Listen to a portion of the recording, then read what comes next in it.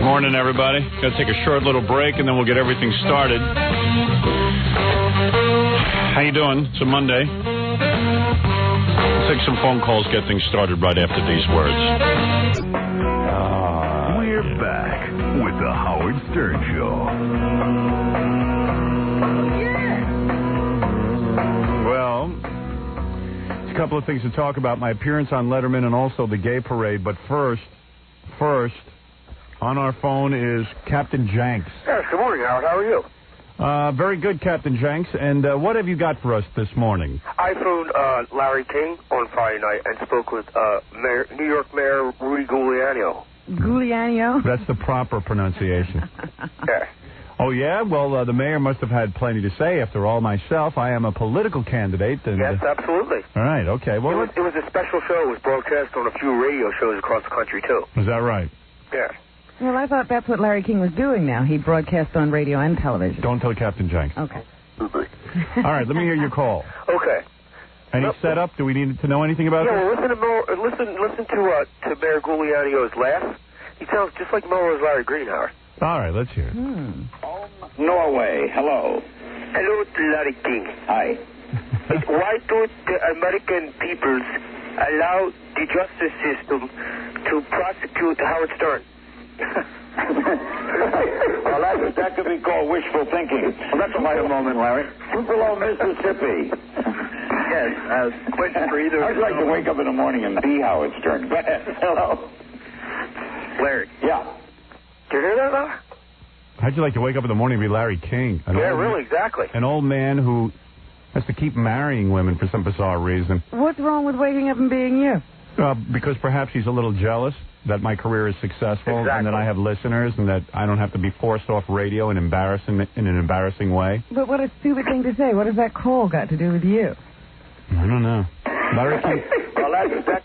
You know, Melrose Larry Green and Mayor Giuliani has never been seen in the same room, Howard. Yeah, Larry King's just another jealous guy, like David Letterman.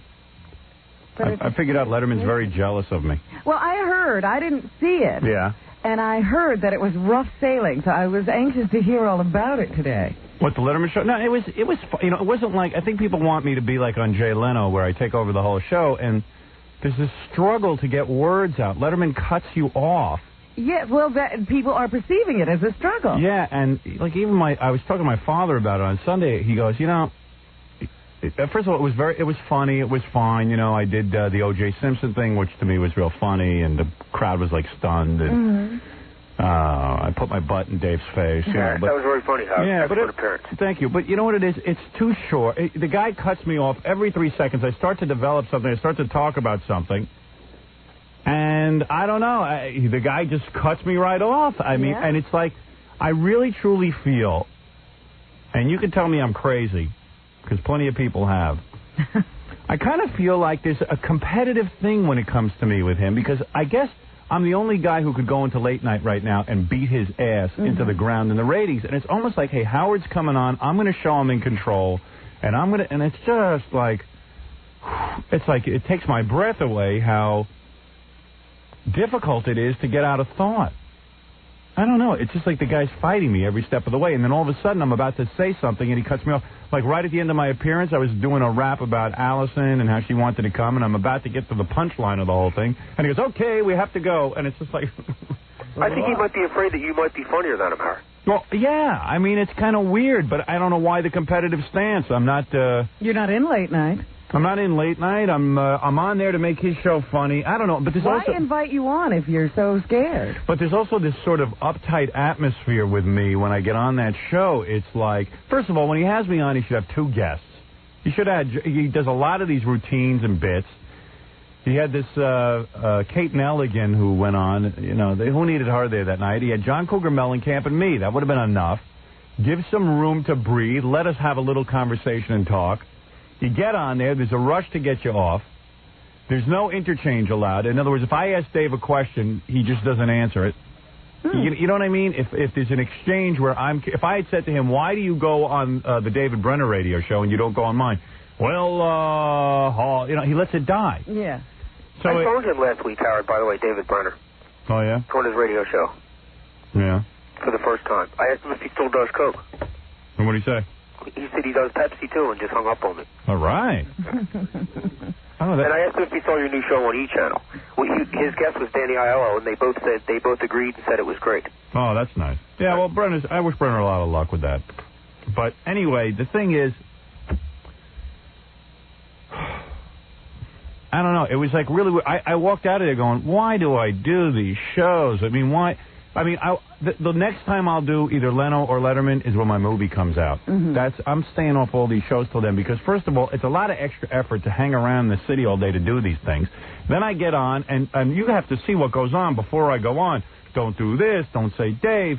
Don't say Dave. You know what I mean. Don't say this. Don't pass go. Pay $200. You know, I mean, it's just rules and regulations, and everyone's uptight. And if you include Dave in the conversation, it'll go much better. And I'm like, well, Jesus, if you ask Dave a question and he doesn't answer, how can you include him? Well, you know what I mean. I'm supposed to just talk like a stand-up comedian and not bring up Dave. I guess talk about the last time I was on an airplane or something. And that's not what I do. I mean, I'm into having conversation. I'd like to turn to Paul Schaefer. I'd like to turn to Dave. But you just can't get it going. I can't explain it. The guy cuts anything off that reeks of spontaneity. Letterman is so frightened that the show won't be 98% Dave that, there's a quota he's got to meet. I mean, it's got to be Dave this, Dave that, Dave this, the other thing. I'm sitting there going, oh, this is like a battle royale here going on. But it was fun. I mean, don't get me wrong. It was a lot of fun. The appearance was fine. It was funny. There were laughs to be had. I mean, believe me. I like your shirt, Howard. The O.J. Simpson shirt? Yeah, the O.J. Simpson shirt. And then right away, Dave, I come out with an O.J. Simpson shirt, which was pretty outrageous. I start to paint it in black. So he goes, I find nothing funny about double homicide. It was like, dude, Right. Wasn't working with him. During the commercials, he told me he's real tired. And it's like, you know what? He made me sleepy. And I don't know. He's sitting there doing the show and he's tired. Maybe he thinks you're in his whack pack, Howard. I don't know what it is, but I really feel David Letterman is a little frightened or threatened by me, and I don't know why. I mean, the guy's he's on a roll like you wouldn't believe. He's making $14 million a year hosting that dopey show. And gets nothing but positive press. Yeah, I mean, why would you... Number one in late night. Why are you so worried about me? I'm not even on in late night. In a year and a half, I'll be on in late night, but not right now. I think it's this effort to prove, hey, everyone says Howard Stern could beat me, Howard Stern could beat me. Here I am on with him, and look at me. Kill him before he gets the opportunity. Yeah. I think if you make it $18 million a year, you buy some coffee and wake up and let me do my thing. I don't know. I just find it very, very difficult. It was fine, but it's very rushed. You get out there, and I don't know. Well, I can only tell you the perception of people who watched it. Yeah. I didn't see it. Yeah. So they said, it was funny but uncomfortable. Yeah. I agree with that assessment. I agree with that. So that's all I knew. I knew that there was something going on. I didn't know what. Yeah, but it was fine. I don't want to mislead you and think that it was bad. It's just that, I guess Leno's a little bit more of a gentleman. You go on there, and I know people perceive it as, hey, Leno's got nothing going on. He just lets you take over. But Leno seems to have some fun with it. Mm-hmm. And kind of understands who he's having on. I mean, with Letterman, it's like, oh, my God. If I just turn to him and go, hey, Dave, what do you think? It's like, oh, my. Answer, oh, my. Oh, my. Kiss me a tuckasaran, man. What are you talking about, oh, my? Oh, my. Oh, my. I don't know. You go on there, they hustle you on, they hustle you off. You got 2 seconds. I don't know what it is. When I have something to promote, I'll go on. When I do my movie, which is the next big thing I'll be coming out with, that's when I'll be there. I mean, there was some funny stuff going on. It was real funny, actually. We were talking about the E! Network, how neither one of us get it, and this was a very funny period. And I said, yeah, I know, but I don't know. It's just a lot of effort to go on there for 9 minutes. If you got something to promote, it's worth making the effort because you can reach the whole country in one appearance. But to go on there and just sit there, I don't know, and have this conversation, meaningless conversation about nothing, who needs it? And then the Paul Schaefer plays that music so loud, and Letterman's talking to you. I couldn't even figure out what he was talking about. It took us 10 minutes to establish. He's yelling in my ear. They go into commercial. Yeah. Schaefer's playing the music. Hey, Howard, how you doing? He says to me. First of all, just keep it up loud. I'll control the volume. Thank you. First of all, he says, I wasn't even talking to him. I decided they're playing this music. You're not going to play this game. I'm not going to play the game. The guy's playing the friggin' music so loud. What am I going to start yelling? My voice hurts. I don't know. I said, Letterman, Dave, I don't understand what you're saying. I don't know what you're saying. He goes, what do you think of the Gooey Boys? So this is going on now through the whole commercial. What was he saying? You wouldn't believe what he was saying. So he said, what do I think of the Gooey Boys? Who are the Gooey Boys? Who are the Gooey Boys? I don't even know what that is. And over and over again. So do you like the Gooey Boys? So I said yes. I don't know. I don't know what to say. I can't understand you. So finally, he gets right in my ear and he goes, what do you think of the Jerky Boys? Oh, I said, the Jerky Boys. Bad topic, Howard. I know, they make phony phone calls like Captain Jank. So I go, me off, Howard. They didn't rip you off. Yes, they did. Oh, stop it. So we'll start calling the Jerky. I'll get them. Janks, I was making phony phone calls when I was 3 years old. Anyway, I said, I think they're real funny, you know. He goes, what did you think I said? I said, I thought you said Gooey Boys. I don't know what you're talking about. Then when my appearance was over, he was talking to me during the loud music again, and he goes, hey, how did you, does it cost a lot of money to buy Bill Kinnison's book? I go, what? I don't know what's going on. You want to know about the fact that I was making the Sam Kinison movie. Mm-hmm. I'm not going to sit there and tell him the finances of Bill Kinnison. Yeah, here's the receipt. I just got it back from the... So I said, well, what do you think it costs to buy Bill Kinnison's book? And he started making guesses, and then I said, look, what is this? I left. Everyone wants to know how I suddenly became a power broker in the movie industry. Mm-hmm. I said, I met with 9 billion of these idiots out in Hollywood who all make movies for a living, and I realized none of them know a thing. None of them know. And most of them have flop movies. Most of them have made 50, 60 flop movies already. How do they make money? Money. They're rolling in dough. Don't ask me. So where's the music? So he says, so he goes, yeah, but how do you do all that? I said, you tell me about your girlfriend first, and then I'll tell you about how I do that. I don't know. It's a weird vibe on that Letterman show. Did anybody come to visit you beforehand? Not Morty. Yeah? No. Morty's like all taken with himself now. The guy who did the pre-interview came and talked to me, and that's his job. He's a nice guy, but I don't know. It's just very weird back there. It's just very uptight. I understand most of the staff hates working on the Letterman show. This is what I kind of got from a very deep throat source. Mm.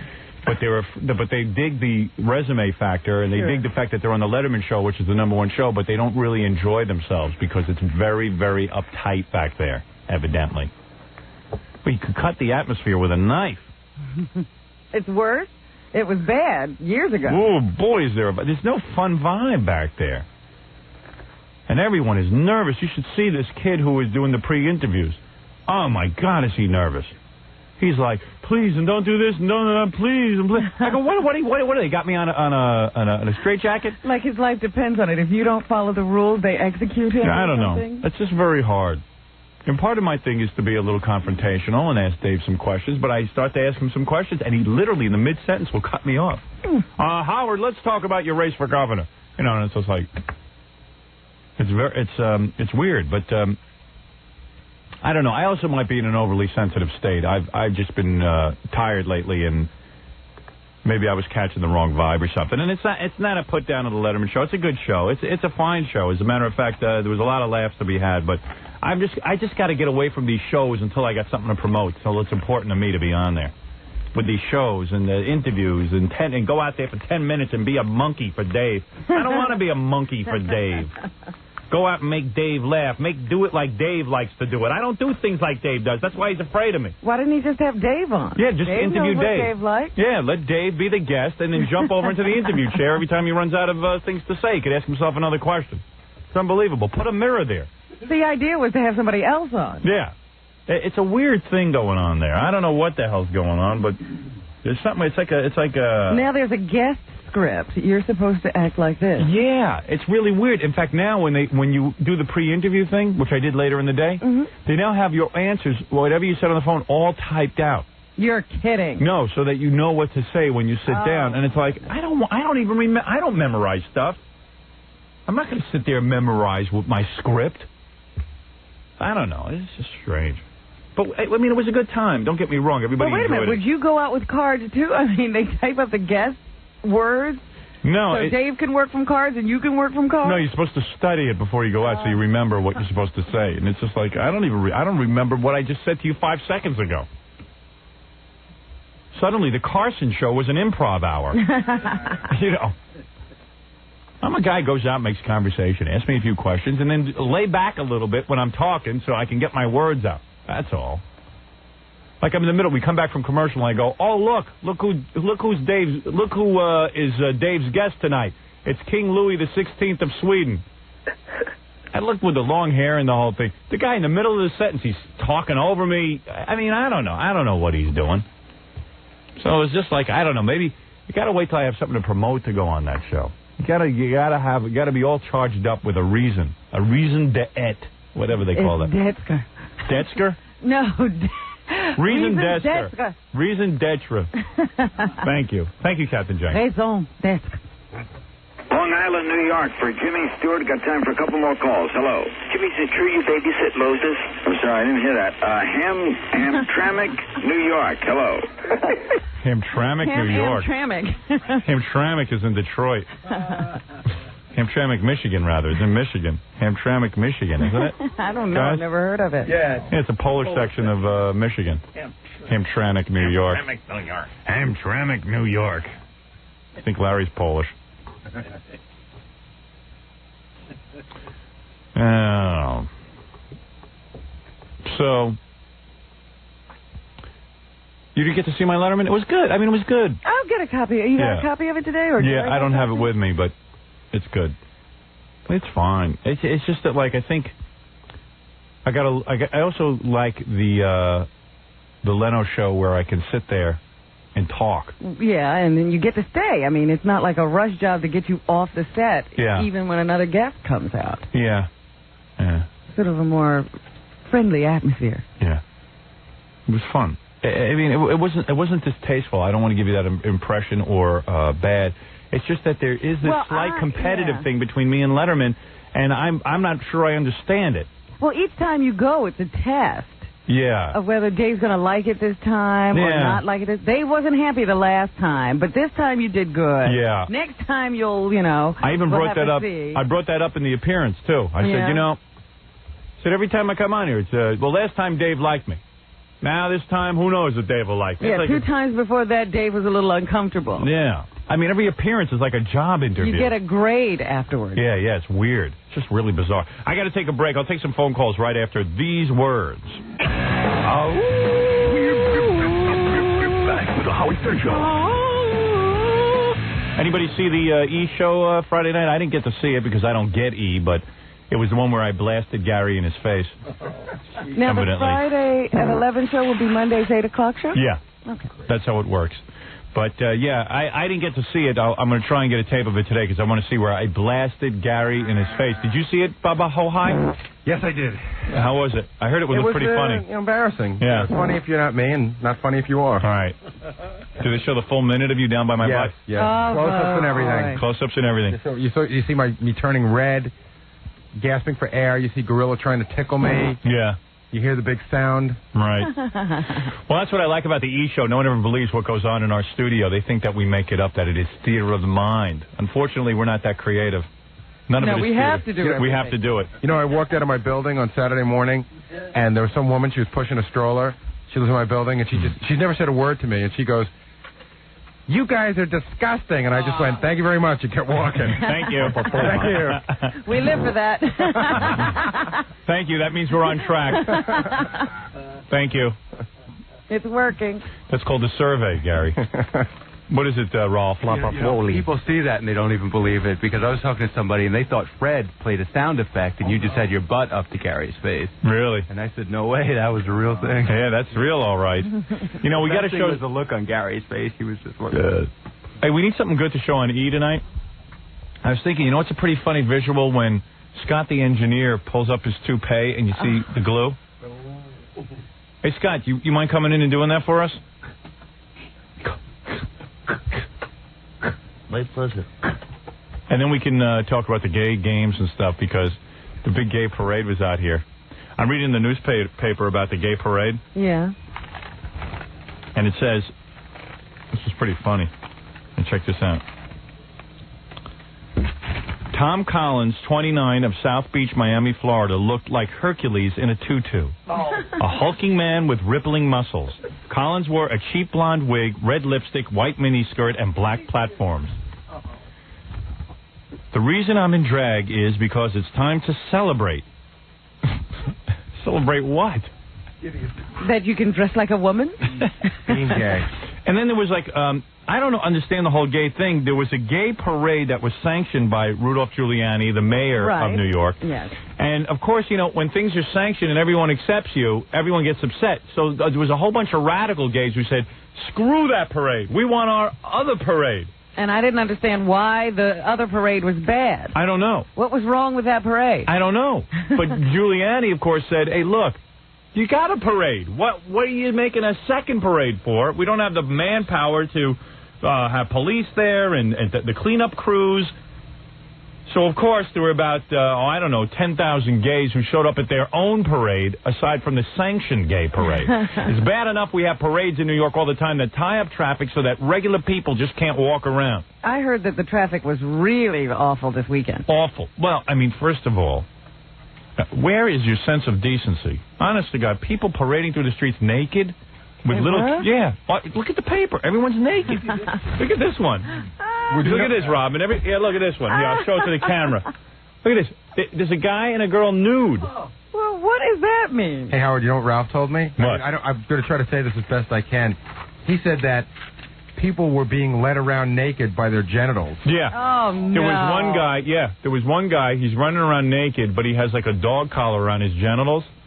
It was like a pull toy. There was another guy pulling him around by his genitals, right, Ralph?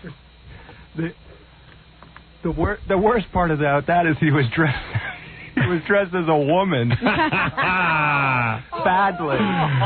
Wow. Yeah, and there was just so many freaky looking people. I mean, just like all these bad sex changes gone wrong. You know how you're always talking about how there's a faction that's embarrassed by all these gay people? They were all marching. Yeah. It was really bad. In fact, it was a great show. In fact, they had a big rally on the Great Lawn yesterday, and after it was over, it spilled out all over the city. Yeah. So I was walking on the west side by Lincoln Center. Right. And they just had blankets thrown on the sidewalk, like they were picnicking. Yeah. You know? On the sidewalk? Yeah, on the sidewalk. And I walked by, and this gay guy, like, started eyeballing me, and he, like, catcalled at me and stuff. What did he say? He just went, like, you know, he looked over, and he went, I can't do that noise. He was like, you know, like... that clicking sound? Yeah, that clicking sound. Yeah, trying to get your attention? Exactly. Yeah.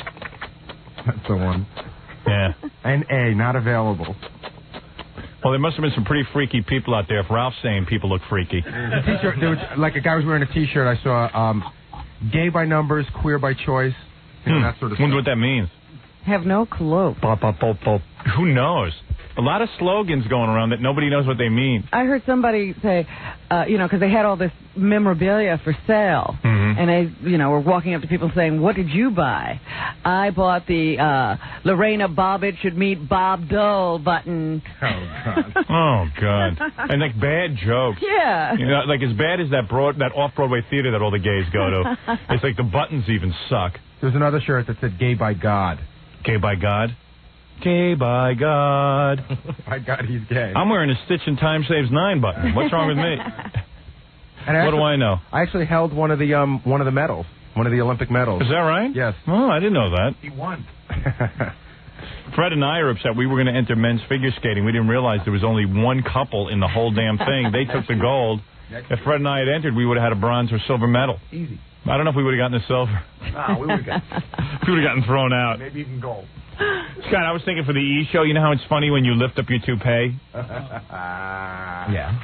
Is that a toupee? No. You know what I mean, when you lift up your hair? Yeah. And you show everybody what's under it? Mm-hmm. Can you do that, or? Not right now. Why? Why not?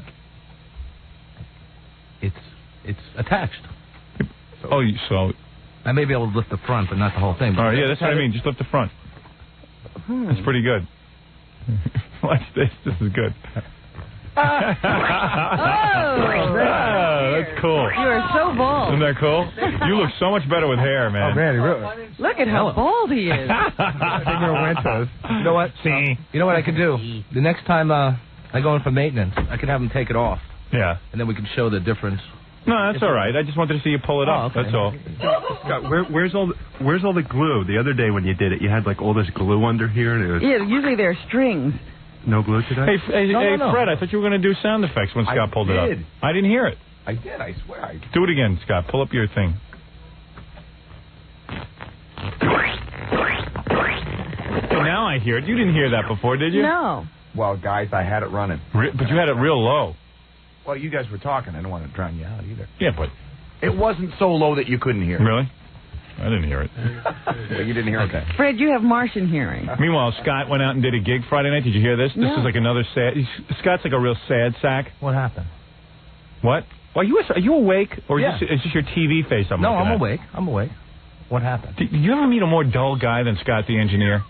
And he's come to life lately. Yeah, I know. It's just like... What Don't happened? make me name names. What happened? What happened? What happened? What happened? Something Yeah, what happened? don't know. What do you think that happened on Friday? I don't think anything special. It's like talking to the dead. No, Scott went out and did a gig Friday night. You know, he has his 718 bag 5040. Yeah. Where he goes out and he disco DJs. You know what I'm talking about, right? Oh, Yeah. Yeah. So Oh, Scott... so something did happen. Yeah. He knows what happened. I'm dying to know. So How Scott... do you know? I know everything. Scott, I'm like God. That was Saturday night, I guess. Was it Saturday night or I didn't have my date right? See? Saturday I'm not like... Sometimes God's a Saturday little... night. You don't have your facts straight. Sometimes God is a little inaccurate. Yeah. You should do those. I meant to tell you, when you go out and disco DJ, Yeah. you should do your shows from a casket like Zachary. How I was in a about casket that? once. I think that was more than enough. You should be in a casket. You're almost dead. Yeah, you should get one of those capes and all the Like white paint. paraphernalia. You'd be like Dracula. Good evening. I put my show face on when I did that. I was Good working in the lab evening. late one night. When my eyes came upon a freaky sight. Count Salem. Scott Salem. Count Salem. Well, Howard, as you know, Scott's a different guy at the gigs. Yeah, he comes to life. He really wild. does. Yeah. When he does, Hands hot, up, hot, baby. hot, and hands up and all that stuff. And he has that happening tuxedo on. That's right. There you go. He becomes a different man. There you go. You put that tux on, it's like Superman changing outfits. Oh, put that tux on. Dull L. Like Tony Manero. Yeah, Saturday Night Fever. Scott Salem story. Anyway, so when Scott goes out Saturday night to do his show, and he's working his ass off, and he evidently he did a real good job and everything. So he packs up all his stuff. He's going home. So I don't know what it was, but he's with his car and he can't find his keys or something. Puts his keys on top of the car, and he got paid $400 cash or something like that. I don't know. Where he had some part of his earnings was $400. Yeah. He takes it and he puts it on top of his car. Stop it. You don't All put right. money on top of your car. You know, do you? why he had to put his money on top of the car, I don't know. I don't know. I don't remember doing that. That's the thing. I don't remember doing that. Right. You put your money on top of the car. I don't remember doing that. But then why are you saying you did it? Who said I did? Where'd your money go then? I don't so know. all I know is he drove off and the money, all his earnings blew away. I guess. He's like a sad sack. Bad things wait a happen minute. to I mean, Scott. sometimes things happen. Your whole night's pay. Why would you put it on top of the car? I mean, of all the things you can't hold, you can't put your money in your pocket? It was in my pocket, but I was looking for something in my pocket. Right. I don't remember taking it out and It was in an envelope. It wasn't. Were you drinking at the party?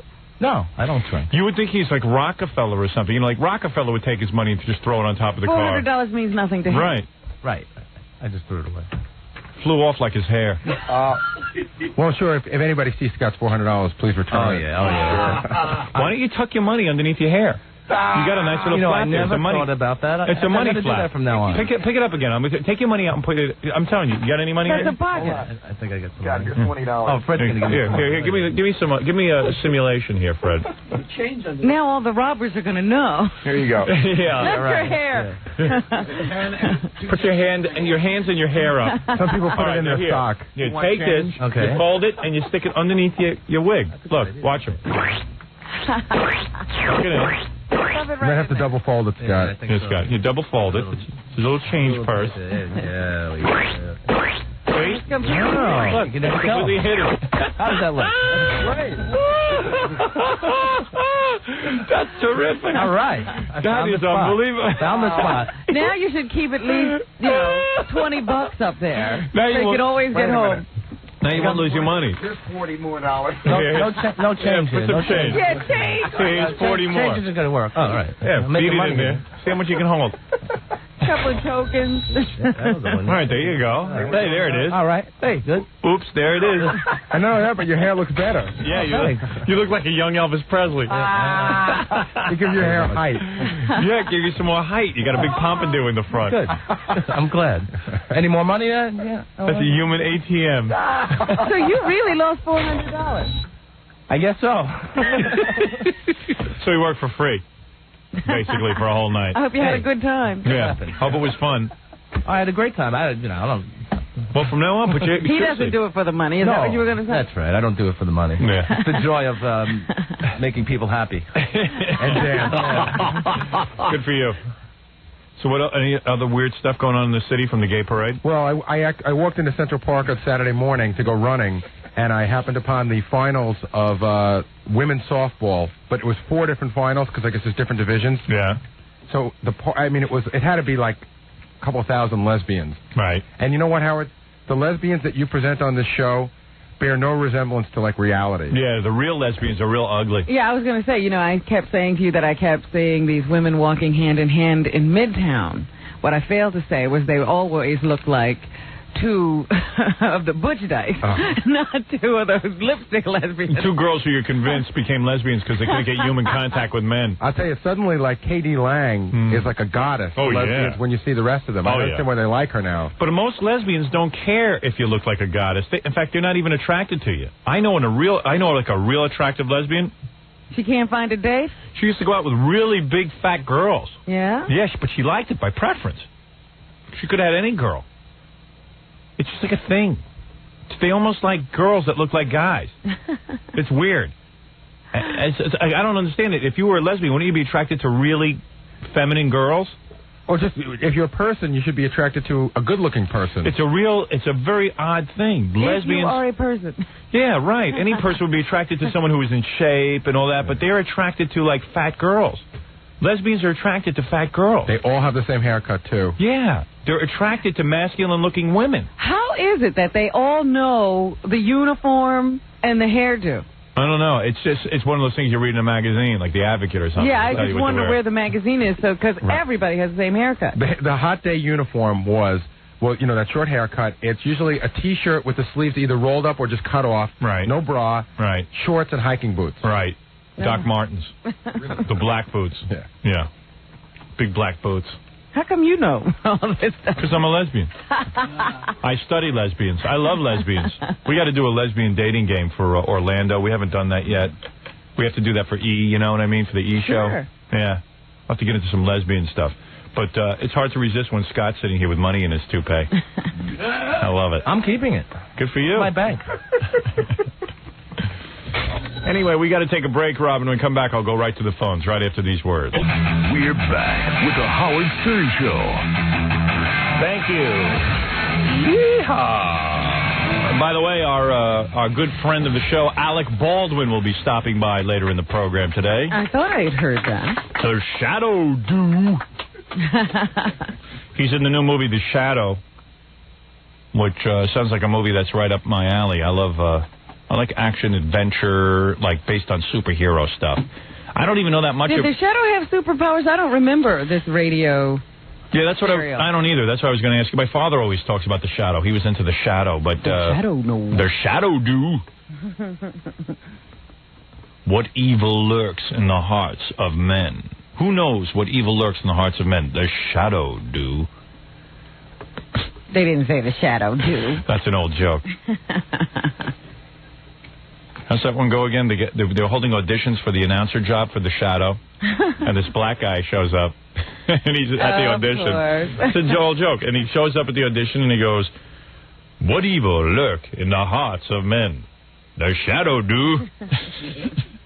Well, I didn't know that old joke. They didn't tell it when I was in the room. Well, what was the pronunciation? What was the punchline?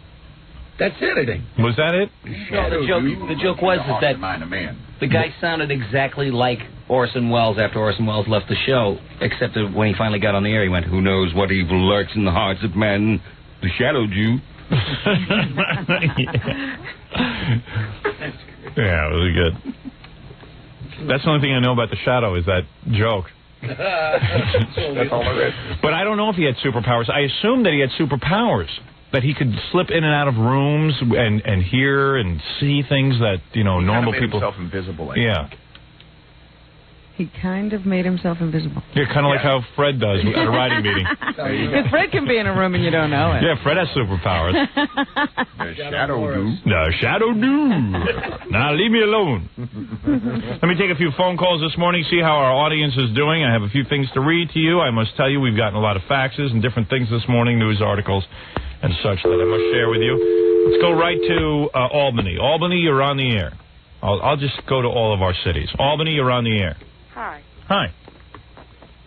Hi, baby. Oh, this is Howard. I'm sorry. Well, don't be sorry. I mean, just lower your radio. Everybody who's calling us, lower the radio. I did. First, I want to say I got your video, and it's great. Thank you. And your poster is beautiful. Thanks. And by the way, you can see the poster right behind Robin on our E-show on television. You know, it's funny. A woman calls the other day, goes, "Where did Robin get that poster of Howard that is behind her on the E-show?" Where did I get it? Yeah. Now, I've been screaming about this thing for, I don't know, a couple of months already, telling people, order 1-800-52-STERN. I'm reading in the paper yesterday, I'm looking in the classified section. A guy is selling, listen to this, our old tape, Butt Bongo Fiesta, and our CD collection of Crucified by the FCC and U.S. Open Source. Those three things for $1,200. Whoa. He got $1,200 for it. And I'm sitting there going, a lot of our fans have not ordered the new tape. They haven't. They haven't ordered the poster. They don't know what this stuff is. And then when they get it, everyone really loves it. In fact, I was reading on the Prodigy computer service. Everyone was writing back to each other, "Did you get it? The tape is really good." You're really into that Prodigy thing. I check it now. I look at it. I like to see what people are saying about me. Howard, I'm on Prodigy. Are you? Yes. And you've talked about one of my messages.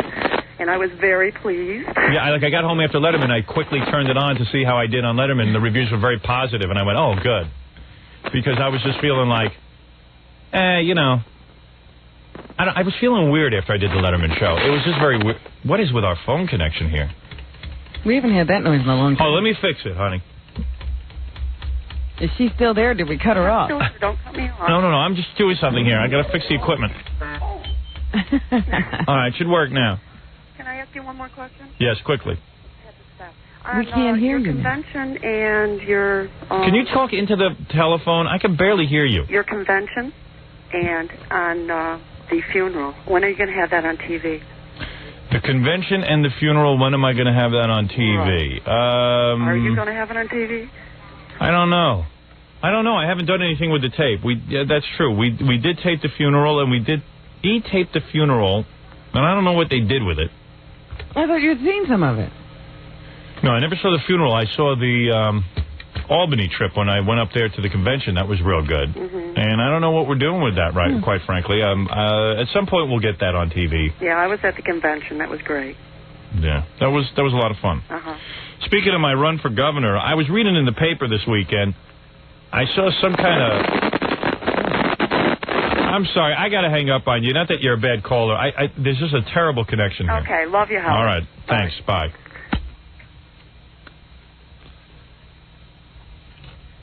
I was reading in the paper that 22% of the people like me, 55% of the people dislike me. It's really nice opening up the paper and reading that. I just said, oh, good. Well, with 22%, you can't do anything. That's all. You can do something, I guess. I'll win the rest over. Here's a guy who writes me, Howard, I had a great time in Cleveland at the funeral. I met 2 girls and went home and had sex with them. It was great. Both of them? Yeah. Hey, what is happening with that guy who cut the wires? There's nothing in the newspaper about the hearing that they had this week. There was a hearing? Yeah, remember we kept saying that there was going to be a hearing? Yeah. Gary, Baba, Ho-Hi. Do we have no representatives there who would inform us of this? I don't know. Let Gary get me somebody from the station in Cleveland and see if we can't find out what happened. Now, what kind of hearing was it? Well, I guess in every court case they have a hearing to... determine if it should go to trial? Yeah, something like that. Or they set a date for trial. I think that's what it is. Here's a guy who writes me about the E-Show. Our good-for-nothing cable company has found a way to prevent Baton Rouge, Louisiana, from being exposed to the Howard Stern television show. How is that? This is the same town that wouldn't show NYPD Blue's first 3 episodes because of the nudity and language. Of course, every night on the tube is that whore-loving Jimmy Swaggart. They preempt the Stern show on E! And put in infomercials. This sucks. We want Stern. They really have the E! channel, yeah, but they're preempting it and putting on infomercials at that time. That's right. Now, how did they get away with that? I don't know. And this is the same station that wouldn't allow people to see NYPD Blue, but of course now it's okay to see NYPD Blue. It was just the first 3 episodes that were bad. Yeah. Unbelievable. All right, let's go now to, let's see, I don't see a light on El Paso. Let's go to San Jose. San Jose, you're on the air.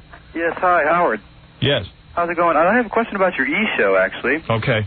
Okay, I noticed that the cameras seem to be able to focus in on everybody except for Jackie Martling. Yes. Is there any change that's going to be happening with that, or? No, Jackie hasn't said anything interesting, so the camera hasn't been on him. Ah, well, that explains a lot. Right. Yeah. Nobody wants to see Jackie. Oh man, I was watching a tape of your old show and I noticed that I saw some pictures of Jackie. Maybe I can understand why they don't want to focus in on him, Right. He has very blotchy skin. Oh, that's it. Yeah. Not enough makeup can cover all that up, I guess, huh? Exactly. Okay. Well, thanks a lot, Howard. All right, thank you. Bye-bye. Bye-bye. Hi, you're on the air in Philadelphia. Hi, how you doing? Good. Is Howard there? Yes. Wait a minute, we'll go get him. Hold on. Here he is. Hi, I'm on the air. Howard. Lower your radio. Oh, yeah, I have it down. Yeah, no, you don't. You're lying. No, I just turned it down. I hear it. I swear it's down. Hey. Maybe that's just people talking in the background. I came up the other day to try and get on the Letterman show. Yeah. And, Sir, you have some kind of something going on in the background. It's the TV, I'm sorry. So you're going to make a guessing game out of this? No, in other words, I said radio, so therefore you're allowed to have other forms of media on. You're a confused moron. That's what you sound like. You sound like a dope. I was trying to keep what are the odds of getting through to this radio show? Finally you've been waiting to get through. I finally take phone calls. You finally get through, and now you got to have a television set on the background competing with you. Well, sorry. Oh, for goodness sake. Sorry about that. How stupid can one be? I'm sorry. I'm going to give you something in your face right now. Because... Oh, you deserve it. That smells good. Ooh. Howard. Doesn't sound good. Would you do me a favor and hit yourself in the head with your own phone? Yeah, hold on. Go ahead. How's that? Good. I wish you don't... Your head sounds rather empty. That's the same sound Fafa Fui's head had when I had him hit himself with the phone. Okay. Ooh. Holy mackerel, it smells in here. Notice I'm gassy today. Are you pungent? Yo, hoo-ha. Yes, go ahead, genius. Okay.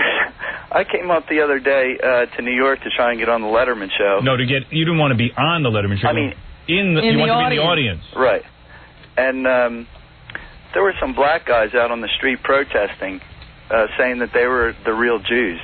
They're protesting against whites and Jews. Yeah, they're out there all the time, not in front of Letterman. They're out on the streets of New York all the time. There's this group of black guys. I don't know what they call themselves. They call themselves the Black Israelites. Yeah, that's it. Robin got stopped by them the other day. They were yelling at her. Oh, they were hysterical. Yeah, they're these black guys who claim they're the original Jews. Now, you could never. So if they don't even call themselves black people. Right, they're Jews. And the thing is, if this is your agenda, to stand out on the street and scream at people that you're Jews. Who ever heard of Jews doing that? Yeah, who cares? Why would you? Most Jews try to keep it a secret that they're Jews. They're not broadcasting. It is the strangest agenda I have ever seen. And they even have their own TV shows and stuff on the local cable channels here. And all they do is, even on television, they scream. And why are they screaming? So let's assume they're black Jews. What is the problem? Well, they scream at black people that they don't know who they are and that they're going to go to hell because of it. And that they're just dying. And then they scream at white people that they're devils or something. Oh. Well, what were they yelling at you about? Well, because I work with you. You're the devil, and you're sending me to hell, is what they say. That white man is going to send you to hell. Yeah, they were really coming on heavy with Robin. Really heavy. Yeah, because they have these megaphones, and they yelled at me for 2 blocks. Yeah, it's pretty wild. Did you get to talk to John Mellencamp the other night? No, I got to say, I'm backstage at Letterman. Oh, did you see anybody backstage? No. You're backstage at Letterman, and I sit back there in the dressing room, and I don't see Mellencamp. Mellencamp, Gary went downstairs to watch Mellencamp set up. Baba Booey came with me. And Mellencamp is out there, John Cougar Mellencamp. And John Cougar Mellencamp, you moron. No. I'm making an inside joke, you jackass. Don't you ever call me a moron, I'll hang up on you. Jackie's middle name is Cougar. If you knew anything about the show, you big stupid idiot. You sit there every day for 4 hours and you don't know that? Screaming you want to see Jackie on the E! Show. You should know his middle name. Big fool. Sorry. Jackie Cougar Martley. All right, I'll give you a test. What's Fred's middle name? D. Snyder. Wrong. Herpes. All right. Frederick Herpes Norris. You're crazy. That's right. Anyway, what was I saying? Oh, yeah, so Baba Booey goes downstairs, and Mellencamp is screaming during the sound check. Oh, yeah? He's like, hey, man, we got to do background vocals here, man, and I don't care. I don't care how loud the music is. I don't even want to hear my own voice. I want the music to drown out my voice. And on the background vocals, if they're off-key, don't you guys have a special piece of equipment that can speed up the background vocals and put them into the right pitch? Wow. Evidently, he was throwing a real tizzy. He's got a real little man complex. He's a tiny little guy. Because he stood next to Letterman, and he was like 3 inches tall. He's like Letterman's waist. He's like Thumbelina. Men are always playing with the hair on their face. Yeah, and the guy was like yelling and all upset. He was so upset he added another name onto his name. John Cougar Mellencamp Diarrhea. He has 4 names now. Oh, God. So, I don't know, he was like throwing a tizzy. And then I was up in the dressing room, and then they have you sign a whole bunch of forms and releases and junk. And on the top of the releases, it says Worldwide Pants Incorporated. That's Letterman's production company. You know, everything's got to be so damn cute over there. Why can't it just be called the David Letterman Production Company? It's Worldwide Pants. And then I'm sure somebody already had David Letterman. Yeah, and then some of the releases say Worldwide Trousers, which is a division of Worldwide Pants. You know, it's a whole... They're so clever. Even the names have to be clever. Everything has to be so friggin' clever. It's just so funny. Everyone's got to be so damn witty.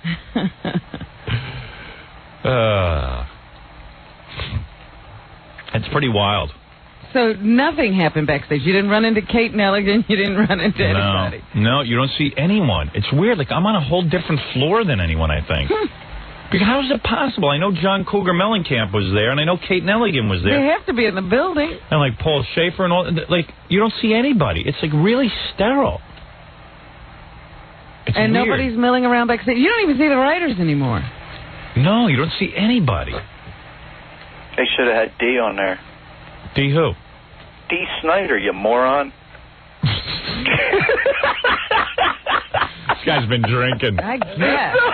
No, I haven't. All right, you're on the air in Las Vegas. Yeah, all right, how's it going? They should have had D on there.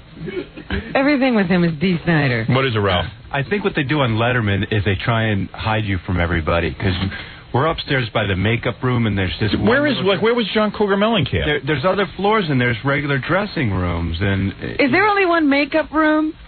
I'm not sure about that, but I think so. They wouldn't have more than one makeup room. So where was Cougar Mellencamp? He must have snuck in when we had the door closed or something to get him in and out. But every time we go there, we got the same room. I don't know, everybody sneaks around. Nobody wants to be seen. It's like all secretive. Did you catch what was going on, Baba Hooey? Well, I think Cougar probably got his makeup earlier because he did a rehearsal. He was rehearsing like between like 4:30 and 5. So you mean he's made up for the rehearsal? I guess so, yeah.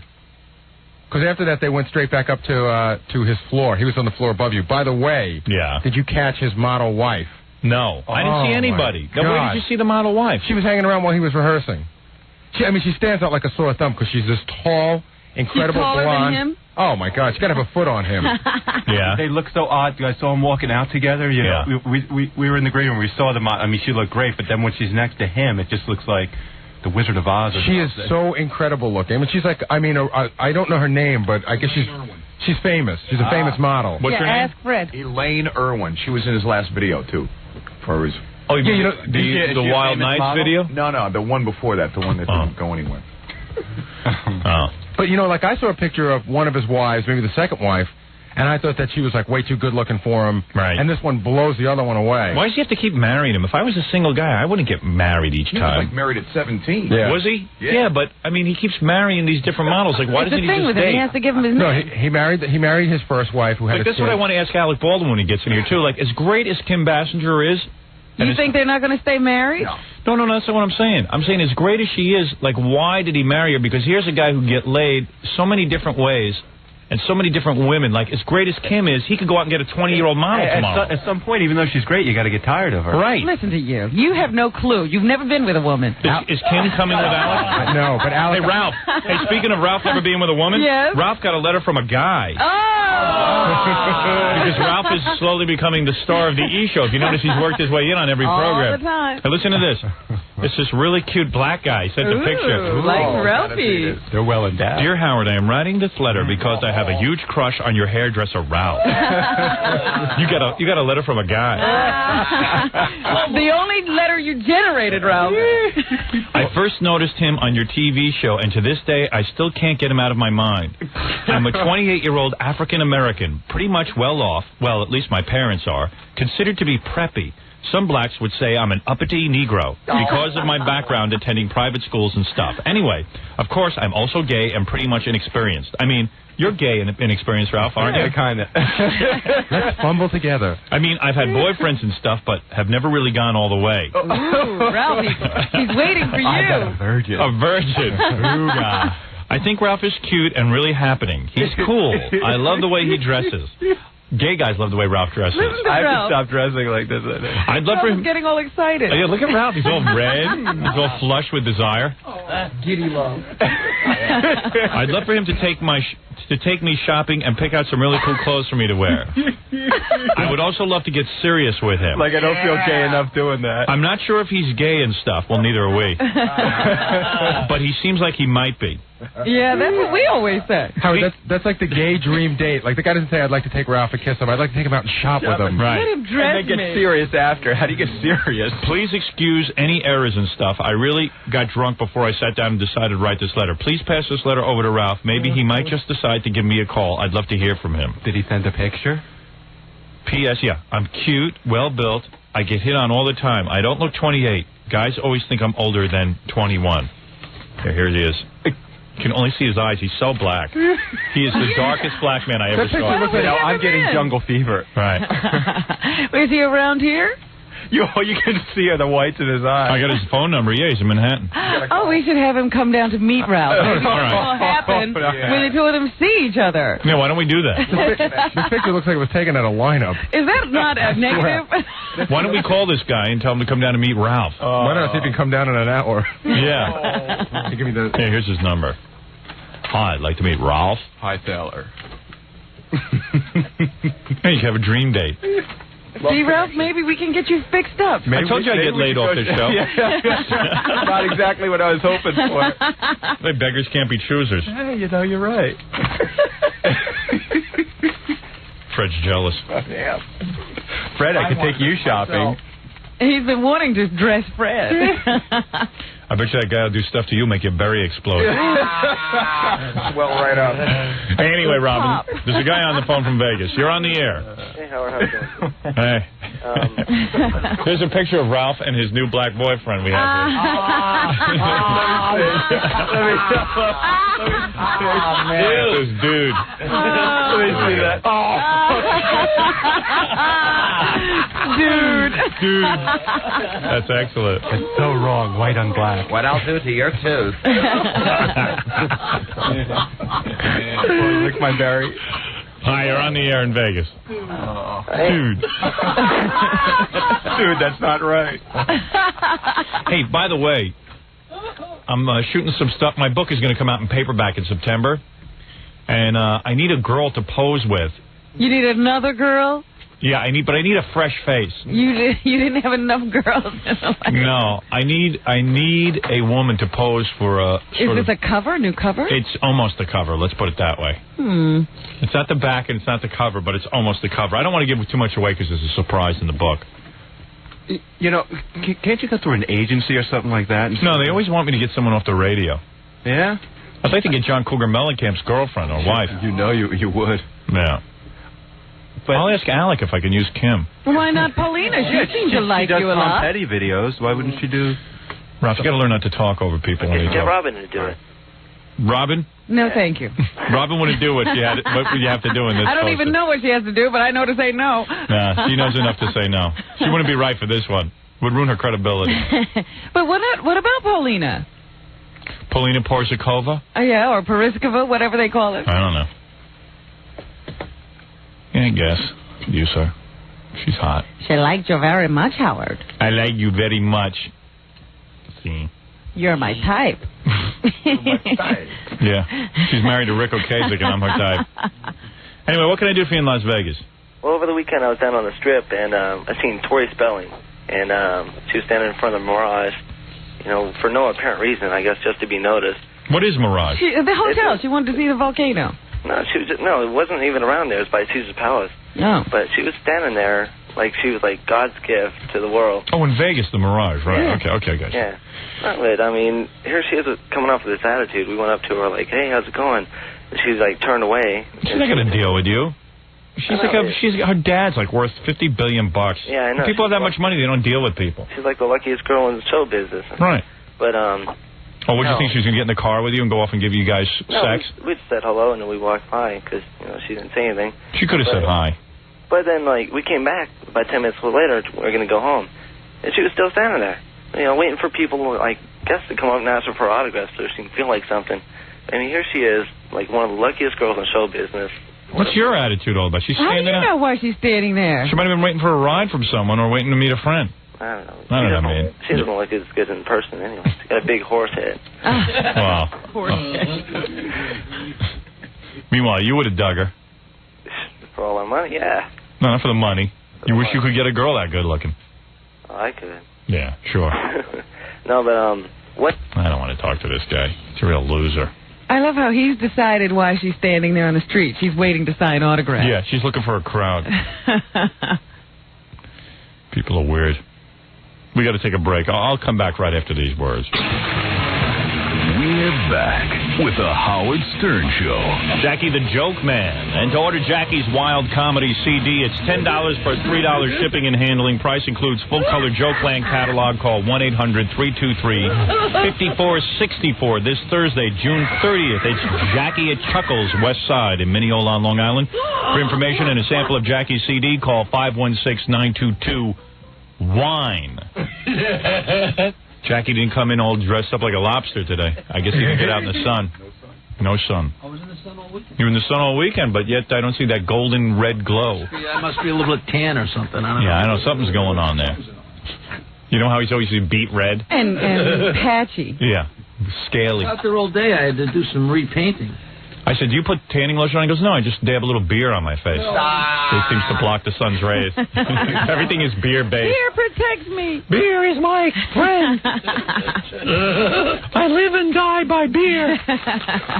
Beer and Sun, Sun and Beer. Good morning, everyone. By the way, I did eventually pass wind in Gary's face. It happened at 11:25 on Friday. The birth was Friday, 11:25. I was a little backed up, but I passed a good one in his face. It was a witnessed. big one? It was witnessed Friday night on the E! Network. For anyone who doesn't believe it. And he held his face there for a good minute like a good dog. Here's a couple of cartoons. If you notice on my computer, Robin, let's see if I can show you this. This is my IBM ThinkPad. See that? There is a... I don't know if they can get that with the camera over there. I don't know if that'll show up. Let's see. Now they're making computer art of Baba Fuhai. Yeah? Yeah, there's a big picture. Let's see. Oh, there's the camera. You see that? There he is, Baba Booey, on my computer, and it says, Boff, when you leave Rah Rah Radio, I have to sell all of my beautiful cartoon art to pay for my dental bills. And there it is, for the computer, okay? You like that, Robin? That's very interesting what the new technology is doing, or what people are doing with it. I don't know if you're interested. Yeah. But here's just a few generated in, like, this is maybe like 2 days worth. 2 days worth of cartoon art? Well, All right. I just gave you that one, too. Here's a real good one. This one you'll like. If you got to understand it, I'm holding it correctly. It looks like I might be holding it wrong. And as you can see, this is after elephant hunters shot Baba Booey for his teeth. So there he is laying down. They poached him. Right, he's laying down dead, and then they took his huge tooth. Yeah, they just bypassed the elephants because Gary's teeth are bigger than tusks. Aren't I an endangered species? And did you notice that all the elephants are standing, Robin, yes, as you said? they're safe because of Baba Booey. There, you could see that on the E! Network tonight. And then also, here's one that I like a lot. This is just called Fafa Fooey. It's just a very nice drawing of Gary. It's that dopey, sleepy look that he gets. There it is. That's very good. Good lip. And this one I like a lot. Let me show this one, Gary. This is okay. This is Gary. The hair on this is amazing. This is Gary's whole body, monkey body. And the hair is... That's a classic. I don't understand the significance of, what is that, a tire hanging in the back? You swing from that. You swing from the tire. That's our toy for you. This is a Baba Booey, as in the water. That's a cute one. All right. And this is... this is not so good. I'll go to the best ones. All right, now this is the first thing that Baba Booey's new baby will see when it comes out of its mother. As it's coming out of its... This is the view the baby will have. As Gary coaches the baby out. And you can see that tonight on the E! Network. Baby's crawling back in. Now, if you don't get the E! Network, just call your cable system and demand it, because it's a joke that you don't get that. Here is someone who says, Howard, I must say that I thought your Letterman show was one of the best I've seen yet. I know you say that Dave treats you weird, but you don't see that on the show. Leno might be nicer off camera, but he can't handle you on the couch. The show on Friday was nicely paced and energetic. Stick with Dave. So, everyone has their opinion on who I should stick with. Personally, I am not appearing on any late-night programs until my movie comes out. Until the movie, like Alec Baldwin runs around with the shadow. Yeah, now you see him. Right. Now you see him, and then you don't see him. When there's no movie, you don't. Right. All right, let me see if there's one more picture I want to show you, Robin. Okay. I love Gary art. See, that's what I ought to start collecting. Did you see what Jackie... this one you might want to own. This is a rare Jackie one. One of his best. I don't know if you saw this. This was inspired after I blasted Gary in the face with my gas. Okay. And there it is. Thanks, Boff, he says. I like that. That's a very... Can Robin own this, Jackie? Or it's all hers. It's all hers? Oh, all right, well, there's your first piece of Gary art. An original. Sign that, Jackie. You got to sign that. There you go. There you go, pal. Put it up in your apartment. All right. Put that up. Let's see. Let's see if there's another good one for you. See, even the same as Jackie. Here's someone who did a similar thing. I love the smell of your gas, boy. There it is. All right. A lot of different people writing about that. Some people actually drawing whole comic books of Fafa Fooey. Here's a comic book called Da Da Dummy. There's a whole bunch of different ones. I'll look through some more. Let's go to Orlando, Florida, meanwhile. Orlando, you're on the air. Yeah, Howard. Yes. What's up, man? Hey, check it out. I got a tape of you during O.J. Yeltsin. When he was getting chased by the cops. What? There was another tape. You know how you had those tapes of, like, Peter Jennings and all that? Mm-hmm. There was even another tape of, All right, Buffalo, you're on the air. I sort of think he was talking about a phone call he must have taken. I'm sure we heard it already. Whew. Here's a nice one called Baba Boonie. Baba Boonie. It's just a sort of a primitive Baba Booey. Oh, man. A lot of work went into this, so I show it on the E-Network. Here it is, so you can see. Why are they so funny? You know what's funny when I'm explaining? Why are they so funny? That we treat them like serious art is what's great. A lot of different ones. Here's one very insulting one. Look, ma, no cavities. Oh, man.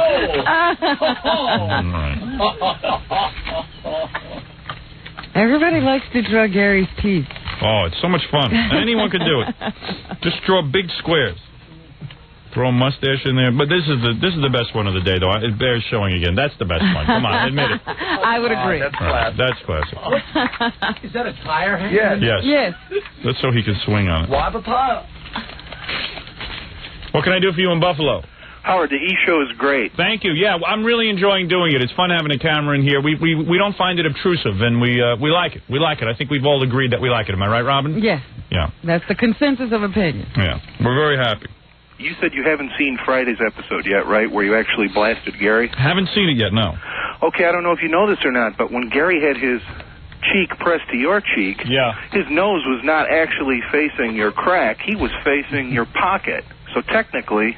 Oh, no. Yeah, he doesn't really get any of the blast. I mean, forget the fact that he holds his breath. He's facing in the wrong direction. Well, if he was at ground zero, let's face it.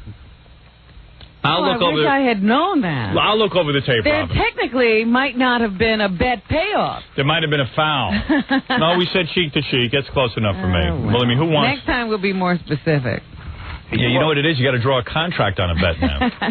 He certainly, though, was in the vicinity. Would you agree? Yeah. Yeah, all right. And you ought to show Jackie's finger cuts so we can all get a look at those. That's a treat that you're going to have to wait for.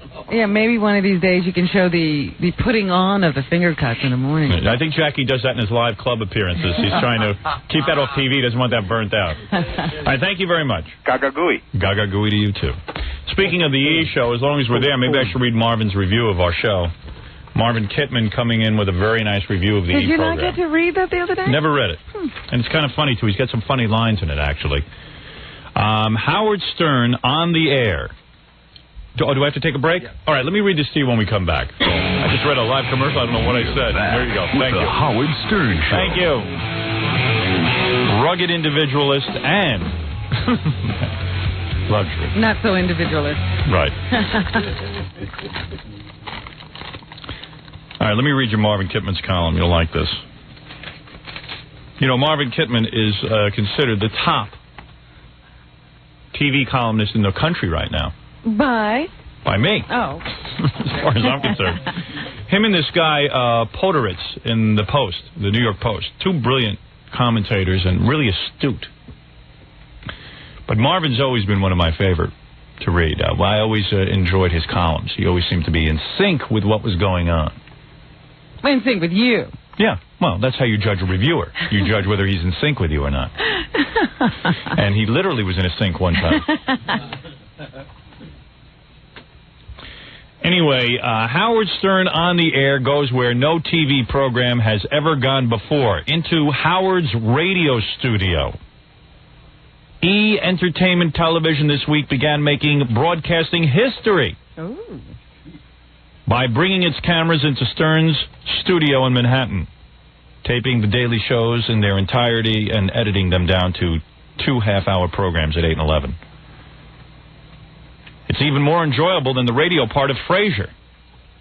Not since MTV came up with the idea of taking the best thing from radio, the music, and turning it into commercials for 24 hours a day, has there been such an exciting breakthrough in TV programming. So when I was reading this, I figured, well, maybe he's being sarcastic, you know what I mean? Mm-hmm. What a great idea. Taking a radio show and putting it on TV. It's brilliant. Explosive TV, as the promos say. Well, if not always explosive, it's very smart. Howard is a genius. Yes. Now you're beginning to think he's for real. This guy knows what he's talking about.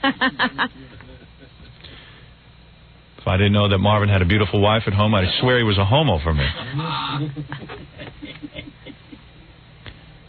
Of course, he says, I made a similar suggestion several years ago as an example of what the Fox network might do to fill its late-night hole. Great minds run in similar channels. The only problem with this idea is that it's on E. Of all the stupid channels they carry on some cable systems, I can't believe that some still aren't giving you E. Howard's radio show is very visual. I submit that all along Howard has been doing a TV show on radio. See, we've always claimed that, Robin. Sure. There's always a lot of action on the radio show. It seems like they're always saying something like, don't look at me that way, or why are you doing that? There's always talk about producer Gary's lips or Scott the engineer's hair or lack thereof. By the way, tonight should be fun as Scott lifts up his toupee and hides money in it. Yes, it's now become a change purse. Then there's the constant stream of guests coming into the studio. He has famous names and totally unknowns. Often women who pay the price of taking off their clothes in order to be on the radio. Putting a radio show on TV is a great public service in this age of media. It takes the faithful inside the inner sanctum, the temple where the high priest speaks to the flock. It shows them what the Mahatma really looks like. The Mahatma. Come on. Mahatma Stern. Hello, welcome to my sanctum. This here be the inner sanctum.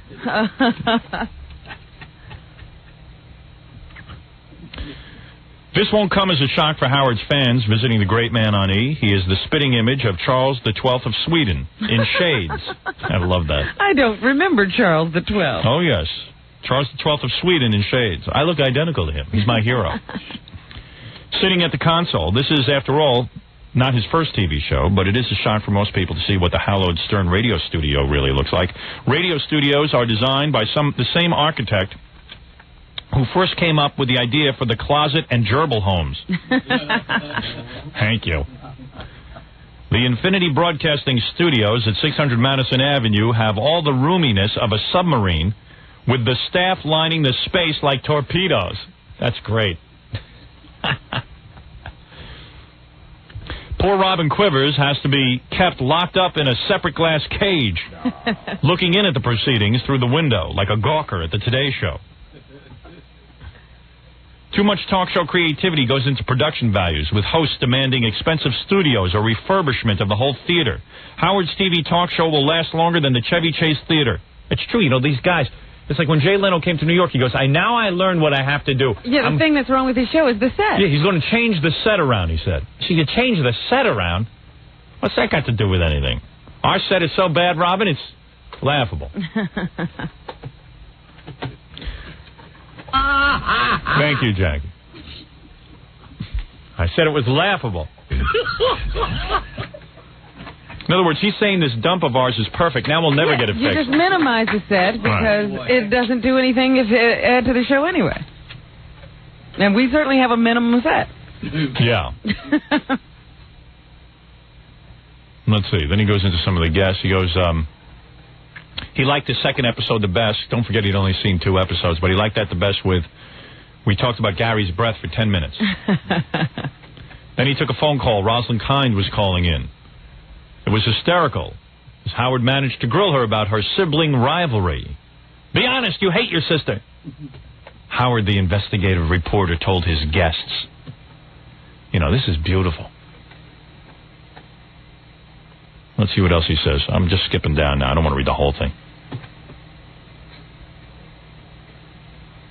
Of course, you have to have seen it on TV or heard it on the radio to know how interesting and amusing all of this is, but I have been enjoying it so much, I even think Robin Quivers should have her own spin-off show with Howard sitting in a glass cage.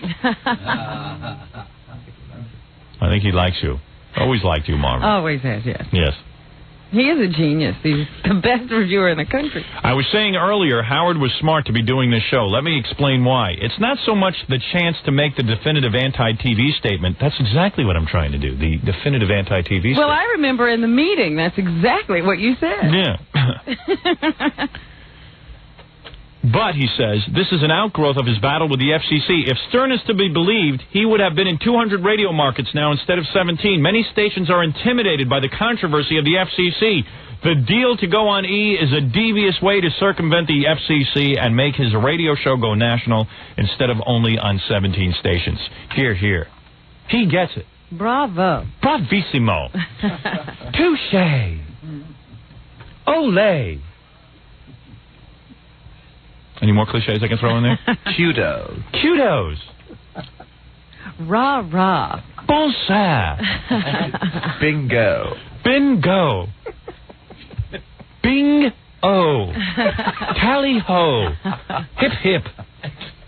Hoo-ha. Goody-goody. Good golly. Miss Molly. Tutti-frutti. Oh, Rudy. To Howard, it doesn't matter whether he's on the E, F, or GG local channels. He wants to be national, so a promotion-minded person can use to the full advantage the outlets for all other media projects, such as the Howard Stern movie. He's exactly right, Marvin. I truly believe that if he still had a yen to do it, that's TV he's talking about, he could at least be on Fox or even a real network instead of cockamamie E. I also believe that Rupert Murdoch has not given up on Howard as the answer to his late-night talk show problem. Is that right? Well, let me tell you something. Why do you think Letterman has all this hostility to me? He knows I'm going to eventually go on late night. I got a year and a half left here, and then I'm going on this late night on Fox. That's exactly my game plan. That's what I'm going to do. I'm not staying on radio. I've had it. Right. You told me you were retiring. I'm laughing because I knew you couldn't retire. I'm retiring from only one form of media, Robin. Radio. Okay. I will make Letterman look very old and stodgy. Letterman knows who's going to whip his ass one day. That's why he sits there and gets all confrontational. Look what this fact says. Dave is way too uptight, and only 10 minutes of airtime, not enough. Dave is way too full of himself. You can at least run Jay Leno's show the way you want to. Stick to Jay. Here's someone who wants me to stick with Jay. Lots of voting going on. A lot of voting going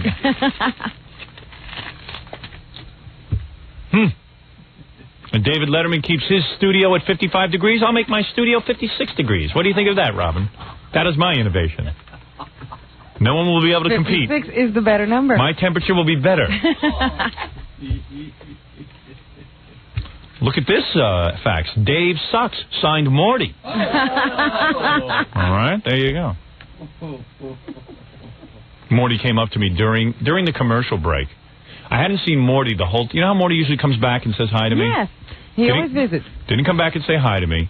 And then during the commercial break, he walks up to me and he goes, this always makes it comfortable. If Letterman's not yelling at me, it's Morty. He goes, hey, Morty, how you doing? Well, you make fun of me. Oh. You make fun of me. He loves that. I go, well, you're laughable. I said, I don't make fun of you. All I said is that you've got the cushiest job in television. What, was he in bed with one of those models when he heard that? I said, I used to see the fat broads you used to sleep with before you got on Letterman show, and now we know the difference. Did he say anything to you, Baba Fooney? No. Doesn't he usually talk to you? He doesn't speak to you? Who are we talking about? Morty. No, I didn't even see him. How'd you say no if you don't? I was going to go with it. Oh. No, he didn't even come by. In fact, your agent and I were discussing that he just sort of ignored us. Howard, I have to interrupt you and tell you that the incredibly handsome Alec Baldwin has arrived. Is that right? Yes. The dashing. Sporting Ray-Bans and a big cigar. Is that right? Yes. Oh, let's get him right in. Gary, I hate when you interrupt me reading great reviews about myself. Yeah, Alec can wait. We have a great review. But Alec is a big star. You don't keep him waiting. So why don't you just bring him right in? Okay. Bring in the great Alec Baldwin. How come you weren't invited to the premiere last night? Who wants me there to ruin it? I'd love to see you in one of these parties with all the famous people. Yeah. Of course, Alec Baldwin just put out the movie The Shadow. I understand now that The Shadow, now I remember the story. Do you know what The Shadow knows? Yeah, The Shadow didn't have superpowers. Well, he kind of had a superpower. He learned how to hypnotize people. The Shadow was more like Kreskin. Hey, Alec, come on in. There he is. Look at that cigar. That is the biggest cigar I've You are ever a big seen. star. What do you think? Don't say a word yet. That must be a Hollywood cigar. Don't say a word yet. I want to... I want to see if I can. My bathroom, this studio. I know. This is going to be like a big operation, right? I want to. Let me see if I It's can. better on the phone. Let me see if I can smell Kim right from here. Oh, Right after we go. What? Right away. Right away. So sick. Right Come to on. the groin right away. You're a pig.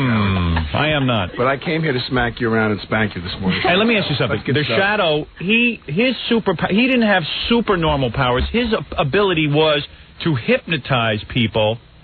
So if, let's say, there was a group of people in a room, Yeah. he'd walk in and go, he'd hypnotize them. Ooga booga. Yeah, ooga booga, and then they couldn't see him, right? So the Shadow Is was. that how you recall it, ooga booga?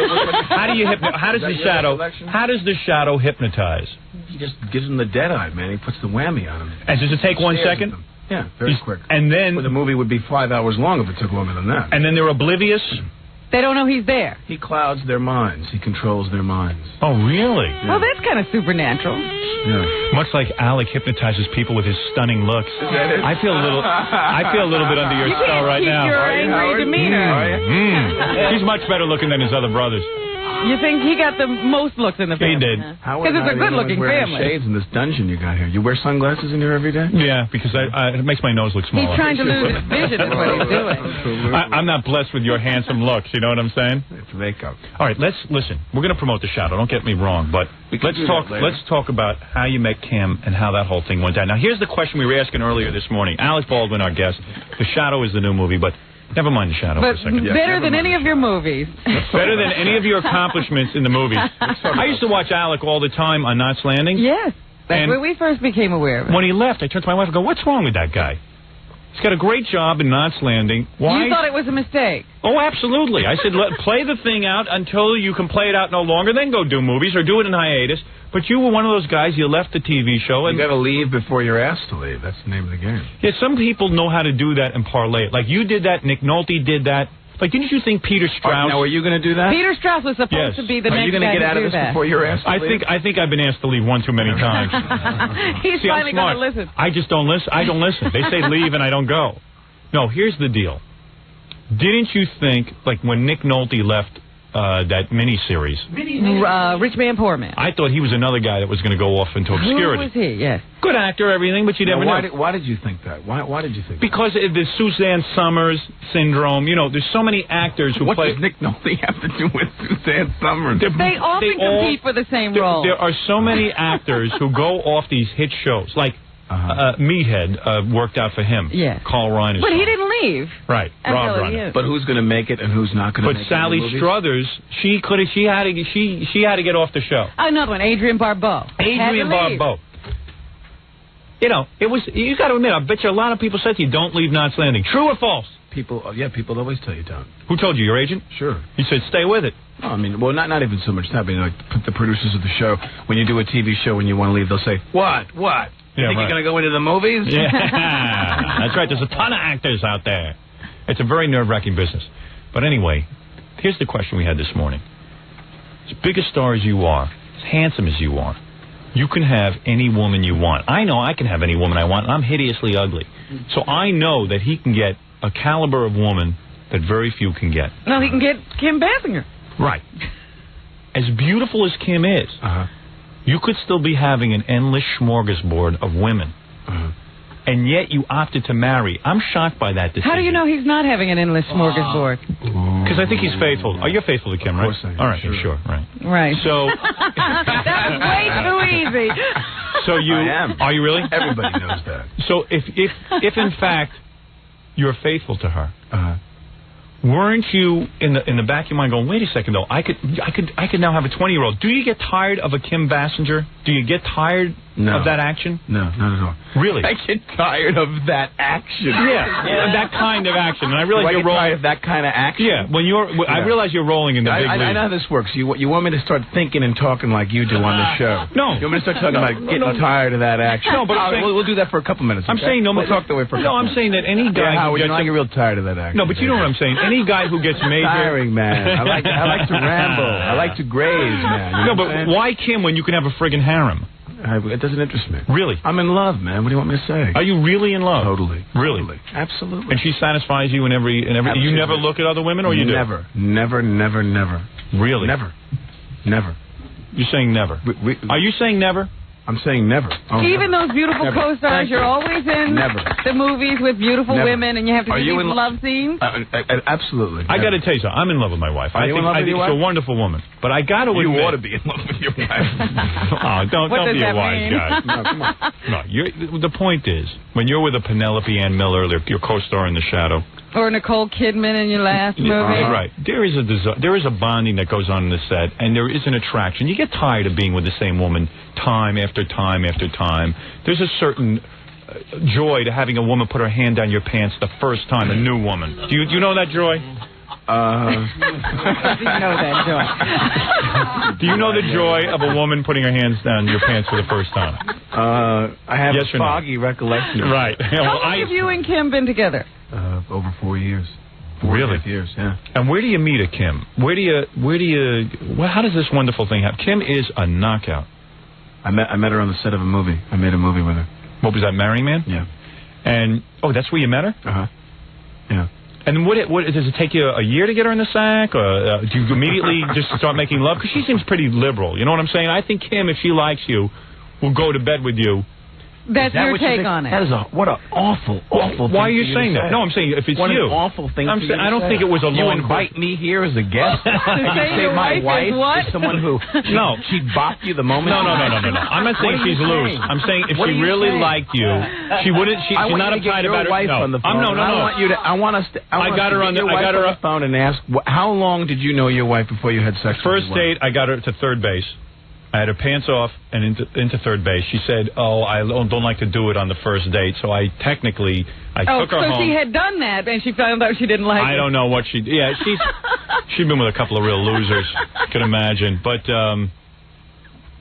she knew my fingers before she knew my mind. Let's put it that way, all right? Let's put it that way, all right? If I may, because this is a family show, all right? Yeah. So... and then the second date, I scored. I got a home run. How many car accidents on the LA do you think you're responsible for? I don't know. I hit a home run. Driving along and they hear this trash. Alec, I hit a home run. This is the first time we're meeting Alec. We've talked many times on the phone. He harasses us on the phone. Sexy man. Is that what you think? You doing Letterman tonight? I don't know. Yeah, be prepared for some weirdness. Yeah, why? Well, he probably won't be weird with Alec. Yeah, he'll be kissing your ass all over the place. No, he's very competitive with me. Is he really? Yeah. Why? I just did the show Friday night. Because he knows in a year and a half I'm going to have free time to take over late night for Fox. And I'm going to go on and kick his ass. So right now he's trying to prove to the world that he's funnier than I am. You're going to kick Letterman's ass? Yeah. Are you really? Yeah. What's your secret strategy? Just be funny. That's all. Boom. Exactly. Just be me. Being me. Let me tell you something. Being me seems to work. Now, what is your goal, ultimately, Howard, in showbiz? Just total world domination is your goal? As you know, I started a production company. I'm producing movies now. I'll be producing a movie about Sam Kinison, the life of Sam Kinison. Are you? Yeah, I just bought the rights to that. I want to be like Dick Clark. I want to be the king of all media. Books, film. I'm now in the middle of writing my own movie with the great writer Michael... Kolesniko? Michael Kolesniko? Yes. Yeah, I've seen all his movies. You'll see. What movie are you going to do with Michael Kolesniko? Private Parts, the movie. Private Parts. It's based on my book. Oh, based on your book. And that will be shooting in the spring. I thought it was the fall. Is there anybody?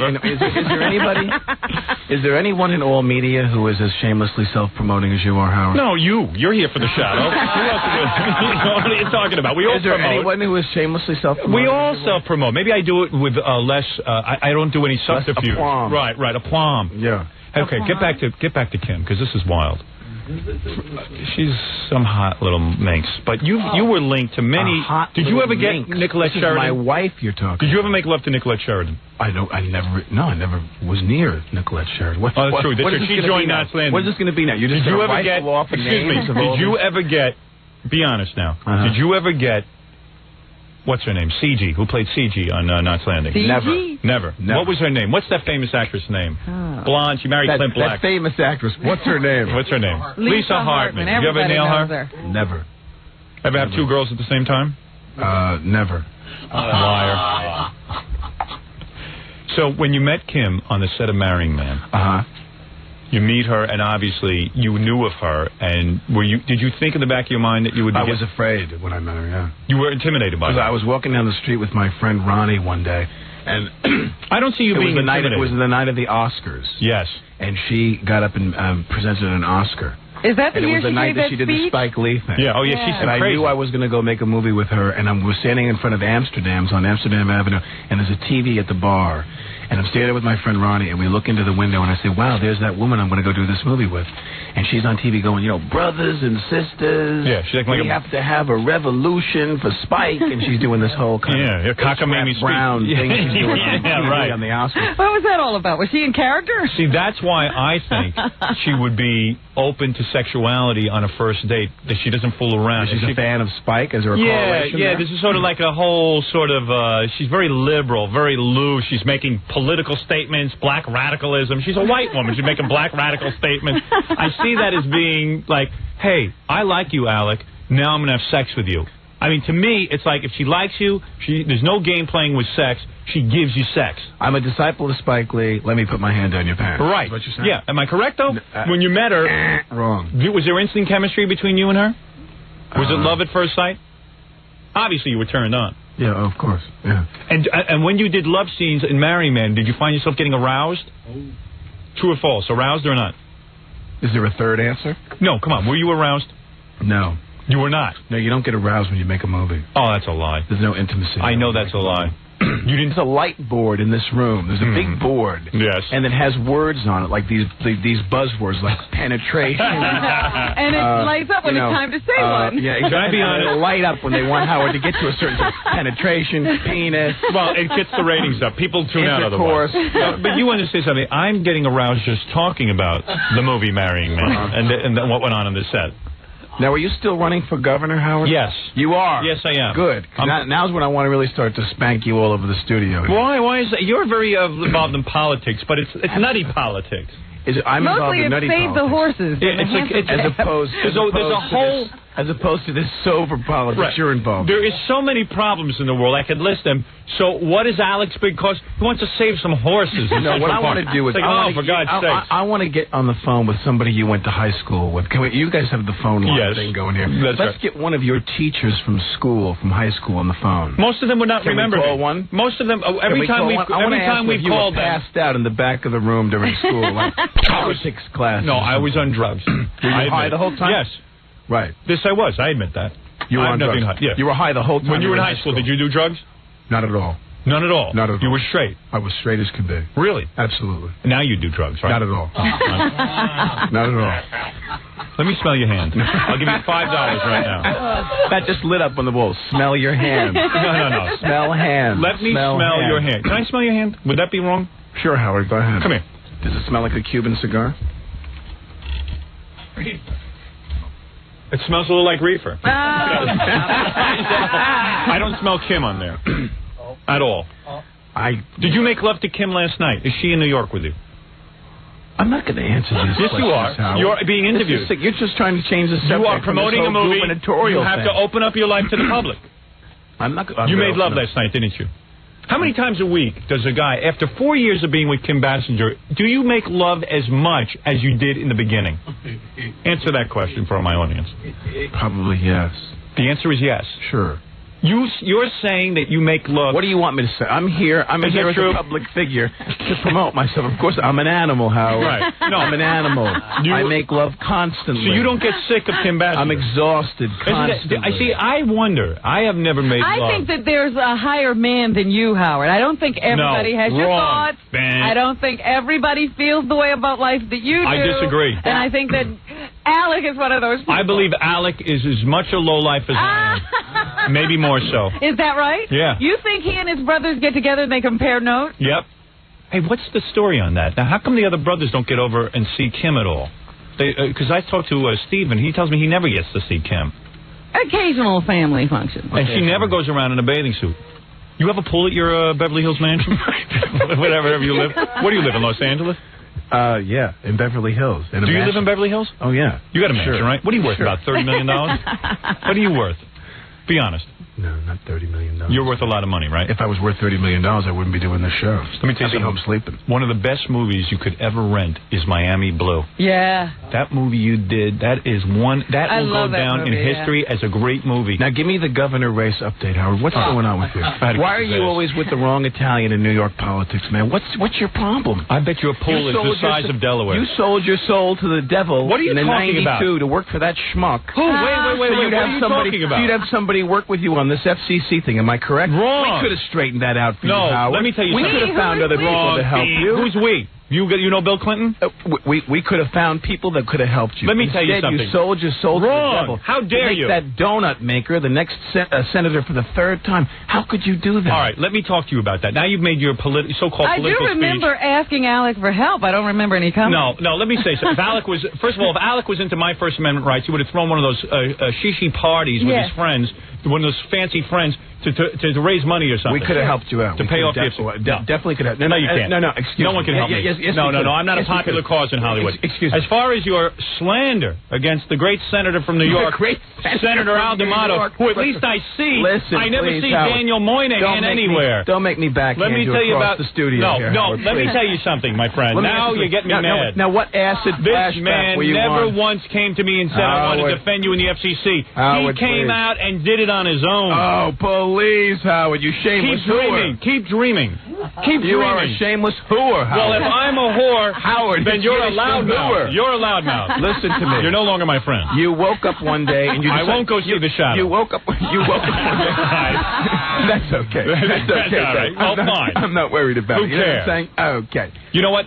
First of all, I asked Alec for help on the phone with the FCC. And what does he send me? He sends me the sixth brother down on the food chain. He doesn't show up himself to lend me support.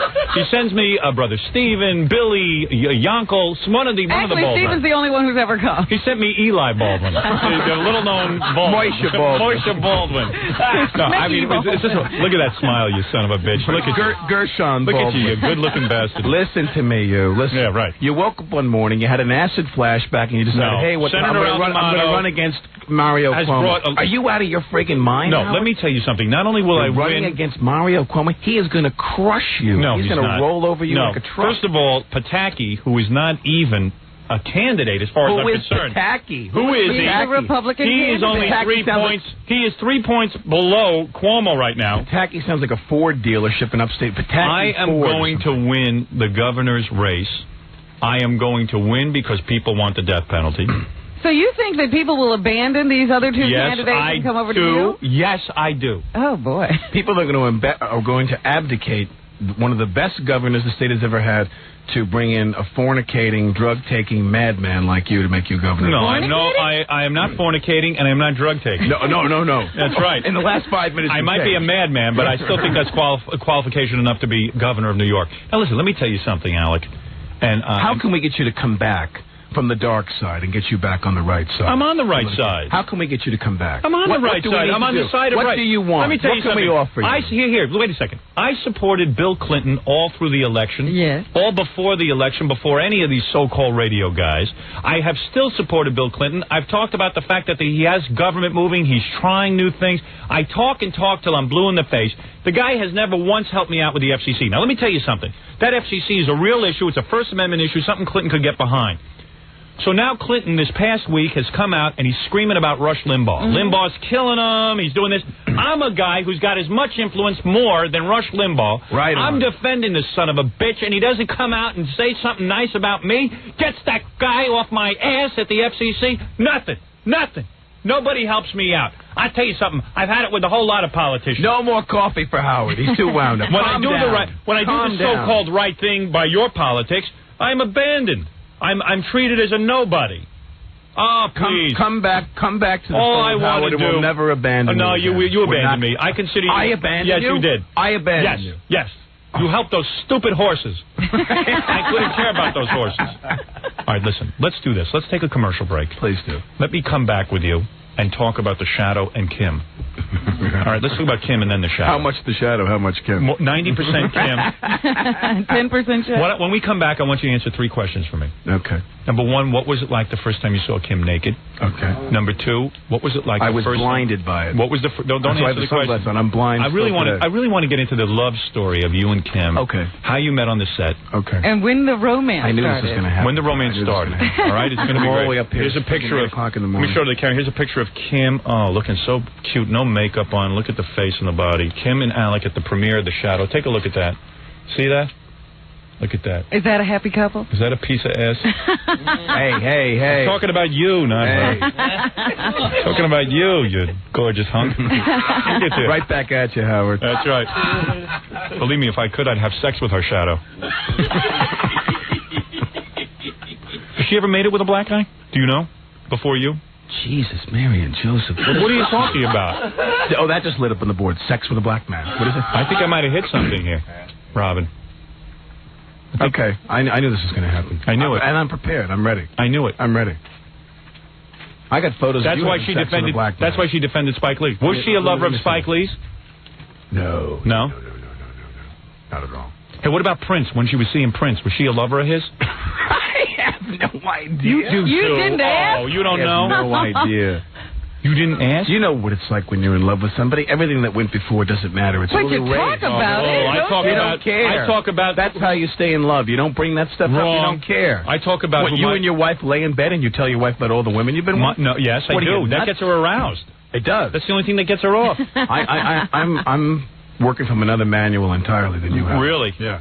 You never asked Kim if she made it with Prince? No. Oh, I don't believe that for a minute. Who's Prince?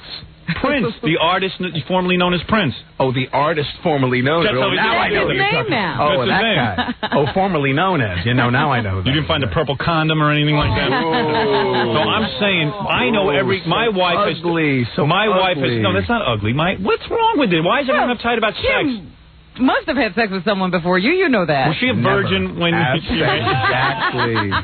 Now you're getting it. Does she walk around the house in bathing suits? No. Do you have a pool?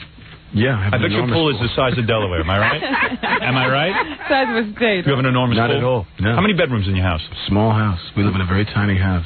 Where, in Los Angeles? Well, we live in New York half the year. I live here in the city. Oh, really? Yeah. And Kim... Well, Kim does have money problems. Maybe that's all. Yeah, they can't get your money just because Kim doesn't know what she's doing with her money.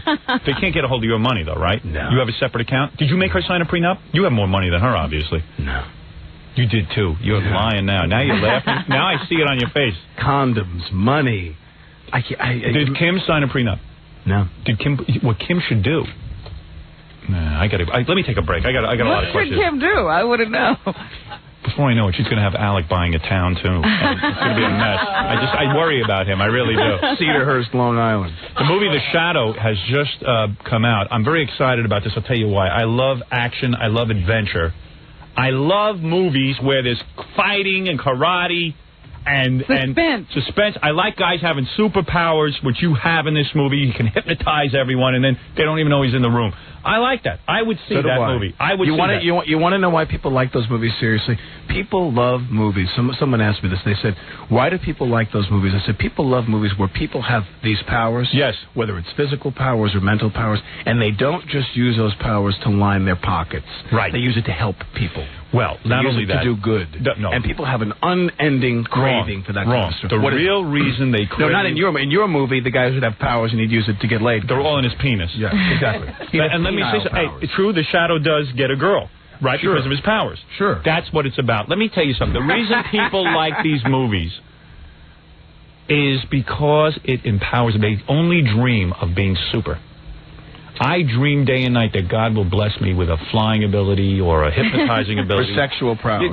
You may think he's kidding, but it's absolutely true. I go to the movies to escape. I am so miserable. I need real escape, and I want to believe that... Why are you miserable?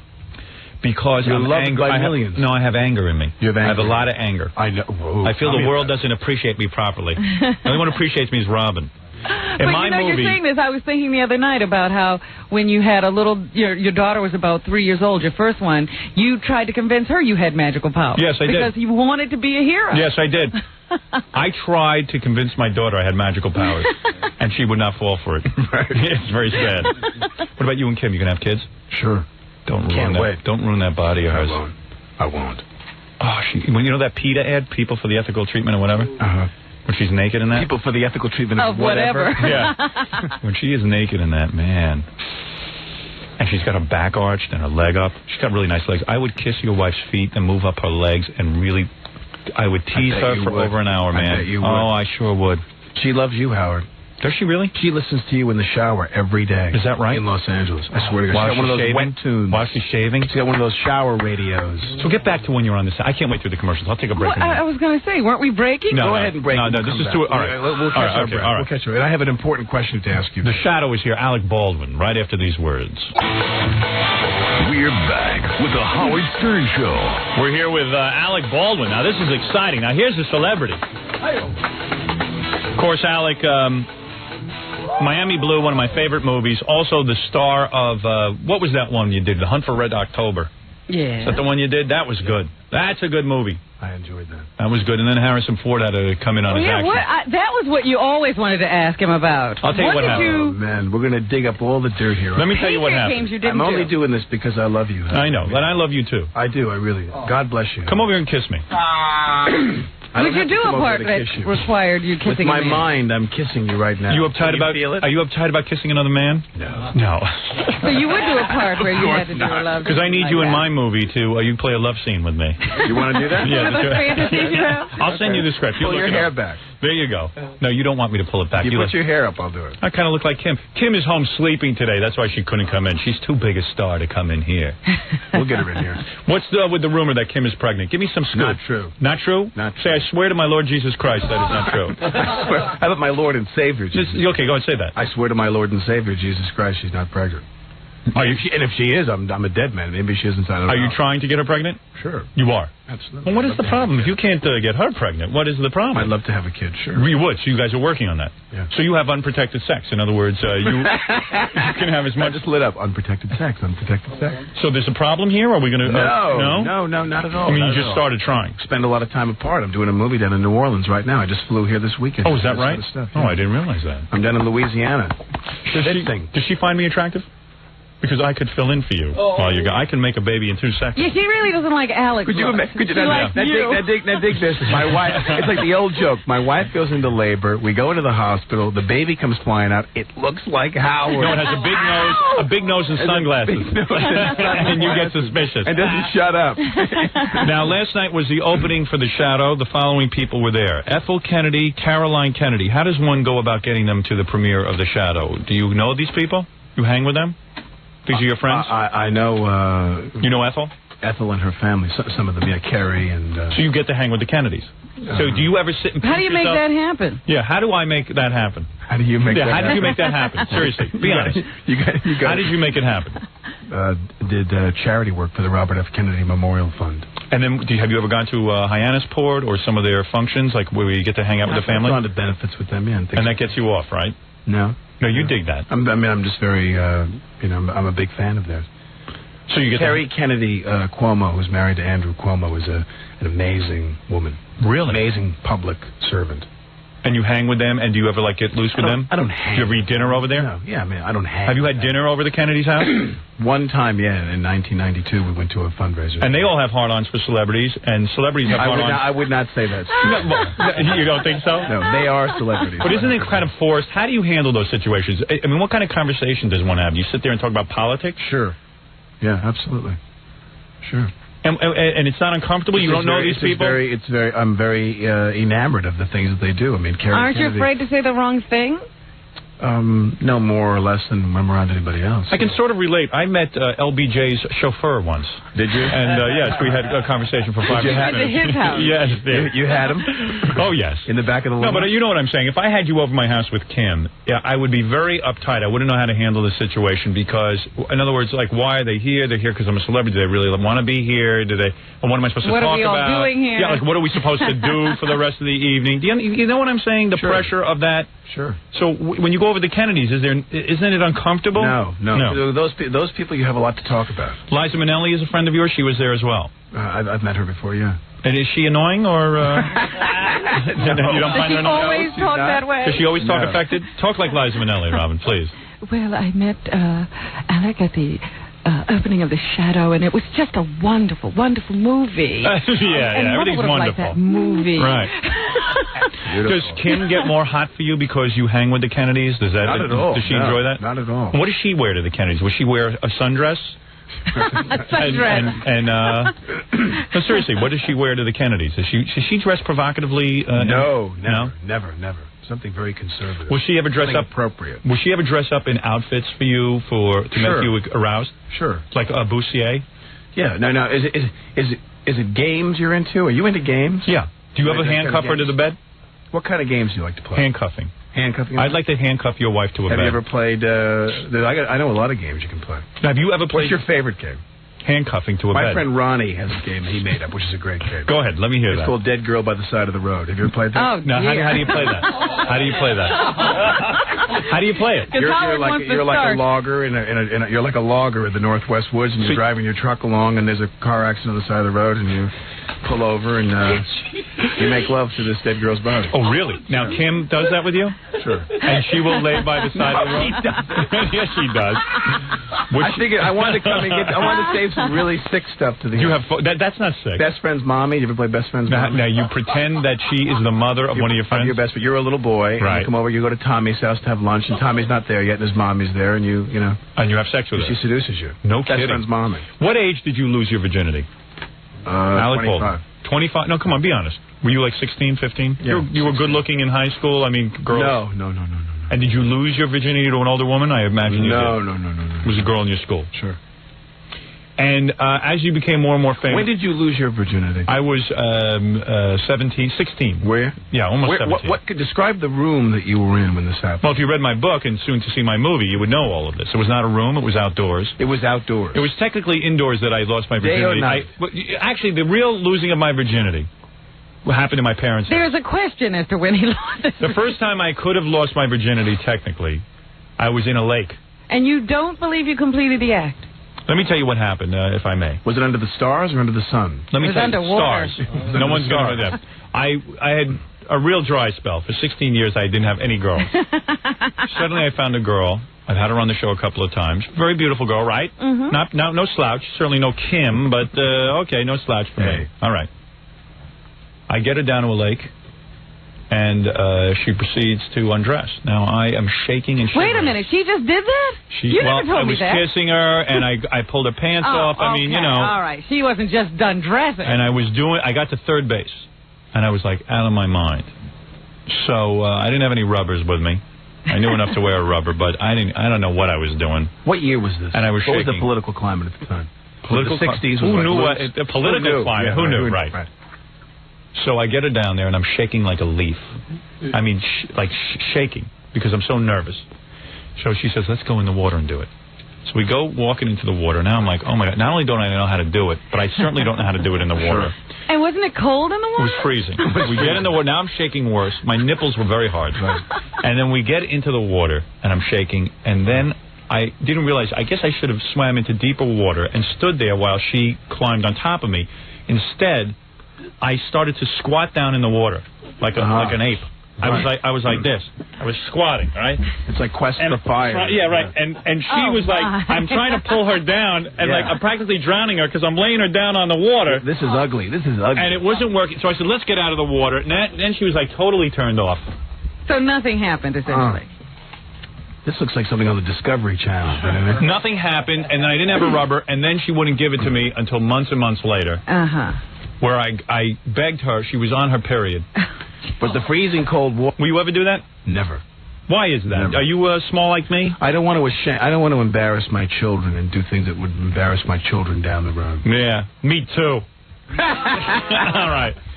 So anyway, I got her. She was on her period, and she told me she couldn't have sex with me at my parents' house. My parents were out of the house, thank God. And I begged and I begged and I begged. Kept giving her drinks, and I did it to her, and then she left. That was it. Never to return. I never did it again with me. Once or twice. Never maybe. to return. That was it. Very dissatisfied. What about you? I think it was on a golf course. Really? Uh-huh. Everything that ever happened to me when I was a kid was on a golf course near my house. How long did you court Kim before you slept with her? Be honest. Was it quick? No. Alec? No, not at all. So you went through that whole movie without? Sure. Really? I don't buy this. I don't think he's being honest. Sure. Yep, that was the way it went, Howard. Yep. When you met, did she immediately? Did she come on to you at all? Did you? Nope. When did you? It was all very sweet and very... Did you last a long time the first time, or were you like that? I mean, you have a high opinion of yourself that you could... You were okay about being with Kim Bassinger. Yeah. Were you saying, hey, I'm good in bed, I'm as worthwhile in this relationship as she is, and I'll show her a thing or two. I can show her a thing or two, or did you... I think any time you have sex with somebody that you don't know, it's kind of an event, you know what I mean? Right. But you were good the first time? Should be honest. So you admit that you didn't know her at the time? You were William Barbie doll laying there, doing stuff. And is she very loving in the sense that she's never had to really put out that much because she's so good looking? You were just filled with these predispositions about things. Yes. In other words, is she as giving in the relationship? Stamina and Barbie dolls laying in bed. No, but come on, this is unbelievable to have Kim Bassinger. This is maybe the best looking girl on the planet. I got to learn about this. When you're in bed, you're saying you can hold out, and that Kim is, in other words, she doesn't lay there like a lox, but she puts out. She cares about pleasing you. Oh, yeah. What do you want me to say, Howard? Just push the button right now. Do you want the truth, or do you want what's going to be a good show? I want the truth. No, I want the truth. How many people? Raise your hands. Who wants what's going to make a good show? No, truth. That's 3 truths and 2 good show. And 2 good show. It's a tie. And I'll cast the decider vote. Let's do good show. No. She was an animal, Howard. Was she really? Was she really? It was like being in bed with the circus. Really? The entire circus. That's insane. Flipping, tossing, rolling, bouncing. And you do Saturday... Fire, animals. You do Saturday... Leashes. You do whips. You do Saturday Night Alive a lot. Uh-huh. Do you feel that you will not do it anymore because the writing has gotten bad? I don't think that's... I would do it again. You would do it again? Sure, I have fun doing it. It's an institution. Jonathan Winters, David Brenner, George Siegel, Ben Gazzara, Alan Alda, Morgan Fairchild were all at the... Oh, I thought you were going to say they were all in the movie. Where was Ben Gazzara in the movie? They were all at the opening. They were at the opening. Of The Shadow. Right. And people are excited about The Shadow because a lot of people grew up learning about The Shadow. Right. Great classic radio show. And it was a good script. The first of the great, disillusioned billionaire Crime Stoppers. But you got to get the word out that this... I would think that this, for the summer, is going to be a big movie. Yeah, this has been a lot of pre-publicity. You got a lot of special effects? For this sure. One. We got it all. Any cool killing scenes where you shoot up people? Great action. Very funny. No kidding. Great style. Any morphing? Great. Some morphing. Really? Some morphing. Morphing is big now. Yeah. Oh, man, and we got morphing. We got morphing like you haven't seen yet. And when Kim... We got ultra morphing. It's a new process. And Kim saw the movie with you last night. Was that the first time she saw the movie? Yes. We don't go to the movies a lot. Right. To see each other's movies or any movies. But she was curious to see where the hell you were and what you were doing in your career. So she came to you. She came with the movie, right? Right. And after the movie, what happens? You go out to a party? Yeah, we went to a benefit. A benefit? Dinner at the Pierre. And because Kim's into all kinds of wacky charities, right? Is that how you characterize Animal charities. Into a lot of wacky charities. Well, you love animals more than people, true? No, that's not true. No, I love animals as I love people. And what happened with the horses? You were after in Central Park. You didn't want. Are the horses safe now? Are the horses? You don't really want to get into this now, do you? No, I mean just briefly. What were you into? There's a level of regulation that all other cities that have the carriage horse trade. Yeah. There's a level of regulation that all those cities have that New York does not have. Right. New York is kind of back in the Stone Age as far as and we just wanted to bring them up to where you cared about the horses being treated properly. But why do you fight with the guys who drive the cabs? Alec like goes around yelling. We went down to City Hall, and they put a TV camera on me. Yeah. And we're doing the press conference about the horses. And standing right in my eye line next to the camera was this woman. The guys from the carriage horse trade are nowhere near as tough as the women are. Right. And this real big diesel pumping, roll your own kind of woman was standing next to the camera. And she's mouthing all this vulgarity to me while I'm looking into the camera. Yeah. She's saying unbelievable things to me. But at least you So care I called her up on the steps and said, come on up here, and why don't you repeat that in front of the camera? But she wouldn't do it. Well, listen, they're a tough crowd. At least you have issues that you care about. Most celebrities don't even get involved. Now, let me ask you a question. May I ask you a question? Have you met Bill Clinton? Sure I have. Would you mention the FCC to him when you see him? I absolutely will. will. Thank you. I appreciate absolutely that. will. Alec loves horses. I want to dedicate myself, seriously, to helping you. Well, I really do. Wow. Absolutely. Whatever we can do. Now, I want you to answer a question. If I shouldn't say if, I should say when, but let's play the game. If you lose this governor's thing, right, and it's Cuomo and Pataki, who are you going to come out for? Well, what do you mean lose it? What are you talking about? If and when I lose it, I won't come out for anybody. You're not going to come out for the election will have existed. No, they will already have had the election. He would have to lose the election. I took the party's nomination. Now you've already. Oh, that's right. You've already been nominated. I went up to a convention. Oh, that's right. You are the libertarian candidate. Right. I had to go up to a convention and they give speeches and the whole deal and win the party serious. over. It was real serious. How did that go? It's wild. It was a fight. Really? It was all on the radio. Where no, I know. I heard some. Yes.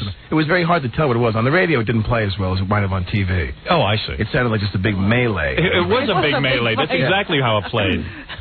Anyway, the point is, yes, The Shadow is out. It's a big movie. How much money did they pump? How much did they pump into this? I don't know. $40 million. $40 million. Sure. What do you get? Like $5 million, $6 million a picture? No. What is your rate? What do I have to pay an Alec Baldwin to be in my movie? Was he just insulting you? No. Insulting you by saying it's never enough. It's never enough. Is it a $6 million figure? In other words, in Hollywood, it doesn't. Whatever you get your last picture, they pay you a little bit more each time. Is that right? It doesn't matter how the picture does. Nothing. That's not true anymore. Really? Not true anymore. Sure. So where are you at? Are you in the $5 to $6 million range? I'm very satisfied. I mean, everything. I can't complain about. You're uptight about giving it because it might make you seem bourgeois, not a man of the people. No, you can't do that. But you make $6 million a picture. Am I correct? No, that's not true. Your brother makes $3. That's what is his name? Billy. He hasn't had a hit yet. What is his name? Yeah. Julia Roberts gets 12. Is that what she gets? God bless her. You're a good actor. I would say you'd have to get 5 to 6 Now, who million. are some movies that you see these days? Name the last movie you saw. I haven't been to the movies in a year and a half. Seriously? You haven't been to one movie in a year? Not in a year and a half. He watches them at home, see. Do you? He doesn't, what was the last movie that you saw? It was called Robo Girls. Oh, geez. I'm being honest. You had to see this. Mommy. No, I saw a movie called. I watch every piece of garbage. So, actually, you want to know what I saw? Ace Ventura, and I'm going to tell you something. It's funny. It's really funny. Yeah. He's very talented. And Jim Carrey is really talented. He's a very talented guy. And I can't you know wait what? to see the mask. It might have been the worst script in the history of scripts, but when he Jim made it fly. He made it fly. Yeah. He really did. Is that exciting to see somebody come out like that? Yeah. And make it? That's because good. I didn't understand why they were now paying him $7 million for a picture. And when I saw Ace Ventura, I said I could see why. It was a big surprise. Could you imagine being this guy? I remember driving around Los Angeles in my car, and there would be these billboards, and there'd be these signs on bus stops, and it said Ace Ventura, Pet Detective. Right. And I would say that 90% of the people in Los Angeles that I knew would see this sign, and they'd say, boy, that looks like a real dog. Yeah. That's a straight-to-video. Right. That's a straight-to-video car accident. Right. And the next thing you know, the guy is going all the way to the hoop, slam dunks the ball, $7 million. Could you imagine being that guy Sunday after they have all the figures in of how much the movie made? Can you imagine being his agent calling and going, Jim, guess how much the movie how much money the movie did? I know. And he's thinking maybe $3-4 million. Yeah. They go, Jim, $20 million. That's wild. And not only that, imagine somebody probably had to smack him in the head with a billiard cue. That's right. I don't think he'll ever be as good again because they had to smack him in the head with that billiard cue. He lost half his talent. But imagine being the guy at New Line who basically they could have had Jim Carrey for $1 million. Jim Carrey wanted to be in this picture they're doing that he got $7 million for. Yeah. And they offered, Jim Carrey said, I'll do it for $1 million. And they said, are you crazy? You're Jim Carrey. I'm not paying you $1 million. Beat it. We'll give you $200. So he turned it down. 2 days later, Ace Ventura opens up. They had to go pay him $7 million. Isn't that amazing? That is amazing. But isn't that great? That's great. Why Isn't shouldn't that the guy get fantastic? that money? That's well, let me fantastic. just remind you of He's the got a bigger house than I do. He's got a pool the size of Delaware. That's right. In fact, Kim was moaning his name the other He had a day. little- I'm telling you. You're going to lose her. I'm telling you. You better be careful. But the history She of told me that. Ace Ventura the other day. Do you ever get nervous She about said, that? Give it to me, Ace. Do you ever get nervous about Kim leaving you? Never. You wouldn't care because you could pick up with another model or something like that Never. in 2 seconds. Never. I would never do that. You went through your model phase, though. You had all the fun you were going to have, right? I mean, I went out with people. Yeah. Yeah, I mean, I right. did what I had to do. You got it done. I did what I had to do. But I'm happy now. Aren't you happily married? It was like military Isn't it the greatest thing in the world? It's wonderful. Isn't it great? Oh, it's great. Yeah. No, I never got to play off of my stardom. You did. I never did. No, who cares? Who cares? You're happily married now. That's but you get off on carrying Kim most Bassinger people, around most with you. people that aren't married who are running around there doing the whole thing. It's like my brothers and I will drive down the street. We'll see people in front of a bar, and I want to yell out, "It's not in there." You know what I mean? Yeah. People who don't have that, they want what you and I have. What is really that? do. What is it I To be have? happily married. Oh, is that what they want? Oh, right. Oh, you wanted me to say. You should have seen me and my wife fighting this weekend. You and Kim fight a lot. I always read about your fights. You do? Yeah, I always read about that. You get really these steamy fights with Kim, right? No. But then I guess you nail her afterwards, and she's all happy. It must be wild. It's got to be wild. That's your answer to everything. How many times in a day can you have sex with Kim? Even at this point, 4 years into the marriage. 3? It depends. Yeah, that would be. I would think so. Well, they haven't been married for 4 years. Yeah, they've been married 4 years. No, they haven't. 1 year this August. Oh, is that right? They just got married, yeah. Oh, she's such a piece. Who would you say? Do me a favor. Who's a woman that you had in this studio who you had a lot of preconceptions about? Like one you fantasized about. And then she came into this studio and she surpassed even your wildest expectations. Who's one that she walked in here and just singed the hair right off your head? Who was your favorite, Howard? Well, Amy Lynn Baxter, the Penthouse Pet, she did it for me. She's the title holder? Yeah. Yeah. Yeah, I could use that. She exceeded your Once, expectations? just one time, God. Let me not feel guilty about cheating, and let me have it with her one time, and let her be AIDS and herpes free, and I get away with it. Oh, good Lord. Oh, man, when I give it to her. I give her every inch I give her the 1 inch I have. I don't have a lot of inches. Do you think your wife stays home and listens to you on the radio talk about She knows. some other guy? She knows I'm with her. No, she's not with another guy. She's with the gardener? I'd be like OJ. I'd have to chop her up if she did that. Oh, I was waiting. Here we go. 55 minutes into the program. What about allegedly? What about OJ? Do you know him? You know OJ? No, I only met him very fleetingly just to say hello to him once in a restaurant. Is that right? Yeah. Don't you think that that's unbelievable? Yeah, I do think it's unbelievable. You don't think he did it? Do you think he did it? Of course he did it. What do you mean? Oh, I think he did it. Of course he did it. He's guilty. Who do you think did it? I have no idea. Of course he did it. He did it. He won. He gave her. He gave you your shadow due. It's $2 million he gave her. Chime in here. Come on. $2 million he gave her. I don't think that's the proper Gave her the figure. Ferrari. He gave her all these things. He sees his wife over at this event for his children. He says to his wife, "Can I sit next to you?" She goes, "No." Guy flipped his lid with a knife. Beheads him. Hey, baby, I'm in Chicago. You're not in any Chicago. He's guilty. Of course he's guilty. Of course he. But you know what? He'll run. Everyone goes free. That stuff only happens in Hollywood, I've realized. Yeah. You know? That's a very Hollywood thing. No, don't you think he's guilty? No. You don't think he's guilty? I don't know. You're pro OJ. There's a woman laying dead. I didn't say that. What, you think he's innocent? I don't Why know is what he? he is. Well, if you were innocent, I don't know what he is. If you were innocent, what would you do? If someone just accused you of killing Kim Bassinger, what would you do? I think what's sad is that either way, he's kind of screwed now. But he's sad. If he's They're guilty, two dead people. If he's guilty, no, I'm saying. Oh no, that's I separate the two. Yes. If he's guilty, then that's terrible for obvious reasons in and of itself. And the thing is, even if he's innocent, that would be terrible because he's not innocent. Because he's screwed until they find out who really did it. People would always think he really did it. Who do you think did it? I think it's a tragedy. I think it's awful. Well, at least Alec could be on the jury. He has no preconceived Of course notion. he has. No. Alec could not be on the jury. He has a preconceived notion. He won't tell you what it is. No. Based on what you've seen so far, who do you think did it? I don't know. I don't know. So he's jury qualified. You know what I think might happen if he's guilty, that the prosecution, they're probably holding on to like a big bombshell piece of evidence. How bad was it? Timing. How bad was it working with Jessica Lange in Streetcar Named Desire? It wasn't bad at all. Yes, it was. Why do you say that? He didn't like her. Oh, he didn't? Who told you that? I know that for a fact. No, come on. Now, what Someone is this? told me that. What, you have like a gossip line? Yes. People Do call you up like anonymous gossip tips? I don't know. So you got a recording here. Was and they she just call up you got any very good. anonymous You got gossip. very good reviews in it. she did not. That's not true. She got some very good reviews. Really? From people. That's a tough show to do. I think any two people that play those two parts are going to have a tough time. I have a lot of respect for Jessica Lange. It took a lot of guts to do that part. You know who I think might have been involved in the O.J. Simpson thing? Who? Harrison Ford. Harrison Ford. That's right. Well, Don't you why think so, didn't Alec? you take Patriot Games? Why didn't you take... I'll tell you why he didn't take Patriot Games. Here, Alec did... What were you doing? Alec did Hunt for Red October, became a big hit. Yeah. That was the franchise. It was like the new 007. What happened was they offered him Patriot Games the same time he was doing that play with Jessica Lange. Oh, that's what he was doing. So he was tied up. He couldn't do it right away. They wanted him to shoot right away. So he said, screw it, I won't do it. And then Harrison Ford jumped in and got it. Correct? That's right. Am I right? Exactly. And those things happen, Howard. Those things happen. Do you bang your head against the wall for not taking it? No. If you bang yourself against, if you bang your head against the wall over that stuff, you'd be banging your head against the wall every day, all day. Right. If I told you the movies I didn't do, all right, tell us. Ace Ventura. Ace Ventura. No, I'm kidding. What other movies were you offered that you turned down, that you're sorry you turned down? I can't say that. That Why? would be an insult. Well, no, it's not. No, it is not at all. Why? They made it their own movie. They were movies that made a lot of money. You're crazy. Successful. That's crazy. Of course you can say what movie. I would never. Name one movie. I would never do that. Never. That would be rude. That's unprofessional to do that. What a gentleman. But everybody has that phenomenon. How many people do you think are supposed to do movies that they don't do? You think they get the first person they want out of the gate every time? I don't know. I'm just asking you. You have read scripts where you said, I don't think this is going to be such a big hit. I said to myself, I wouldn't know how to do this. Like what? What movie would that be? Why? You're completely crazy. I can't do that. That's wrong. Of course you can answer that question. question. I wouldn't do that.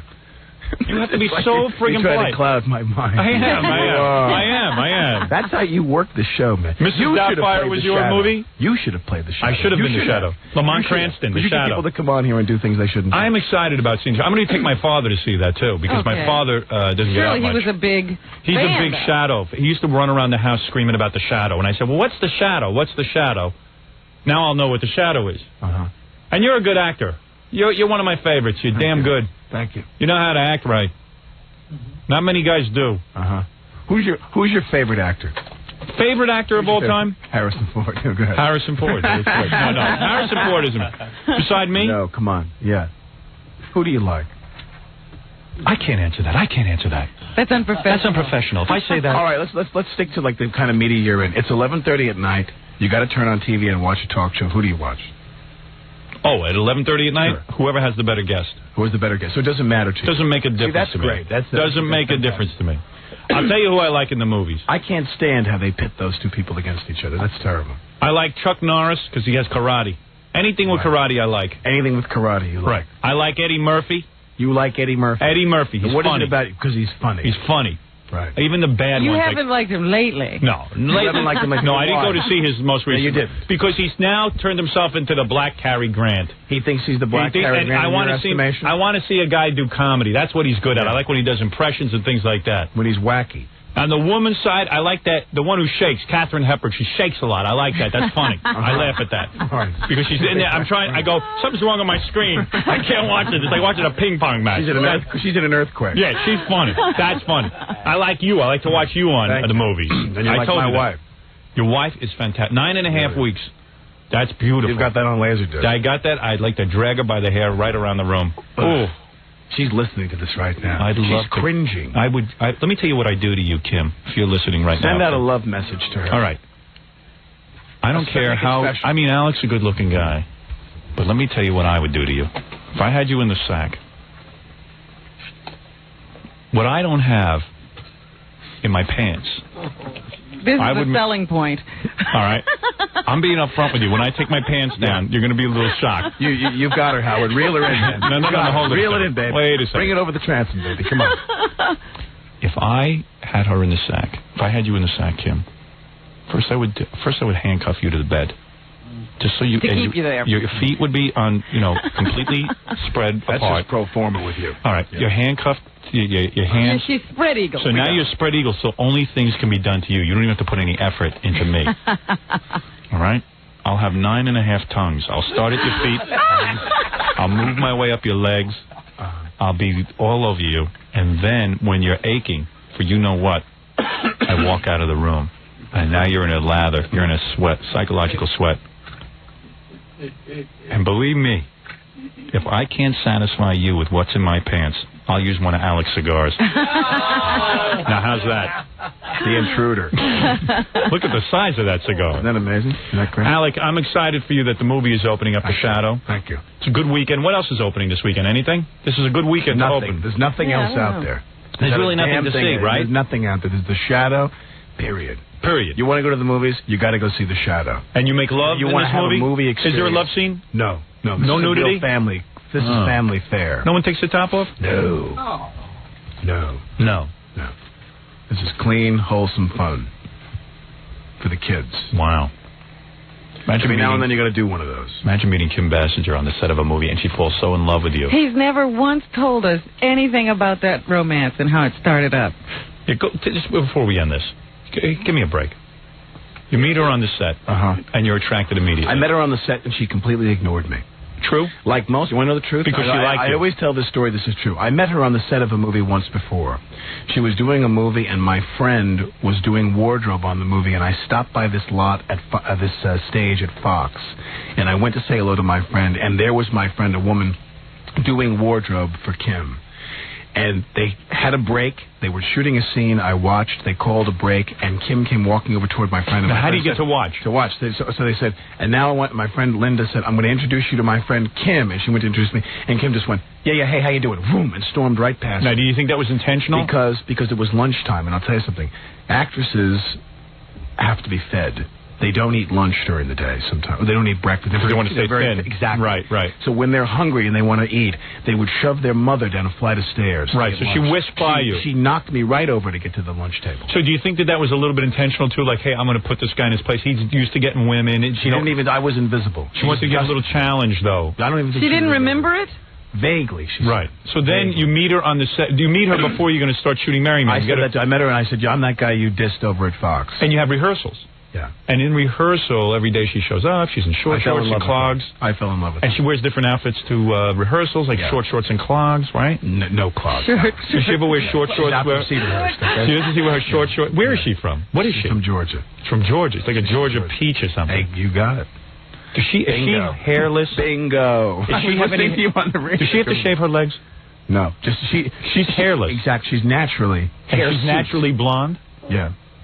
Oh, hirsute is hairy, right? Yes. No kidding. She's the opposite of that. She's hairless. She sounds like she played him like a violin. She blew him off the first time. And then you're rehearsing. Really she did. And did she wear like short shorts and like the Daisy Dukes with her ass sticking out of the shorts? Yeah, is that what you want? Yeah. See, this is your image of her, kind of like Little Annie Fan. Yeah. Oh, and that's not your image. You're higher mind. I didn't see you marry no house. I'm not looking down on you. You married a model. You married a supermodel. Easy. You know, he acts like he's like this super elevated guy. She's just guy. a regular girl. Yeah, I'd like to see him marry a house. You just think the two. Why didn't you marry some Little political Adler lady? And she's Daisy. Why didn't you marry Bella Abzug? You're into politics. Why didn't you marry someone like that? I've had Bella. You wish. I had her. You couldn't get her. Liz Holtzman. Had her. No, what I'm saying is you're no better than I am. You're no better than I am. I'm no better. You're the same way I am. I love you, Howard. I know. I'm here. I know what you're saying. I'm an enormous admirer of yours. I listen to you every day. Well, I feel when the same I'm way. up in the morning. Of course. Man. I think there's no one doing what you do, Howard. You are. I mean this from the bottom of my heart, from the center of my soul. You are the king of all media. Well, thank you, Alec Baldwin. Wow. Well, I'm going to go see The Shadow. Yeah. I'm going to go this weekend. So when did he crack the ice? Yeah, so you're rehearsing with her. Boy, isn't that nice of Alec to say?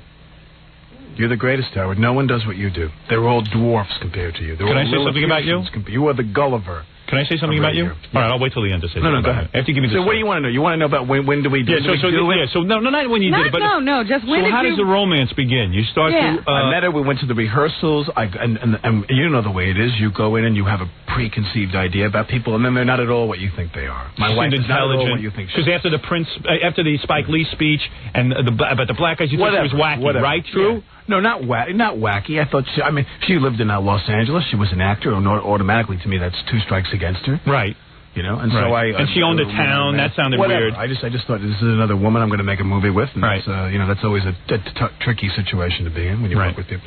Does she cook and I got dinner? to know her, and she was not at all what I thought she was. And then you say, hey, can I go out? She's the most beautiful person I've ever met. Do you ask her out, or is it more Yes. electric than that? Yes. No, I asked her out. You did? Yeah. In other words, you said, hey, would you have dinner with me? See, you have to understand, I'm like Woody Allen when I do these. I really am. It's a total Woody Allen experience for me. I'm doing what I'm doing, but then there's me, like, commenting on it in my mind. It's like I'm talking to the camera. You know what I mean? Right. And the point is that when you're... So the whole time I'm doing it, I'm kind of looking at myself going, my God, what am I doing? Right. This is Kim Bassinger. Exactly. What am I doing? Because do you think of yourself as a star? Not at all. So you're saying, hey, I'm going to try... Did you think there was a chance in hell that she was going to turn you down? Sure. Really? Oh, who knows? And as you're acting, she's finding you charming, because her preconceived notion of you is probably, hey, he's another Actor, Hollywood... schmuck. Yeah, right. Who thinks he can get any New girl. York actor. Right. Self-indulgent, black clothes. He wants to get me in the cigarette sack in one hand, and then leave. cup of coffee in the Right, other. exactly. Let's improv the scene for 9 hours. Yeah, that's what she thought I was. So then you start to talk, and you're starting to connect on some level, and you're being charming and witty and all that kind of crap. You're I'm finding out just the word that comes to mind is pure. And you invite her to dinner? She is. We go to dinner. And you want another real quick lowdown, real quickly. We go to dinner, we have dinner, we close the restaurant. We're the last ones there. Right. You're really connecting. I think she's a fabulous person. And what are you talking about? Like, what's the rap? We're talking about animals. We're talking about animal rights. Cool. Seriously. We're talking about, there you go. We're talking about Bambi. And right. And you're being sensitive. I'm being sensitive. Right. You want the truth? Yeah, right. I'm doing that whole thing. Right, I would do the same way. I'm doing the whole thing. Hey, I grew up... I got up in the morning and I had sausages for breakfast. I'm sitting there going, I'm a vegetarian. Yeah, right. Sure, babe. And you're laying all these lines on her. I'm saying, what's your favorite movie? I was like, Bambi's my favorite. Yeah, right. But you're not being obvious about it. You're being very subtle. I'm good at it. So then she's like totally into it, and then you lean over and kiss her at the restaurant? No. Then we go out to the parking lot. She's got a car, I've got a car. True story. My car died in the parking lot of this restaurant. No. Mercedes? No. I only drive American cars. What is it? I just drive a Mustang. Okay. That's cool. All right, go ahead. I will not buy a foreign car. No, Mustang. What kind of car do you drive? What do I drive? A Jeep. You drive a Jeep? Yes. That's exactly what I drive now. Yeah. That's what I drive. I figured that's right for my image. That's it. I know what you went through the whole thing. What's Don't right? buy foreign cars, I tell people. That's right. Do you have foreign car sponsors on this show? Sure. And he owns foreign cars, too. Yeah, don't drive. Just trying to relate to you. Buy American cars. Exactly, Robert. All right, so I'm driving the Mustang. You see a lady in a mink coat. The car is. You see a lady. I throw a paint balloon at her. Cool. That stuff you do. Spit on her. I carry a little water pistol with me with bleach in it. Kim will like that. I bleached her. Right. I bleached this broad in a fur coat. And when you're talking about animals with her, Kim, I had her right there in the palm of my hand. When you're talking about animals, what does she wear on the date? What does she wear on the date? I don't remember, a dress. Like a little slinky dress with no bra? No little Annie Fanny on the first day. No, but no bra, right? No, very sexy. I didn't notice that. And when she walks in with you to a restaurant, it's like everyone just shuts up, right? Like it's just like a scene. Sure. She is a lightning rod for people. Yeah, right. And is the waiter freaking out? Like, is he visibly excited? The waiter was more looking at me like, what is she doing with you? No, I don't think so. No. That's what I always get from men. Yeah, but anyway, so long story short is, car dies. Get in the car. I turned to her. I say to her, you're not going to believe this. My car died. Mm-hmm. And she looked at me like, you have got to be kidding me. She goes, F you. This is really, exactly. She was like, you've got to be kidding me. And then you get in her car. I'll never forget the valet woman who comes out. And the woman who was valet parking my car actually looked and sounded just like Robin. But you get in the car. It was me. It was Robin. That's what he thinks she did. So you get in the car. The woman comes storming out of the restaurant. My car is dead. She comes storming out of the restaurant. This woman looked at me. She goes, Alec Baldwin, you making too much money for your car to be dead. So wait a second. You're having car trouble. So you get in the car. And I was like, shut up. Never mind the black lady. The woman comes out. She goes, Alec Baldwin, you making too much money to be having car trouble. I was like, shut up. By the way. That was an excellent black impression. That really sounded like a black person. Yes, it was. No, come on. Hey, baby, you making way too much money. Yeah. She was Baldwin, I swear, your mammy must not teach you no lessons. What's the matter with you? You ain't no birth and no baby. All right. So anyway, wait a second. You are awful. Thank you. But you say I'm in hell here. This place is hell. Can we have some more black impression, please? No. That was so What wonderful. else did she say? Hello there. Baby. Hello there, Mr. Baldwin. Your car died. The Mustang and get the cane. So wait a second. You get in the car with Kim, and then she gives me a ride. You put your hand on her. You bro, did you kiss her? No, did you kiss her? No. Did you kiss her in the car? No. When did you first kiss her? Nothing. The first time I went out. Really? Nothing. And then you split. Nothing. You went into your house. She took me home. I showed her the house I was renting. Oh, so you got into the house. So once you knew she came into your house, you knew she liked you, right? Right. Well, no. And then you kissed her in your house? I don't presume. How did you kiss her the first time? How did you do it? Like, how many dates did it take? I just did it. Oh, I just jumped in and did it. What, the second date? I was bold. Was it the second date? Yeah, probably. And that's when you nailed her? No. It was many months later. I don't buy that. Many months. I think you're lying. I swear to my Lord Jesus Christ, I didn't nail her for a few months. I know he's not telling the truth. We may never get the truth. I swear to man. Yeah. Anyway, Alec Baldwin's movie is The Shadow. Yeah. It's exciting. It's got action in it. It's got all of the right elements. Doesn't make you think too much. It's exciting. I understand. They spent a fortune on special effects. I understand it. Yeah, it's really wild. A fortune. No, really. I mean, it's exciting. That ultramorphing process alone was millions of dollars. Yeah. So everyone go see that. Alec obviously likes this movie, or else he wouldn't be out promoting it on my stupid show. True? He must care. No. Right. No. You know why I like this movie? Because it's a movie you can bring your family to. Some movies I do that are adult movies, and other movies. To nowadays, you have an obligation to make movies that people can bring their family. You do? Yes. Wait till you see my movie. Hey, let's all say it. Screw Harrison Ford. Yeah. Sucks. No, don't say that. He's a punk. Don't say that. Not at all. I'd rather see you in those movies. All the people in the movie business that are successful are good for the movie business. Alec, you know I've said it before. I love your acting. I love your movies. I think you're a great guy, and I really appreciate you coming on the show because you're a big star, and it's great having you on. Thank you. Really is. And say hi to that. Say hi to that. I can't believe I got out of here on stage. Say hi. What didn't I ask? You are Clark Gable, John Malkovich, and Roger Rabbit all rolled into my three favorite actors. Thank you. Anyway, Roger Rabbit. Of course, he was brilliant in that movie. No, but Alec, really, Clark Malkovich Gable. Thank you. You're a great actor, and I congratulate you on getting Kim Bassinger. That's the best. Or Bassinger, it is now. Bassinger. What is her name? On getting her. I like on getting her. I wish I could get more details. Please give me the definitive pronunciation of her last name. Bassinger. Bassinger. Like a bass singer. I have to talk to her. Next time, let me speak with her. She's going to come do your show. Is she really? She's going to come do your show. Oh, man. Before you fold up your tent. Right. And pack it in. Oh, she'll do the final show. And this legendary reign. Hey, what do you got there? In communication. A gray streak in your hair? What is that? I'm doing a movie right now, and the character in the movie has a birthmark of white hair in his I see. What's that called? I'm doing a movie called Heaven's Prisoners. Is that with right? Eric Roberts. Oh, no kidding. We just had him on the show. Did you? I love Eric Roberts. Yeah, he's pretty wild. You know what's the greatest Eric thing? had an accident the other day. He was in a car accident, but he's okay. Is he all right? You know, Julia doesn't talk to him. Who cares?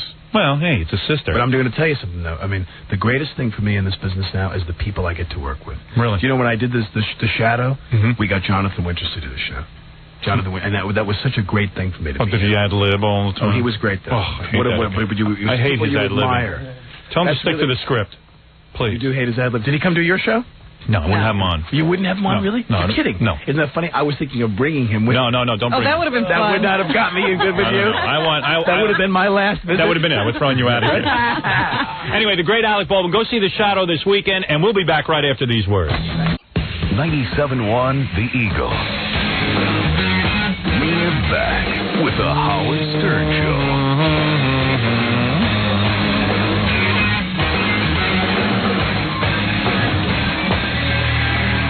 All right. We're back. That was nice of Alec Baldwin to be here.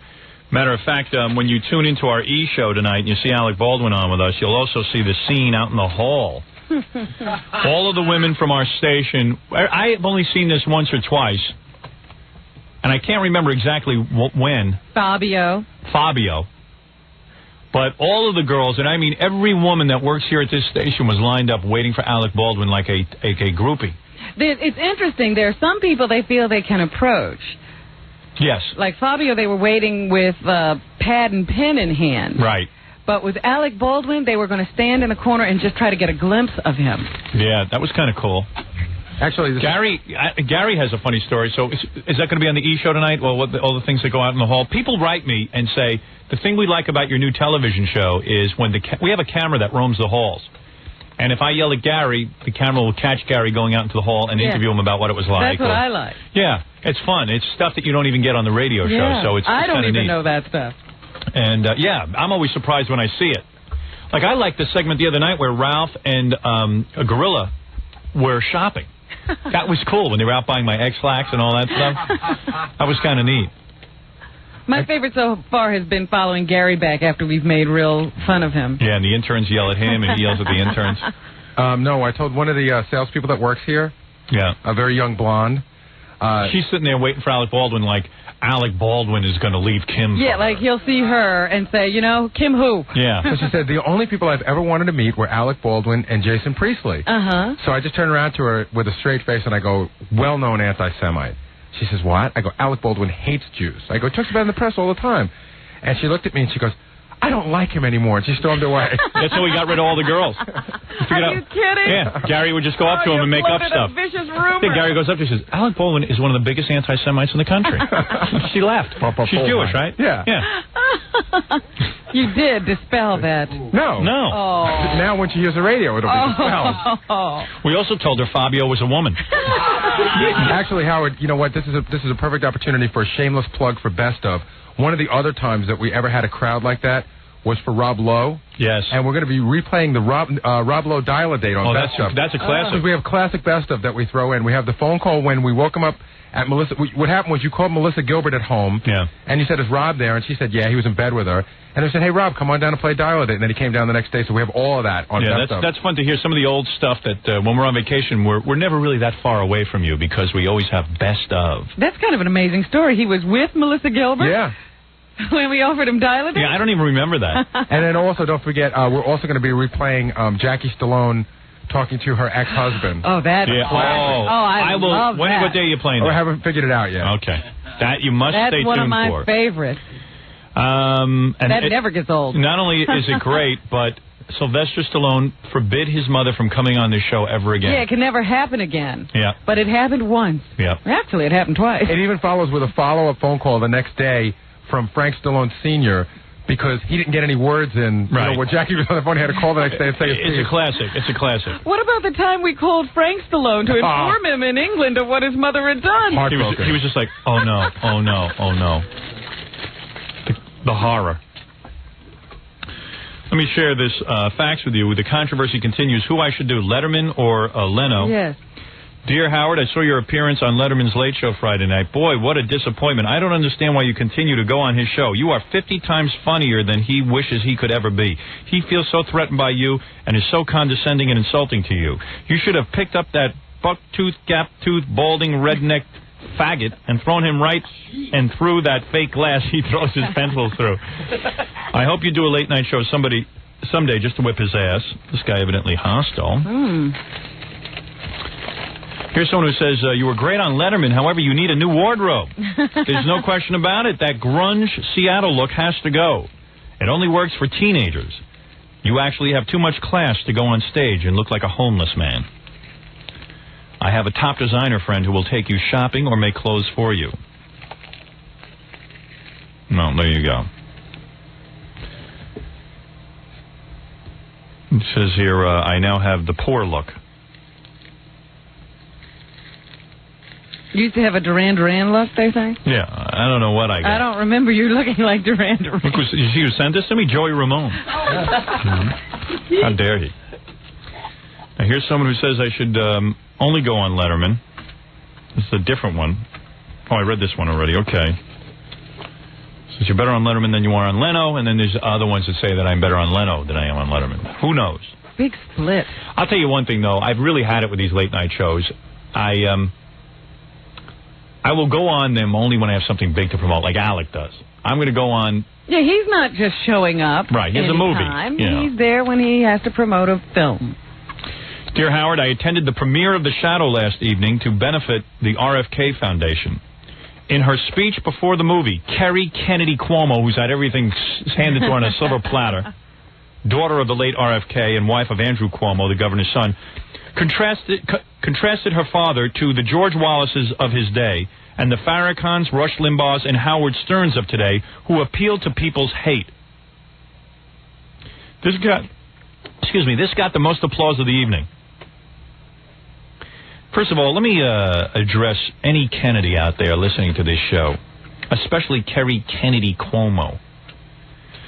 You don't even know what it's like to grow up in the real world, my sweet, and actually have to work for a living.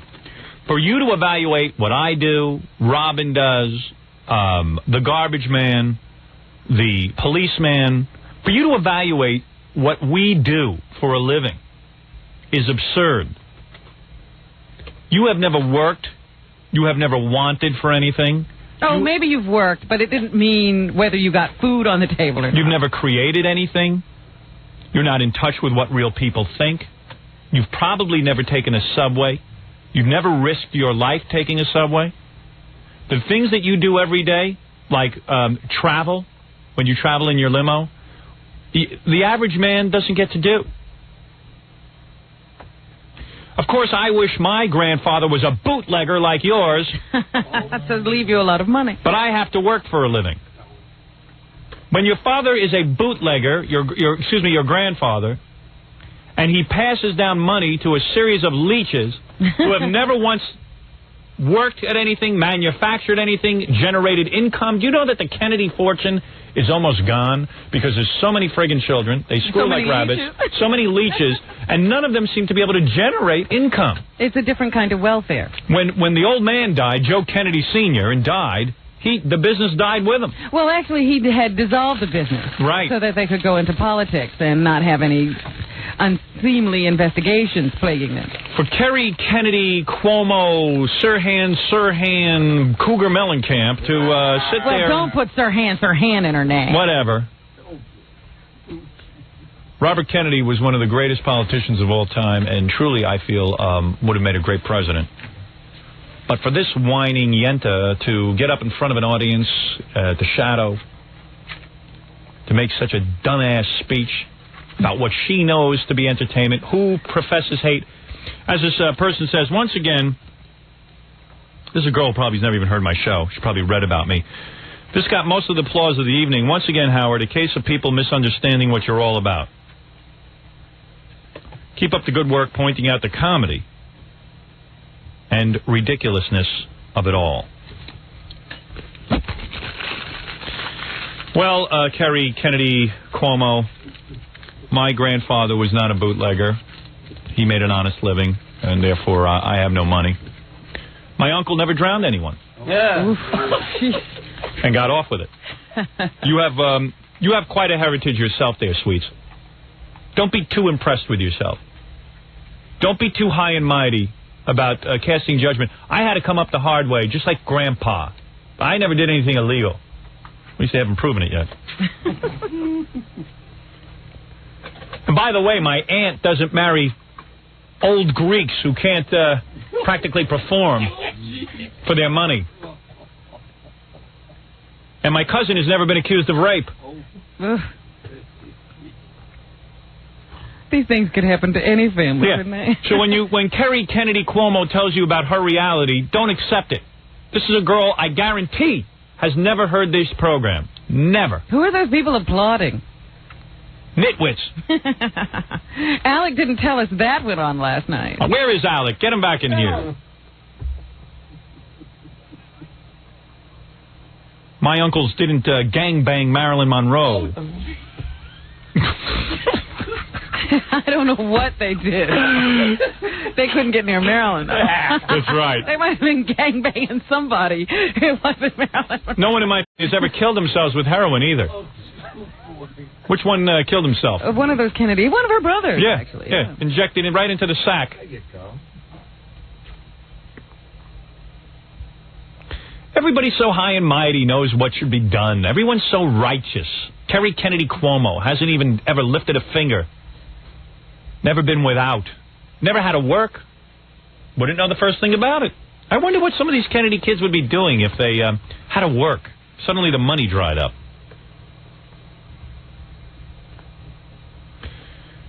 Certainly my family's birth control holds our families to less than 14 children per household, so that if anybody does make money, maybe someone would be able to hold on to it. They were trying to re-people the world with Kennedys. Yeah. There's no room for the rest of us.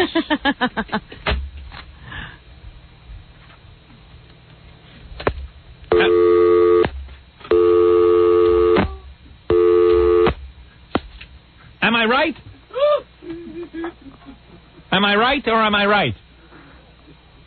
With the 75-second delay, I don't know what you're talking about. Good. That helps me tremendously. Salam alaikum. Shalom Aleichem. Aleichem Shalom. That's what you say. Quickly, one comment, because we're running out of time. We got to get to news.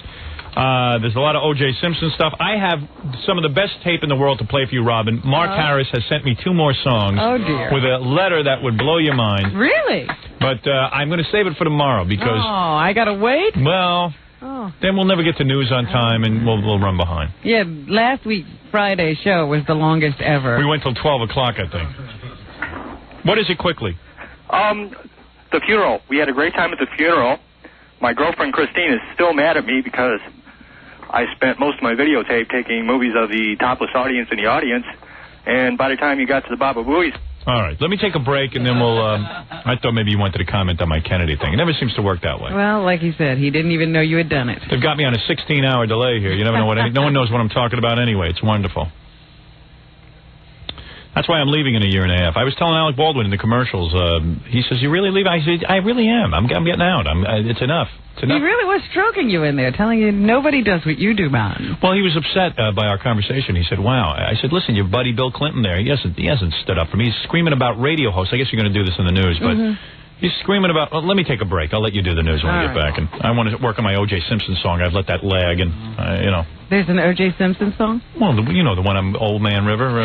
Oh, you haven't done that for us. I updated it a little because, things have changed. You keep updating the news. Oh, so you've changed it? Right. Changed it to go along with the new information. The sequel. Be back right after these words. With the Howard Stern Show. I was busy computing this weekend. Yes, what did you compute? I was writing down some stuff for my movie, and... How's that going now? Are you... Real good. You sent the guys back to flesh out what you did on that weekend? Yeah, they put together a really good outline. Yeah? Yeah, we took segments of the book, put it in order, how we want to shoot and stuff, and now you got to write the script. You know how you want to shoot, but you don't know what to shoot. No, we know what to shoot. You got to put it in script form now. That's what I'm saying. You don't know exactly what you're shooting, because you got to write the script. Right. We know the scenes we want to hit. I see. You got to write the transition. Right. And we know what order we want the scenes to occur in. Okay. Now, you're not shooting the movie in sequence, are you? No. Who knows? Yes. No. It's going to be cool, though. Because my sister comes over yesterday, and she goes, what's going on with your movie? Yeah. You know, and on weekends, I hate to talk business because, it's a pain in the ass. But it's my sister, so I try to treat her right, unlike Barbara Streisand.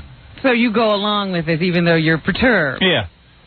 I said, we're working on it, She goes, oh, yeah? Am I in it yet? I go, as a matter of fact, you're not. And you don't think she's going to be, did you? Yeah, I did. And she goes, it figures. You act like I never grew up in the house. I go, hey. She goes, what about the time I locked you in the closet? I go, that is funny. Maybe I will put that in. You know what? Maybe I will. We'll see. We'll see. Still, that's a story I don't know. Yeah. I was writing all the Dream Girl sequences. She's not in those? No. My sister is not my Dream Girl. It's pretty cool, though. I was on the computer. That IBM is some company. I'm going to plug them. Because I had them I think they're better than Apple. You see, can I give you a lecture on computers? Certainly. What's killing everyone is this Windows. Windows sucks. Why is it everybody has to go to Windows? They don't know that OS 2 is out there. Okay, Apple has their own thing going, right? Mm-hmm. Then people who own IBM compatibles or IBMs end up going to this Microsoft Windows. They buy a program that's called Windows. Right. It kind of looks like Apple a little bit. But they have a thing called OS 2 where you can actually open up 900 different windows and work. I had my CD player on from my computer. I was controlling it from my computer while I was typing in notes for the movie. At the same time, I had another window open that I typed notes in for the radio show. At the same time, I had another window open where I was installing Fa-Fa-Fooey pictures into the computer. So there were 100 things going on. Now, what do you mean you were controlling the CD from the computer? I have when I press my CD... Here, I'll show you. I can even do it on my laptop. Hold on. I'll show you. Let me give you a demonstration. Okay, can the camera get this? Can you guys get my laptop? I guess I get it. See, Robin, what I could do is pull up a CD player. Mm-hmm. See, I got a whole bunch of programs in here. And here, for example, is the CD player. See, it's marked compact disc. Okay. I just double-click on that. I can close this up at the same time. And up comes... See, now, I don't have my CD attached to my laptop right now, so it says the CD device is currently unavailable. I'm not, you know... Right, you're not plugged in. But what would come up is a little CD player. It's a little tiny CD player. It's like it looks like a CD player, and you can press play, and your CDs play through it, and you can control the volume and everything. And you could, reprogram your CD player. Yeah. To play tracks out of sequence and things like that. Oh yeah, absolutely. Oh, wonderful. Then, for example, well, I've shown you this. What I do on the show. Here, I'll plug this in. Right out of this little thing. I think this is kind of interesting. I can play sounds right off this. See this here? Mm-hmm. Well, any sound effect we use on the show, I got right here. Oi, oi, oi. There it is. And here's Robin laughing. Here's Baba Booey. Baba Booey. Baba Booey. And then I got, here's one you haven't heard, all right? Somebody sent me this the other day. Let me see what this is. That's Jackie. Here's Hey Now. Hey now! I put a song in here I gotta find. Remember I played it for you the other day? Which song? Oh, here it is. This is Jackie singing, I think, one of the Police songs. Okay. Oh, I haven't heard this one. Yeah. Bang, bang, bang. Carrot. Oi, oi, oi. Filthy. Come on, it's funny. There it is. See, that's all in my computer. So I'm in essence playing that all off there, right? Yeah. And here's the sound effect of when you give women the rudest kind of sex. Give the woman... There it is. I had a question about the opening of the show this morning. Fred was playing some song and there were those in it. Now, is that Terry Hatcher? Yes. Okay. That was Terry Hatcher he played this morning. From Superman. Terry Hatcher mix. Terry Hatcher mix, that's cool. Okay. But anyway, so I definitely recommend the IBM over the Apple. I've done an exhaustive study on this. But you got to get OS2 environment, not Windows. That's where everyone's making the mistake, getting Windows. I see. Windows suck. It's not good. It's a toy. See. What do you think of that, what I just said? But with OS2, you've got to tell people there's no more DOS. You get out of DOS. It's DOS-based. There is a DOS underneath it. Yeah. But you never see it. Okay. Once you install it, everything's little pictures and drawings and all that. So you don't have any more of that command crap going on. Right. That's my computer class for today. Thank you very much, Professor. I'm very impressed with it, because I was doing all these things, and I go, now this is brilliant. Then I called up a friend of mine, and I wrote to him as he wrote back to me. Like email or something? No email. No. It's called, it's a new thing IBM just put out. Don't forget, I can also dictate to my computer 50 words a minute. But you have to talk real slow, right? No, you talk like this. That's not conversation. That's 50 words a minute. No, you can't talk like this. You must talk like this. Then they got this program where I can play video to my friend, and he can play video back to me. Okay. Over the phone line. All right. So we were doing that. Now, who is this friend? This guy named Eddie that I know. Where is he? Next door? No, he's in Queens.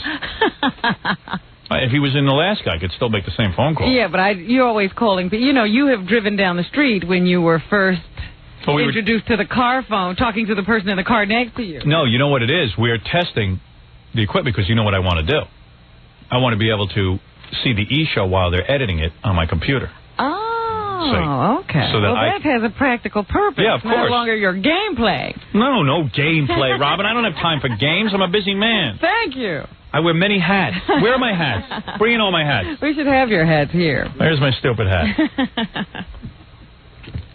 Anyway, let's do some news because we're going to fall far behind. Well, I do have one fact that I would like to address. says, with all respect to your guest, Alec's head is as empty as gorilla's pockets when he starts talking politics. It shows that one brain is being shared between all 6 Baldwin brothers. Well, listen, there are many people who will disagree with Alec when it comes to politics, but the thing I like about Alec is that he's an open guy. He doesn't have this pretense. He's not uptight. Yeah, he doesn't have this Hollywood pretense. Most celebrities of Alec's stature, and Alec is one of the biggest stars around, they wouldn't, They wouldn't come in here. They wouldn't come in here. Never mind his politics. Everybody disagrees on politics. There are many people who share Alec Baldwin's political feelings. Mm-hmm. He's more of a liberal bent.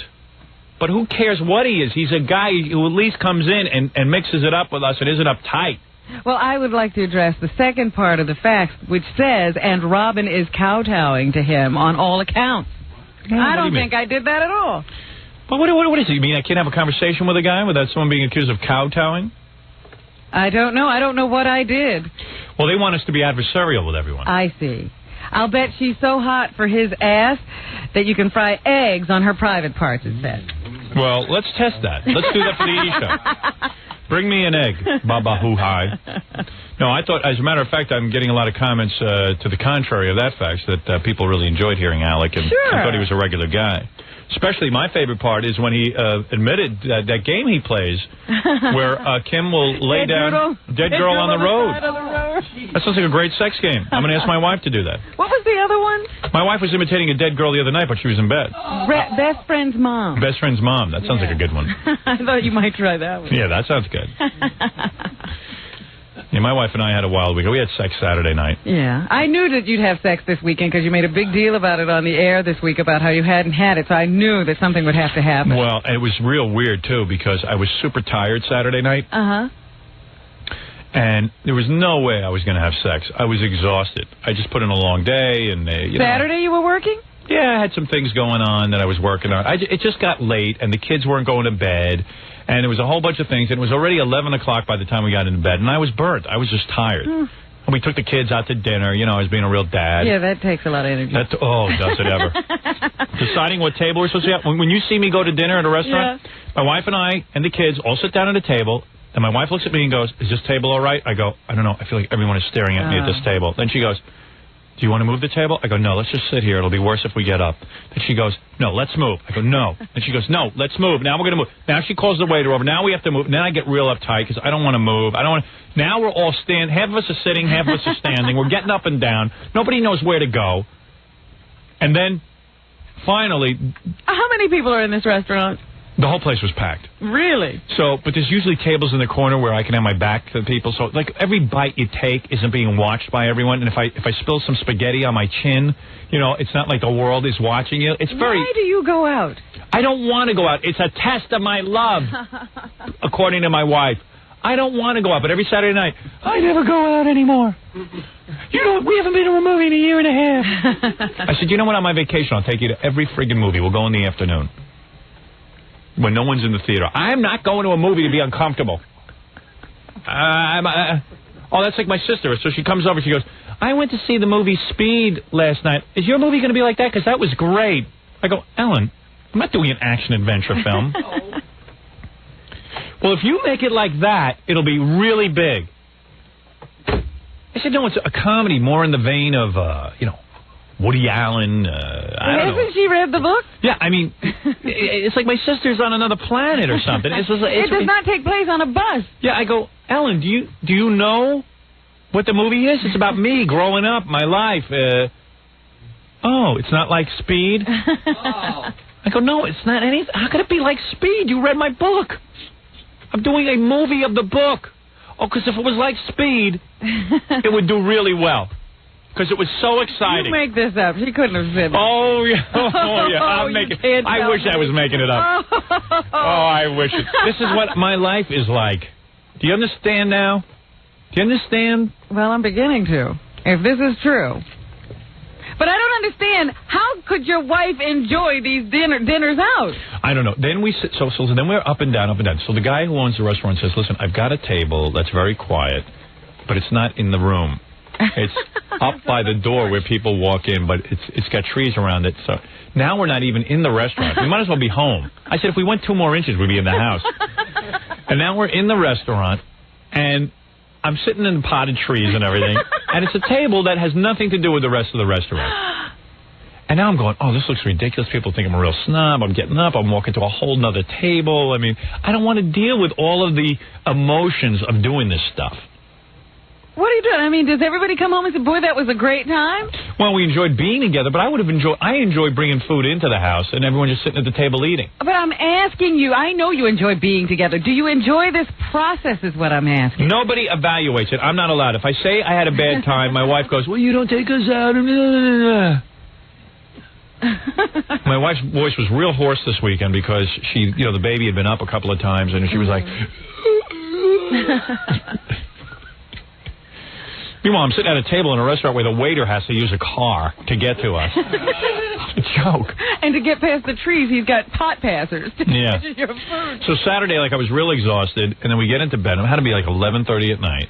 And then my wife sees I'm half asleep. She goes, come on, I want to make love. And I'm like, oh, I can't make love now. I'm like, you what? We haven't made love in a long time, and I need some physical attention. And you're the one who doesn't want sex. I said, wait a second. I want sex as much as the next guy. You're full of it. You don't want sex. You say you want sex, and then you don't want sex. What is this? Ooh. So I just went, am I being badgered into sex here? Sounds that way. Sounds like you're an abused husband. I am. I want sex with my wife. It was just very late. So anyway, now it became, I couldn't go to sleep. Now I'm all charged up because my wife says she wants sex. And now it's going to seem like I don't want sex, so I'm going to give her sex. So I roll over to start to give her sex. And I said, just do some stuff to me, and I'll get, I'm not going to, what is this? You don't want it? I go, no, I want it. Just do some stuff to me so I get a little bit excited, and then I'll need it. What stuff is that? Just play with me a little.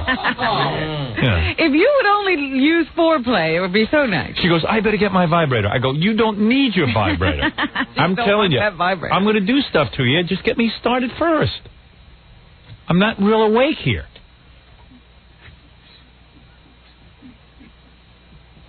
So, and she started to fiddle with me a little.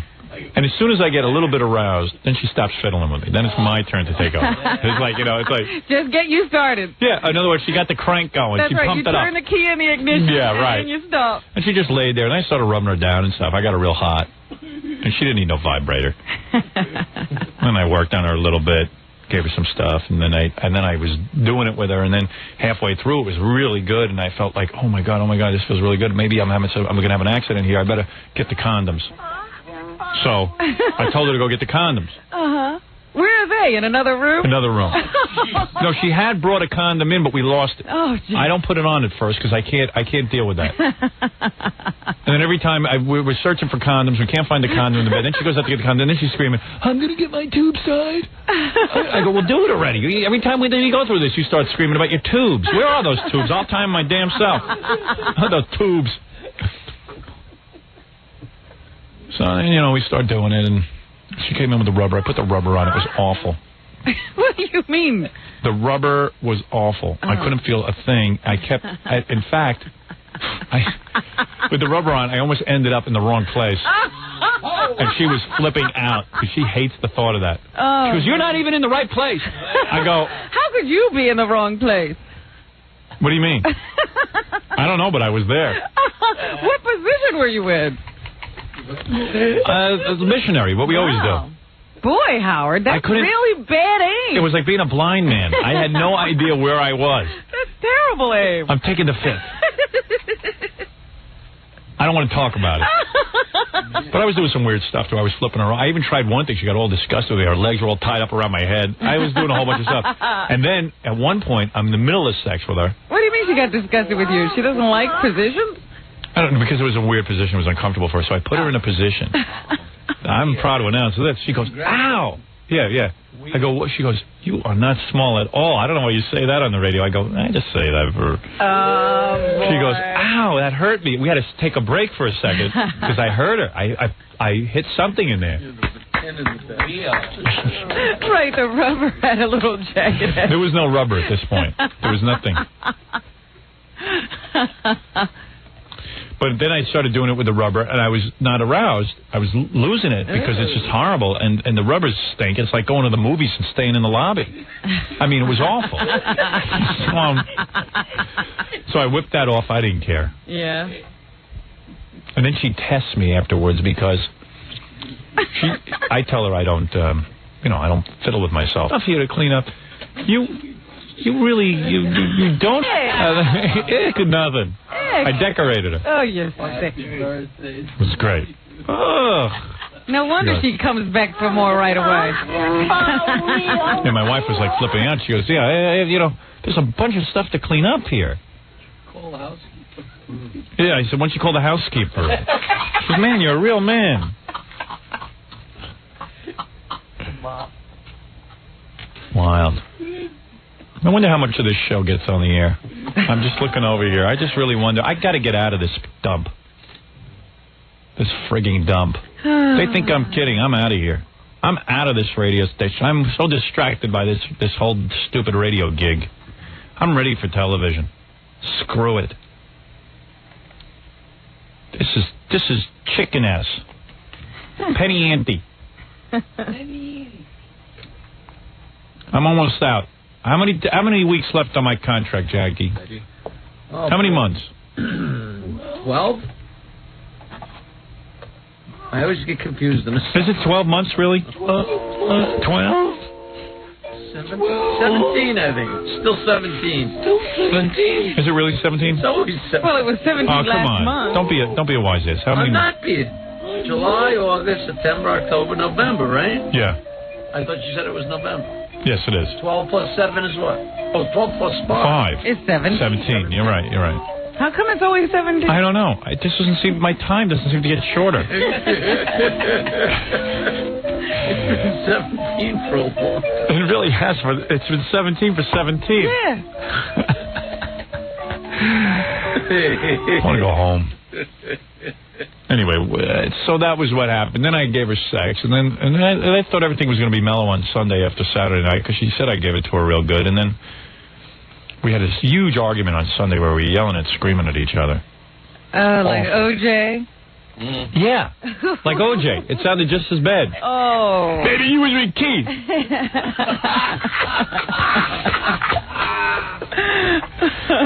It was over Paul Newman's salsa. Oh, is this crazy? How did you fight over that? The only thing I eat now is vegetables and Paul Newman salsa. Yeah. Because I don't really like the taste of vegetables, but if I douse it in Paul Newman salsa, it's good. Mm-hmm. Oh, I got to take a break. In the middle of talking to my Robin.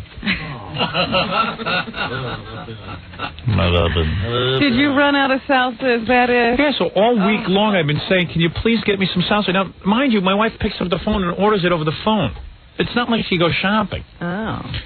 So here it was Sunday, and I wanted to eat, and all of a sudden there's no salsa.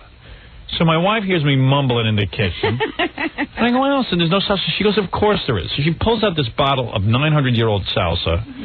It's got citric acid in it. I don't like to eat chemicals. So I said, this is not Paul Newman. She goes, I'll go out and get you some. So I said, no, I don't want you getting any. I don't want you getting any. That's going to make the day worse. I'd rather have you here with the kids. I'll go out and get salsa sauce. So she goes, no, I'm going. And I go, no, I'm going. And we're yelling and screaming at each other. And she goes, you are such an a-hole. She calls me an a-hole. and because I want my... I said, Elsa, this could all be avoided if you just went out. I leave you a note. Get me some friggin' salsa. I don't ask for a lot. Ew. You yelled like that? Yeah. But I don't want you to go now and get salsa. That's worse for me. So she runs storming out of the house and gets salsa. And she comes back with like 900 bags of salsa. Meanwhile, it's the wrong salsa anyway. It was a Paul Newman salsa with sugar in it. Oh, no. It's all wrong. I can understand OJ sometimes. Man gets pushed. Only so far. And then we yelled at each other, and then I tried to make a joke about it when she came home, and she wasn't even joking. She just called me an a-hole. No, but she's steaming in the car the whole time. You know that. Doesn't get any better while she's out of the house. I didn't tell her to go get it. I never even asked her to go get salsa. But, oh, boy. I mean, is it too much for a man to ask that his house be stocked with some salsa? I don't know the answer to that question. She's in charge of the shopping over the phone. The guy delivers the food to the house. Just, hey, once in a while, she knows all I eat is salsa. Look in the cabinet. She looks in the cabinet. She knows there's no salsa. What is the purpose of yelling? The yelling doesn't create salsa. I never yelled. I said, please do not go out and get me salsa. I will eat something else, even though there's nothing for me to eat. And some chore it is. One call every month. I said to her, order a case. Call up Paul Newman directly and order a case of salsa. It's a joke. Why? I said, this is ridiculous. We're fighting over salsa. I got a guest house. Fill the whole guest house with salsa. No more guests. Fill the pool. Fill the pool with salsa. I mean, fill it.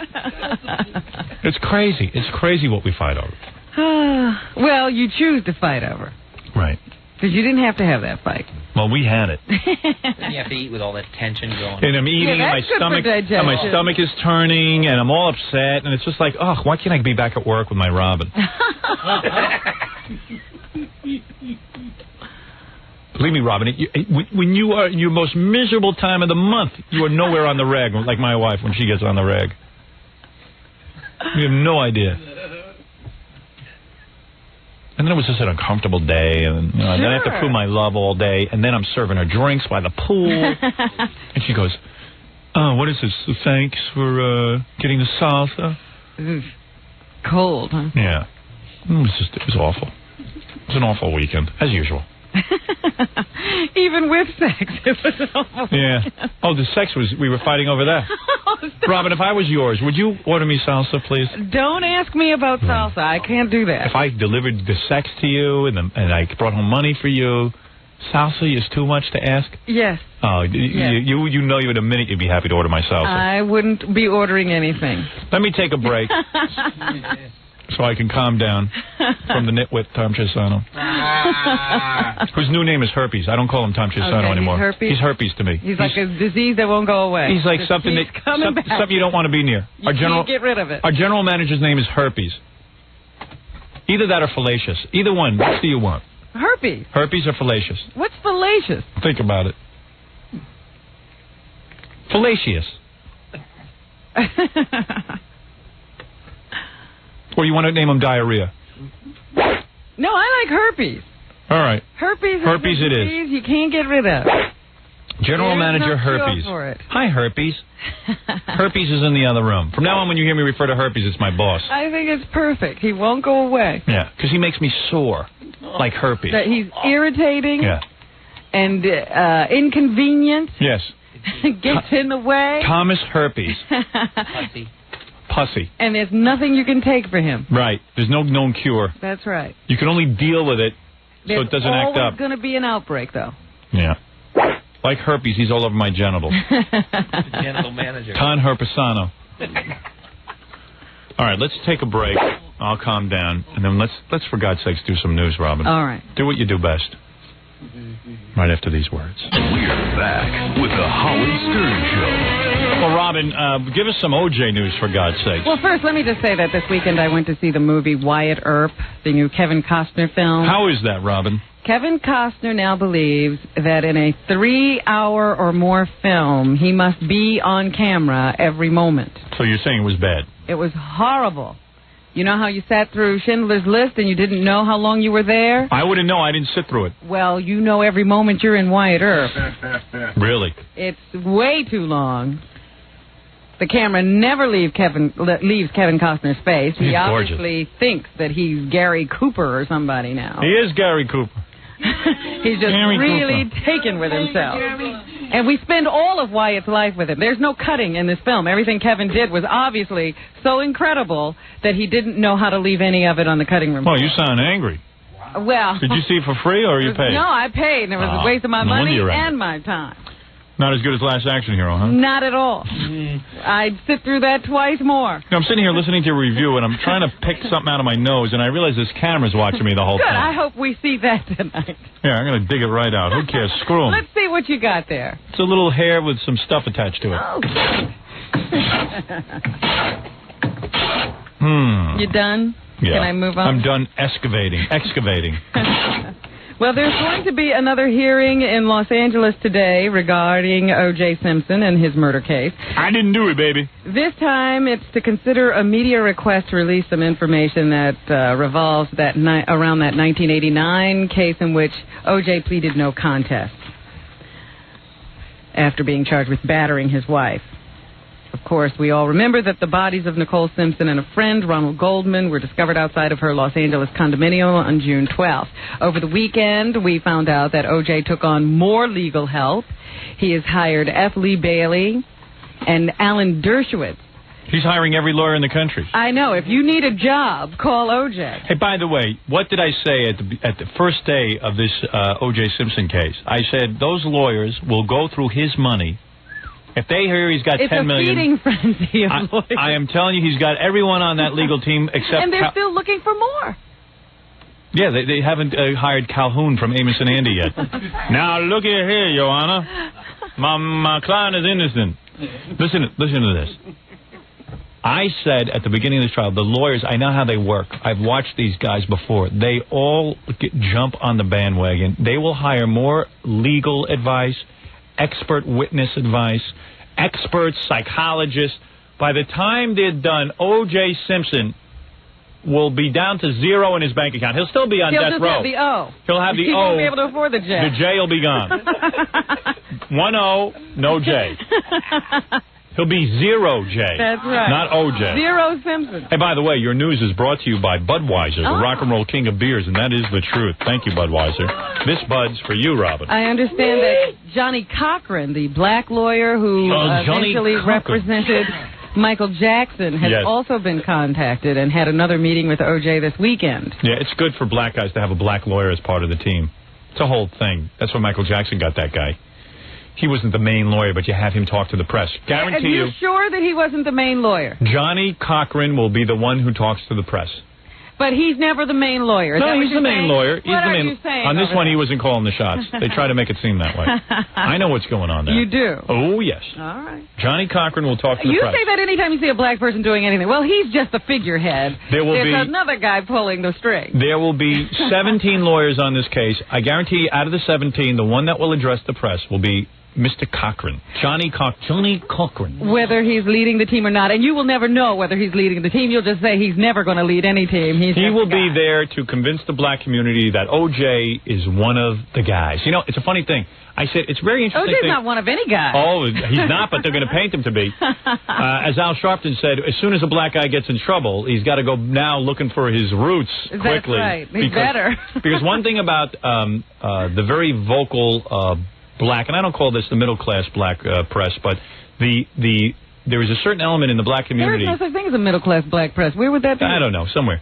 There is a certain element in the black community that you see right away on the news is screaming, O.J. Simpson's being framed. I already read this. There was one minister that came out and said, this is another example of the white man taking advantage of the black man. Now they're doing the whole spin on it.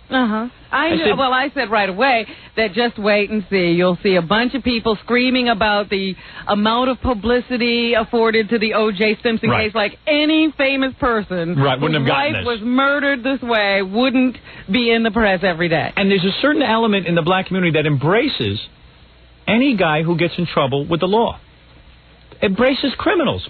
They don't have to be as big as O.J. I never All they have to do is be criminal and get involved with the police. I never saw a community, and I don't say this of all black people, but I never saw a segment of a community embrace anybody who's involved with criminal activity. Like, I've never seen it. I don't get if the guy was Colin Ferguson, they caught him red-handed shooting white people on a train. He can get sympathy. He gets sympathy. And this is what will doom the black children growing up. When you identify with the criminal. Well, I have always said you spend far too much time defending criminals. Yes. It's constantly going on where a kid was stealing a car, then he gets shot by police, and there are protests in the street. Yeah. It's remarkable. I've never seen anything like it. But go on with the O.J. thing. I don't mean to get into a to get distracted. Side issue, right? And no side issue. Well, go there ahead. was another interesting article I read in the paper over the weekend, editorial actually, and I don't remember the man's name. It was some actor who was talking to people in Hollywood now about the whole O.J. thing, and he thinks the L.A. riots have had an impact on the way white people in Los Angeles view all black people now. Is that right, Jackie? What do you mean? Well, he was saying that he can't believe the amount of racist statements he's heard over dinner conversation in regards to O.J. Right. Since this murder occurred. He was talking about one very prominent British psychologist he knew. And the British psychologist said, well, what did you expect? He's a nigger. Really? Yeah. And even movie executives, other actors, actresses, all these enlightened, mellow people in Los Angeles are coming out with the most racist statements. Women saying, you see, she made a mistake as soon as she got involved with a black guy. Well, the racism is occurring because there is, again, this very vocal segment in the black community that identifies with criminals. Oh, the racism is occurring because blacks did something. Yes, absolutely. And not because people are racist. No, I don't think people are that racist. I think that what is happening is that there is a tremendous backlash. Be able to say these things?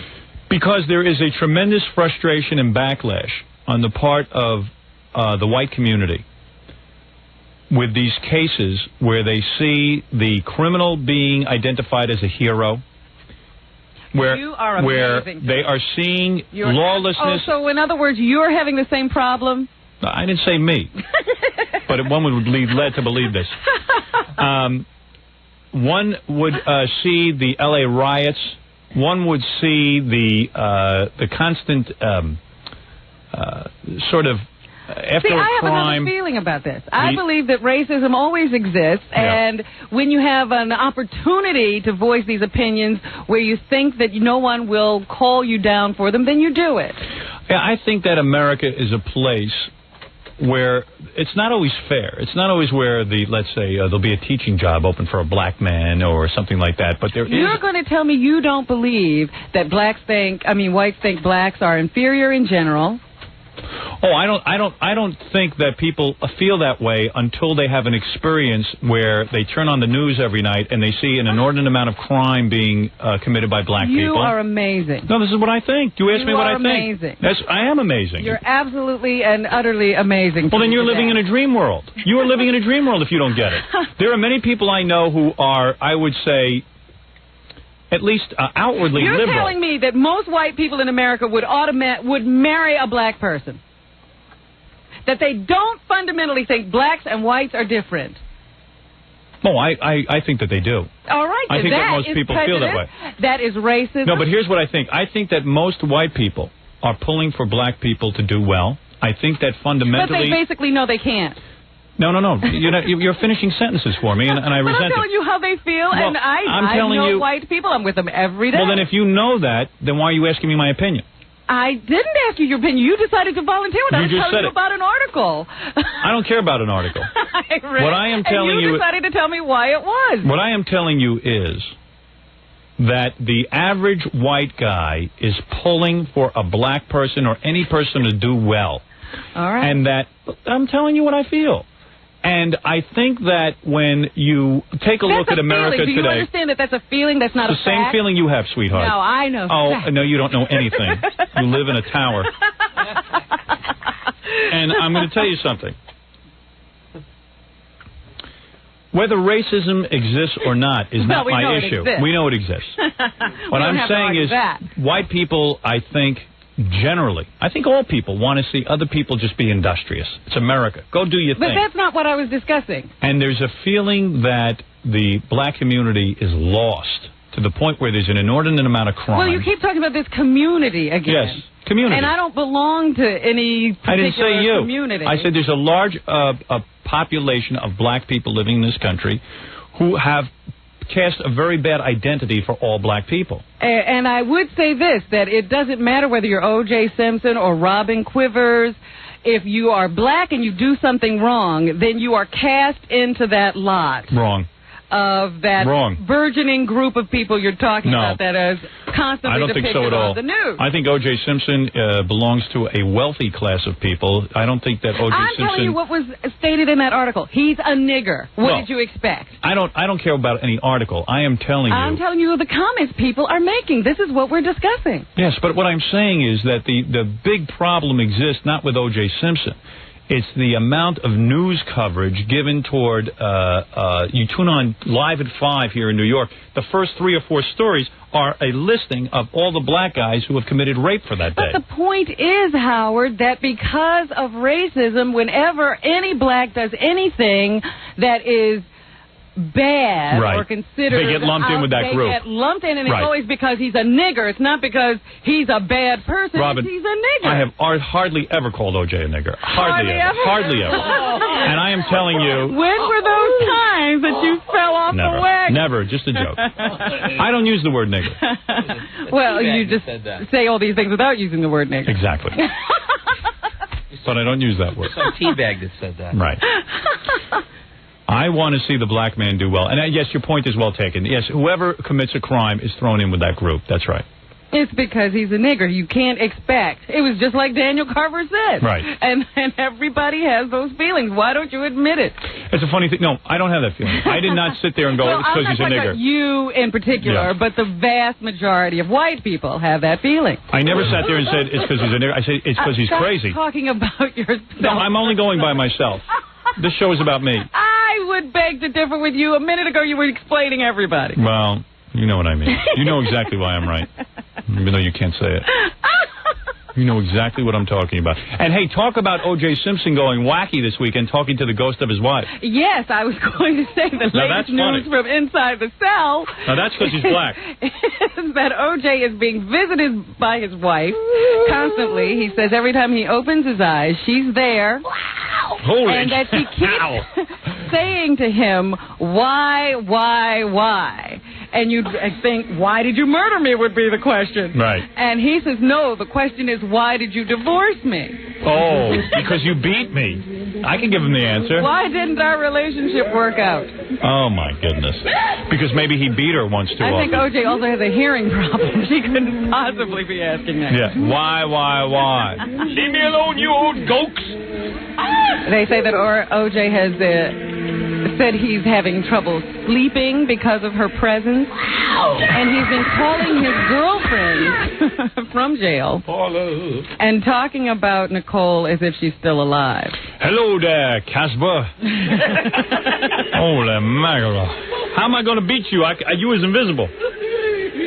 Can a ghost take a punch? Well, we're going to find out, don't we? Ghosts.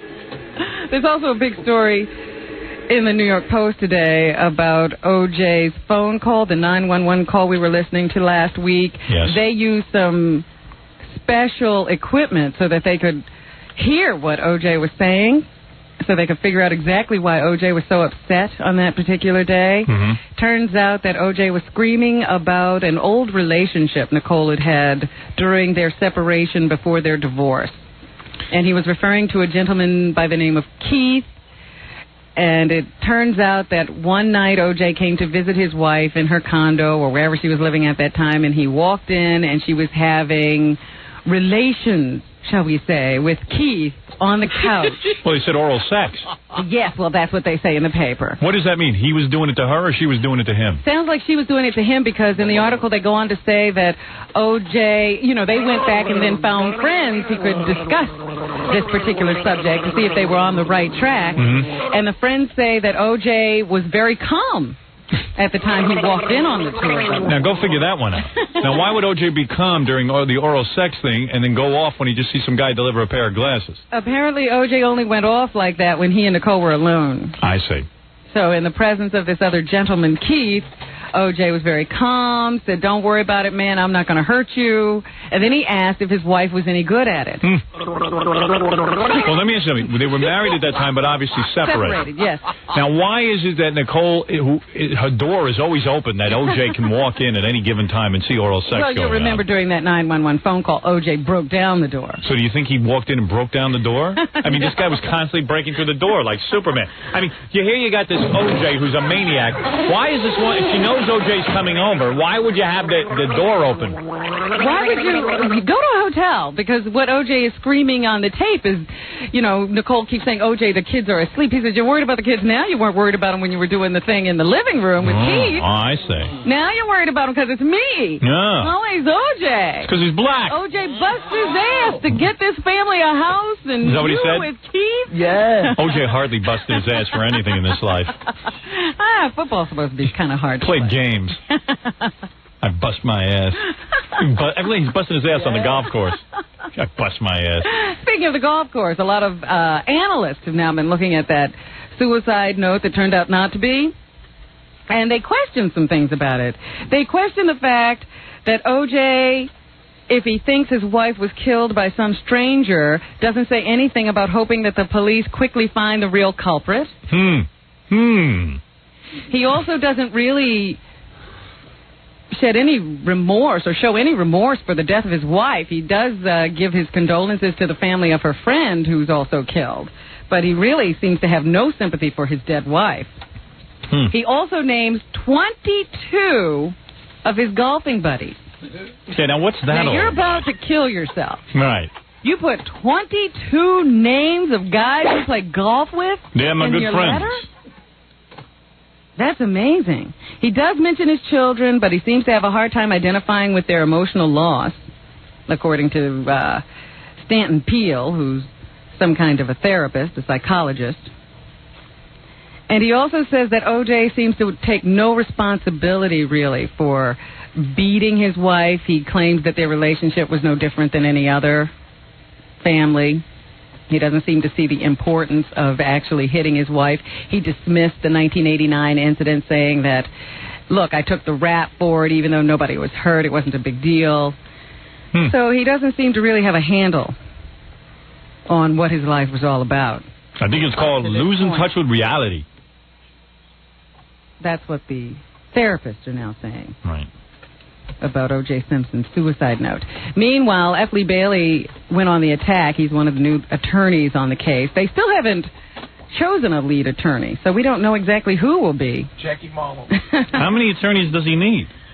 Who will be the leader of this whole gang of attorneys now? But F. Lee Bailey was doing a lot of the publicity this weekend and on TV shows over the weekend. He said O.J. will not be using an insanity defense, that O.J. has a strong alibi and is not guilty of this crime. F. Lee Bailey's on the scene now. Boy, everyone's on the scene. Gosh, how much money does he As far pay as I know, F. Lee Bailey doesn't have that great a trial record. At least these high-profile trials of his, he usually loses. And what's that damn F stand for? It sure isn't free. Right, Robin? No. Right, guys? No. Oh, boy, they're going through his money quick. Oh, they lawyers love it. It was also interesting to me that Alan Dershowitz wound up on this case. I saw him not 2 days before in a whole panel of people saying that he thought O.J. might get convicted. Yeah, I saw that, too. And now here he is, part of the council. Now he says, But there money. is money to be had. There's $10 million sitting there, and those lawyers will go through every penny of it. Those two children, it's not the saddest thing they lost their mother. The saddest thing is there'll be no money for them to raise no them. inheritance. They're going to grow up poor. Another thing I found interesting is that there are a bunch of women coming out now to say that they were associated with O.J. a few days or even the day of and the day before the murder of his wife. There's that Paula Barbieri who continues to claim that they had no romantic relationship, but I understand their relationship had been going on since 1992. The tabloids implying that she left O.J. for a while because O.J. wouldn't marry her. And then there was a a Playboy Playmate, the woman I guess who's in this month's issue. Yes. Beautiful. Who says that O.J. saw her pictures in the magazine and called her. Right. And was talking on the phone to her and seemed to indicate that his relationship with Nicole was over, and he was pretty well okay with the whole idea of it. So he was already, he was dating Paula the night before the murder, but he was also calling this Playmate. So O.J. wasn't slowing down. So why does this guy have to be killing anybody? I mean, what a great life. Playboy models. Oh, give me that life. See if I'll kill anyone. I'd be a man of peace. Well, then you're arguing that O.J. is not guilty. He must be not guilty. We got to take a break. It's a break because I have a nervous breakdown during the commercials. All right, let's take a break, Robin, then we'll resume right after these words. 97.1 The Eagle. We're back with the Howard Stern Show. Robin, here's a fax that says Jerry Seinfeld was heckled on Saturday night in Cleveland badly, and they cut his show short. Wow. I think that's good because he doesn't do our show anymore. When he calls up, big TV star. When he calls up and apologizes to me, then he'll be able to get through a set. That's right. That's right. That's right. Do you think he just goes away and says, "I don't care"? No, he cares. Go home to Shoshana. No, he cares. He cares. I keep seeing pictures in the tabloids of the two of them just walking around everywhere. He's always draped around her. Maybe he's happy to cut short his appearance so he can get home before his girlfriend's bedtime. Yeah. Just to say goodnight to her and tuck her in. Yeah. And by the way, let me just say this. Think I won't? No, let me just say something. The FCC is after me for supposed indecency to the point that I'm leaving radio. Mm-hmm. And yet, all the obscenities that were uttered by O.J. Simpson, this is from Inside Radio today, all the obscenities uttered by O.J. Simpson on that tape that they played all over the news, yeah, all those F words and S words haven't triggered any nasty letters yet. And no phone calls? No phone calls. They say the only phone calls the FCC got, you know what people were bugged about? What? Too much airtime devoted to the Simpson case. This is what morons call the FCC about. They're complaining that there's too much time devoted to the O.J. Simpson case. They're out of their mind. Not one person complained. They received 0 letters objecting to the airing of that famous 911 call made by Nicole Simpson. Can my audience please write the FCC about it and send them transcripts of it? Because this is a tremendous double standard. You see, the only complaints they act on are the ones against me. It's obvious that you've been targeted. And I got to deal with Herpes, our general manager. Every day, I got to be interfered with. I'm out of here, boys and girls. Well, let me just say that O.J. is still getting ratings. Of All course. of the magazine shows that featured O.J. information did very well last week. O.J. And he's fueling more shows this week. Lisa. The Lisa Gibbons show. That's still on the air? Yes. Really? She will take up the whole issue of domestic violence on her show this week. On American Journal, one of those tabloid shows, Jennifer Young, the daughter of the late Gig Young and a friend of the former football star, will be on to talk about O.J. Simpson's dark side. Everybody's now no, actually, she was a friend of Nicole's, and she's going to talk about Nicole's dark side. So. Oh, Nicole We'll had get her dark side. All right. Then Inside Edition will be discussing the two faces of O.J. Yeah, the one you saw in Time and the one you saw in Newsweek. Speaking of which, Time magazine has issued a full letter of apology for darkening up old O.J. last week on their cover. They said they had no idea. Yeah, what were they thinking? How people would react to that. No. What are they? They're out of touch. And Maury Povich will be doing a whole show with people gathered at a Buffalo sports bar. Oh, boy. About the O.J. Simpson case. He's the new patron saint of programming. What? O.J.'s the new patron saint of television programming. He's saving a lot of shows. Yeah, they're all praying to him now. Geraldo's done like 7 of them already. And we'll do more. Thank you, O.J. As soon as I saw Geraldo on the case, I said, O.J. can kiss his freedom goodbye. Right. Geraldo gets convictions. He sure does. Just ask Joey Buttafuoco. Speaking of Joey Buttafuoco, he was in the news over the weekend because the front of the auto body shop was all shot up. Yeah, someone pumped a few bullets into the auto body shop. And they don't know if it wasn't the same person who was taking some shots off a bridge or an overpass on the, what is that, the Southern State Parkway? Yeah. So they're looking into that out on Long Island. They really have no clue if the two are connected or exactly what the motive was for shooting up Joey Buttafuoco's place. But Joey always seems to be in the news. I read today that he's thinking of taking a movie deal? Or Joey? may have one? Hold it. Jackie's on a ledge right now. Let me go drag him back in. Jesus! What do you mean? Goodbye, cruel world. Oh, dear. You're not going to commit suicide because of this. Well, let me see if I can find all the information so you really know why you're going. The way I understand it, first of all, they talk about the fact that, what's her name? Tanya Harding. Yeah, she's gotten a lot of deals lately. She's going to be in a movie. She's going to host Talk Soup. What? You're kidding me. How she didn't end up in jail, I don't know. That's another one. I tell you, nobody goes to jail anymore. She's going to make an appearance on American Gladiators. So she's getting work out of her notoriety. Getting work? She's got more work than Jackie. Guy who works hard at his job. Yeah, Jackie should get a few breaks, but... You can get a winning game on Star Search. Nancy Sirianni lives, and her knees are fine. That's right. So anyway, she's getting a lot of work out of her infamy. Yeah, break a leg, Tanya.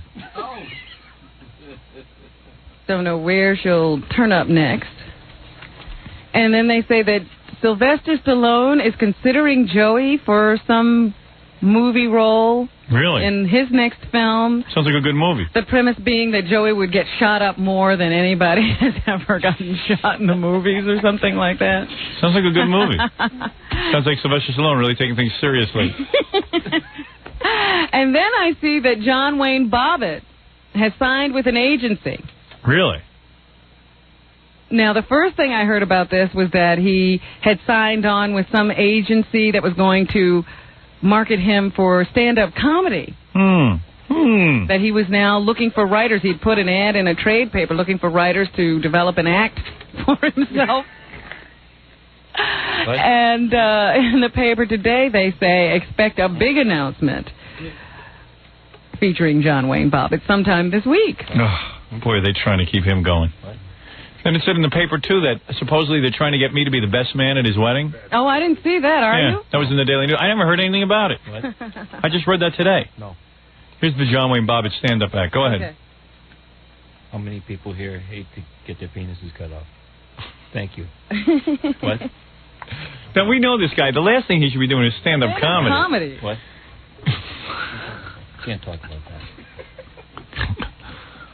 Yeah, it works fine. You people have been great. Take my penis, please. What? Take my penis, Thank please. What? I don't know. No. Okay. Mumbling. Great crowd. Should be really good. Yeah, I read somewhere that should be good. But I read somewhere that he wanted me to be his best man. His best man. What? Well, that's news to me. I hadn't heard that one. Me neither. No. But if he asks, what will you say? No. I had heard rumors about this. Where? I'm not going to do a show with John Wayne Bobbitt. Oh, yes, you are. But Evander Holyfield, who had to retire from boxing because of some congenital heart ailment, right, now says that Benny Hinn, a traveling faith healer, after a laying on of hands, has cured him. Really? Yes, of his heart ailment. Would that be the same guy who cured Dak Rambo of his AIDS? I hope not. Was that the guy's name? Dead. Dak Rambo? Was that him? Yeah. Wasn't he on Maury Povich saying he had a healing? Yeah, he had met some faith healer and had been saved from AIDS. I don't know what killed him, but he was saved from AIDS. Yeah. I'm cured. Doesn't he also bend spoons with his mind? Bend over. When you're not looking. Yeah. So Holyfield now wants to return to boxing, even though his doctors have told him not to. Good. But he says, I'm healed.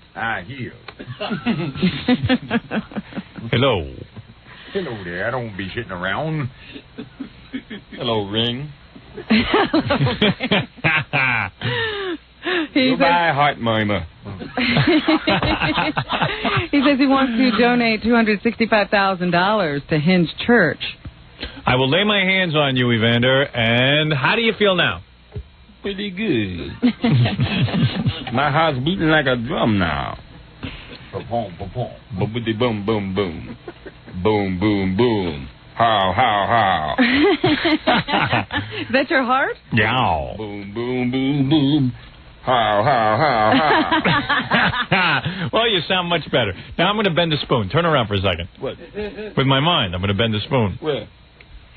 What else is in the news, Robin? Anything? The U.S. dollar closed in a new post-war low in Tokyo, taking stocks along on a downward plunge. I've been hearing about this all weekend. It sounds bad. I don't exactly know what it means, but the dollar's been dropping against the yen. Really? Yeah. I never understand any of that. Like, I always think a dollar is worth 100 pennies, and that's how I think of it. I don't even understand it. I don't go any... Well, now they evaluate currencies against other currencies, and I don't know what makes them strong or weak, but the dollar is looking pretty bad. Yeah, I don't get it. I don't even concern myself with it because I don't understand. It's always a dollar to me. And then the stock market starts dipping and going crazy. Right. Everybody reacts to this news. Yet I live and never react to any of this stuff. I thought I'd bring it up because everybody was talking about it all weekend. I feel like Evander Holyfield. Which way am the dollar? Damn chink money. So it's always dropping. The most I can make out of it is that Japanese goods will cost us more if this continues. Hey, Evander, what's going on with the dollar? It's that crazy chink money, always dropping. Call Benny Henny. Benny Henny, let me donate some penny. Yeah. Thought they only made steak. Wham, Benny Henny, to lay his hands on me. Benny Henny. The Lion King was the big box office winner at the movies. $41 million. How much is that really worth, Robin? Against the Japanese yen? 40 billion yen. In chink money? $41 billion? Yeah, that's what they project that it took on over the weekend in its opening. 41 million, actually. Dwarfing the... What did I say? No, I was saying billion. Oh, 41 million. Yeah. Dwarfing the 7.4 million brought in by Wyatt Earp that opened in the fourth spot. What is the amount again? 41 million for The Lion King. You want to know something? I predict, I hate to go out on a limb, but I will, that my movie will make $41 million the first weekend. Wow. And I'll tell you why. I'm going to tell you why I feel that way. Yeah. I had the highest grossing pay-per-view event in the history of pay-per-view. True. All right? Now, that was a, I don't know, $39 ticket or something. Sure. This is a stupid $7 ticket. $7. $7 or $8. Everyone's going to go see the movie. And I guarantee you, if a pay-per-view, which is the hardest thing in the world to get people to. Especially on New Year's. Yeah. Yeah. Oh, yeah. Pay-per-view. Think of that. We can make pay-per-view $27 million gross. 41's no sweat. You might make more. Oh, yeah. Yeah. More. More than that. More than that, There's more money than that out there. And more than that, yeah. Speed was number 2. Speed, yeah. Yeah. Wolf was number 3. Wolf. As I said, Wyatt Earp came in 4th, and then the Flintstones was number 5. Good. Yeah, Flintstones. Yeah, drop dead. Yeah. Flintstones, yeah. Flintstones. Yeah.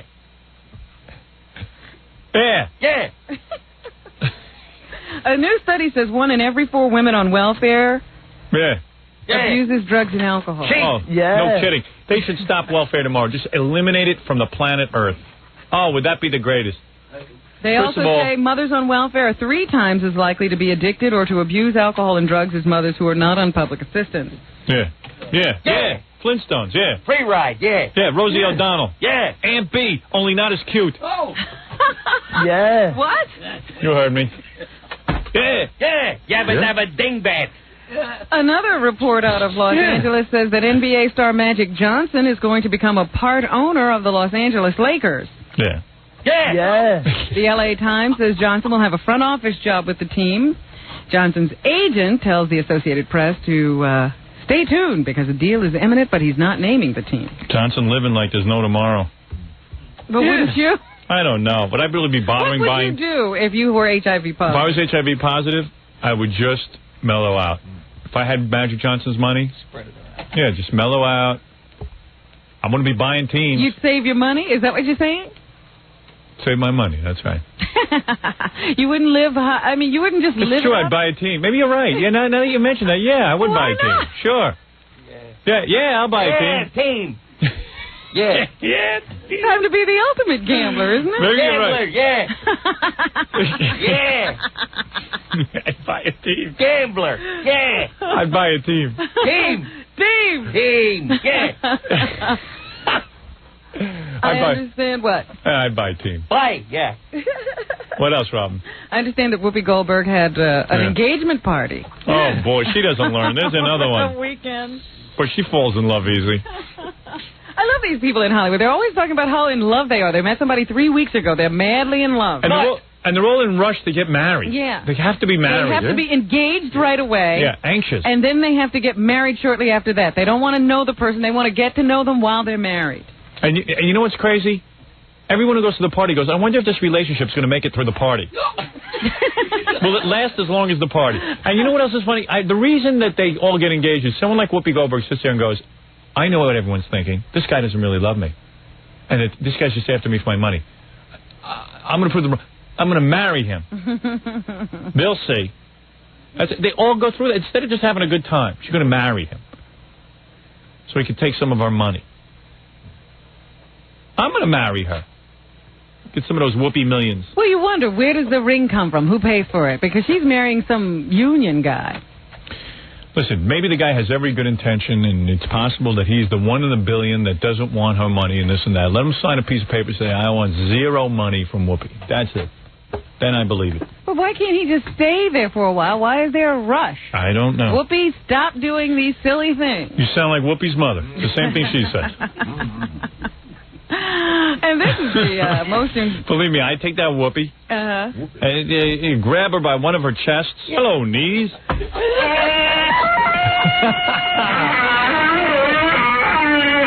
tell me what purpose the gay parade...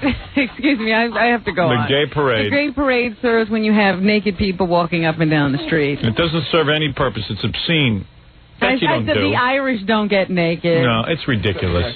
Did you see that picture in the Daily News of the two guys hugging each other in their short shorts and their cheeks sticking out? And the who else? The Puerto Ricans don't dress up in drag. And you know what I love?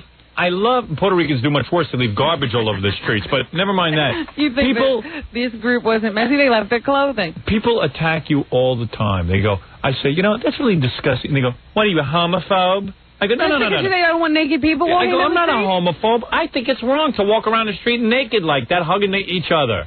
It's wrong. What is the purpose? What are you telling me? What kind of parade is that? We want the right not to wear clothes anytime? It's not right. What there are kind kids of a walking protest around is saying that? nudity. It's very dangerous. There's nothing wrong with nudity. I just wonder what the purpose of it is in that parade. Something wrong when it's two guys rubbing each other, leading each other. One guy had his genitals chained to a dog collar, and the other guy was dragging him along. What is that supposed to teach me? I don't know. I'm supposed to be tolerant of that? I have to understand that? I don't know. It's wrong. Nothing wrong with listen, there's something wrong with the parade, too. There should be no parades in New York. The city's too crowded. You know what's interesting? Remember I said on Friday that it was a gridlock alert weekend? Yeah. Which is unheard of. You're not supposed to have gridlock on a weekend. No. But it was a gridlock alert weekend, and they were talking about the parade routes and where you should avoid driving. But I told you there was going to be some kind of a street festival. Yes. And there was one on Amsterdam Avenue. So everything was all messed up all over the place. And it wasn't enough to have one gay parade. Then the other gays started screaming. You see, when you give gays acceptance, it's very strange. You go, okay, gays, let's have a parade. We're fine. We're for you. Let's have a parade, okay? Let them have a parade. Yeah. Right away, 2 seconds later, there's a whole faction of gays who don't want to be in the parade. They want their own parade on another street. You can't win. So now they had a second parade by the more militant gays. And why were they not arrested? Because Giuliani cannot afford to arrest these people. What are they going to do with these gay people when they arrest them? What are they going to do with them? Why even have rules like going to file for a permit if you can just walk up and down the street anyway? Because people are afraid to tell gays that they're wrong. Because if you tell gays they're wrong, then you are a homophobe. If Giuliani had locked up these gays who were illegally marching, he would have been a homophobe. Do you know that the police stood there and watched naked people? Now, it's against the law to be naked on the streets of New York. If you go out there right now Right. and strip off your clothes and I'll walk be down arrested. the street, Oh. you will be thrown in the back of a wagon. No, if I talk about being naked, I'm thrown in the back of a wagon. That's the sad part. But these people walked down the street yesterday, and nobody touched them. Nobody laid a hand on them. Yeah, where's the FCC? Isn't that bad? They're always worried about hearing sex on the radio. What about sex in the streets? Why? The police said, look, as long as they keep moving, we'll leave them alone. Yeah, well, the mayor didn't I guess want an that's the incident. new rule. Yeah. The mayor is handcuffed by these people, as everyone else is. It's ridiculous. There should be no parades for anybody. Anyway, go ahead, Robin. The Daily News found out something very interesting. Khalid Abdul Muhammad. Oh, this is unbelievable. Khalid Abdul Ahmed. Muhammad, who's the guy who's running around constantly talking about the Jews and the white devils and the so forth and so on. Well, he lives in an all-white luxury apartment 50% Jewish. in Cliffside, New Jersey. He lives with all the whiteys. He drives a $140,000 Rolls Royce and wears $1,000 designer suits. I want to see the reaction from the dopes who sit there and contribute money to this imbecile and now see where their money's going to. His apartment is on an upper floor with a panoramic view over the Palisades and toward Manhattan. And he owns 30 slaves and a cotton gin, I think. Oh. Well, I'll tell you one thing. I don't agree with the paper. They printed the guy's address. This is funny. This is the greatest. They have the message on his answering machine. You should put this on your answering What's it machine. say? Greetings to you. It's Black Nation time. God is on your side, black man, black woman. Yeah. I'm putting that on my machine. Well, if it gets you an apartment like that, you will. Let me tell you something. This guy is a real jokester. He's supposedly a man who's among the black people. And And he's always talking about my people, my people, my people. You don't even live with his people. He could care less I about love his people. my black people, he says. Yeah, he loves them, but he won't live with them. Very good. That's a great expose. I love that. Phonies. Everyone's a hypocrite. Well, I told you this was just so much drum beating to get donations. Yeah, there's still dopes who will do it. Robin, thinking of dating him now that you know where he lives? I say, Rolls Royce, huh? Luxury apartment. Hello, my sweet. I got a panoramic view. And it looks like one of the guys who was involved in the terrorist bombing at the World Trade Center has gotten himself a new attorney. F. Lee Bailey. And he may No, he's go, got no money. F. Lee Bailey's not interested. he may go state's evidence and testify against that radical sheikh. Shake your booty. Yeah. Shake. Shake. Yeah. Shake. This guy, Sadiq Ibrahim Sadiq Ali. Sadiq. I like how all the Arab guys have two of the same names. Yeah, Sadiq, what's that all about? Abraham Sadiq. They think he can provide detailed information about the role each defendant played in the plot. That's like O.J. You know what O.J.'s first name is? What? What is it? You know. Orenthal. Orenthal. Why would his mother name him Orenthal? I guarantee you his mother couldn't even pronounce Orenthal. What is Orenthal? I never heard of that. I've never heard of it. I don't know what that is. Because somebody says to me the other day, hey, how come O.J., how come his wife is calling him O.J.? Why is she using a nickname? Why didn't she use his name? I go, you know what his name is? He goes, what, Oscar? I go, no. Orenthal. I think what happened was his mother was eating spaghetti. He dropped some noodles on his birth certificate. Came up with Orenthal. I think his name was Sal. Somehow the noodles looked like Orenthal. That's a group of letters that never should have met each other. That O has nothing to do with the L, and the R has no business being in that name at all. Orenthal. Loaded to the teeth with letters. Let's see if we can come up with a name with every letter in the alphabet. Maybe sometimes twice. It's got to be real long. I like a long name. Yeah, Orenthal. And then we'll just call him OJ because none of us can pronounce it. He was an eye chart. Yeah, an eye chart. I think they took the top of the eye chart and just named them. I think they were eating alphabet soup and a couple of letters floated to the top and they named them. Mystic Piddlick. Mr. Piddlick. Say it backwards, you'll disappear into the fourth dimension. So anyway, this guy is turning government informer, and he's entered the witness protection program. They expect him to testify in the trial of Sheikh Omar Abdel Rahman, Mr. Piddlick. the blind cleric who was accused of being the rabble-rouser. There aren't two people on the planet who say that name the same way. What? From the Superman comics, I used to call him Mr. McSixelplex. And Billy calls him Mr. Mixelplick. What do you call him, Jackie? No, I said Midzelplick. What'd you say, Fred? Mixelplick, because I think they had a pronunciation one time. Oh, did they? I think I tried to remember it. Only Fred paid attention to the yellow... They had the asterisk. You originally start out with Mixelplick. Right. And then Mixelplick. you learn to say it shorter in your mind, or else it'll take you forever to read the stupid comic book. Yeah. Fourth dimension. That Superman the whole time had to sit and worry about getting this little fidget back into the fourth dimension. You get him to say his name backwards. Who could tell if you were saying that backwards? How could you do that? It makes no sense. Unbelievable. Backward. And the guy was supposed to be a super genius from the fourth dimension, but yet every time at the end of the comic he says his name backwards. Couldn't get a normal name. All right. And he couldn't find a good-looking hat. He wore a stupid bowler or something. Yeah. Mr. McSixelplex. Take Piddlix. Oh, you got me. Benny Hanny. Yeah, it's always at the end, poof. Oh, you got me. You Superman, you bastard. Yes. Superman. You big blue Don't be with Lois. Anything else, Robin, or is that it? Andre Agassi, I guess, is having a good time over at Wimbledon. Agassi. Saw him interviewed yesterday, and they asked him if Brooke Shields would be joining him there, and he says, well, you know, those career women, they have things to do, but she's invited everywhere I go. He's cool. So I guess they are a real item, and there's a radio station in Fresno, California. I'm picking my nose again on camera. Yes? Which has changed its call letters.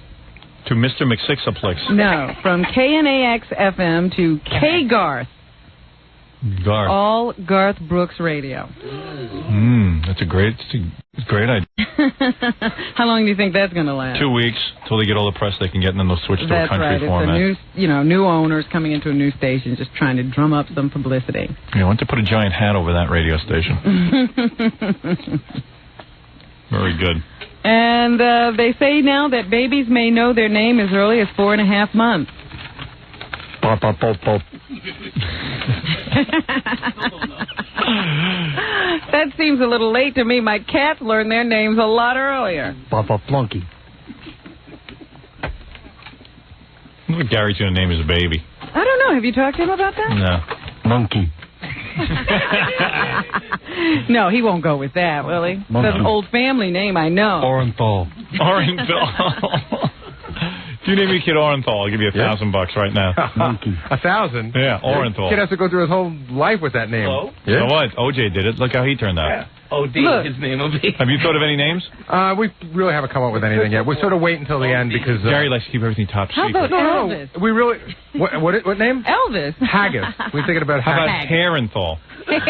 After all the hair on your body. Nah, people have been suggesting Artie Delabarty. Artie Delabarty.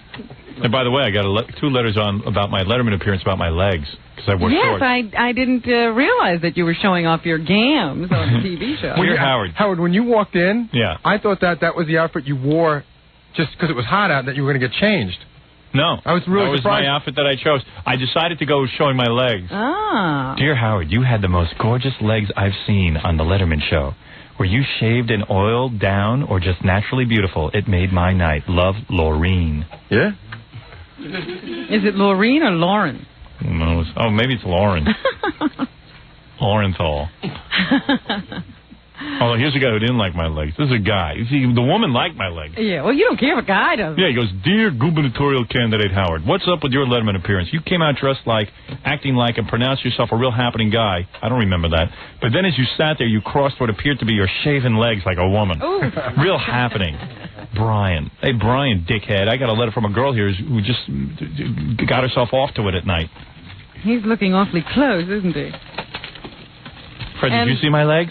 I thought they were wonderful. Thank you.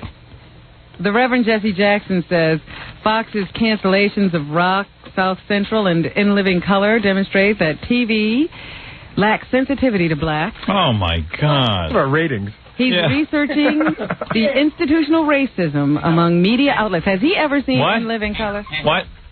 It's 11:30. It's because you put all my... I have plenty to say to you, Herpes. Okay. All right. That is your name, Herpes. I hate to infect the studio. Your name is Herpes now. 11:35. Come on. All right, I'll leave. Goodbye. All right, I'm done. All right, I'm going. Believe me, I got no love being here. Herpes. Herpes. Jackson said in a phone interview that he's researching the institutional racism among media outlets and will call for boycotts of some TV networks come the fall. I got a message for him. Here it is. Jesse Jackson. Everything's racist. Oh! So wait a second. Is Jesse Jackson's message watch black shows even if they're bad? No, it means keep black shows on no matter what the ratings are. Whether they make money or have ratings. There's plenty of black shows on TV. What is wrong with him? I don't even understand it. First of all blacks did was complain about the stereotypes in Living Color broadcasted every week, and now they want it back. Jesse Jackson is a guy in search of a cause, and the cause is always TV shows, stupid stuff that can't help anybody. It's dumb. What does a TV show do for you? And why get mad at Fox? They're like the black network. They put on all the black shows. Oh, of course. Let me have the plugs and let's get out of here, Robin. He can't be serious. Let's leave. We're not appreciated here. All right, Herpes wants us out of here. 1-800-52-STERN. If you're looking at the poster on TV behind Robin, that's our poster and the tape. It all comes together. 1-800-52-STERN, $39.95, $4.50 shipping and handling. Make sure you have it before we take it off the market, and then it becomes a collector's item. You must be 18 or... What? You know, you didn't used to stand up when you did that. Yeah, I know. Oh, you smell that now? Oh. This should have been the Gary part. Oh, yeah. man. Oh, really? Is it that bad? Oh, yeah. In fact, Gary's covering up. Look at Gary. You have to, man. You're potent. You're very impotent, Bo. I got to see that E show where your face was right on my toe. You should see what I look like. I got to see it. See, I would have come in there and brought you a cartoon, but you stunk up the place. You don't want to be in here for that. This is really interesting. You got to show this on Monday, because it shows you blasting Gary, but it's like O.J. thinking about it. And saying, maybe prison isn't so bad. Oh, I got to see that one. Wait till OJ has to smell it the hard way. Dial 1-800-52-STERN, brought to you by Infinity Ventures and me. Hey, Jackie Platinum Joke Page Martling. To order Jackie's Wild Comedy CD, it's $10 plus free shipping and handling. Price includes full-color Jokeland catalog. Call 1-800-323-5464. And this Thursday, June 30th, he'll be at Chuckles West Side in Mineola on Long Island. For information and a sample of Jackie's CD, call 516-922-WINE. Also, Jackie, Parents of Murdered Children, will be holding its second annual fundraiser on July 17th at Eisenhower Park in East Meadow. For more information, call 516-395-3820. Is that organized by Mr. Tinez? That's right. Yes. To get on Stuttering John's mailing list, call 609-546-STUPID. Don't miss Steve Gorilla, host.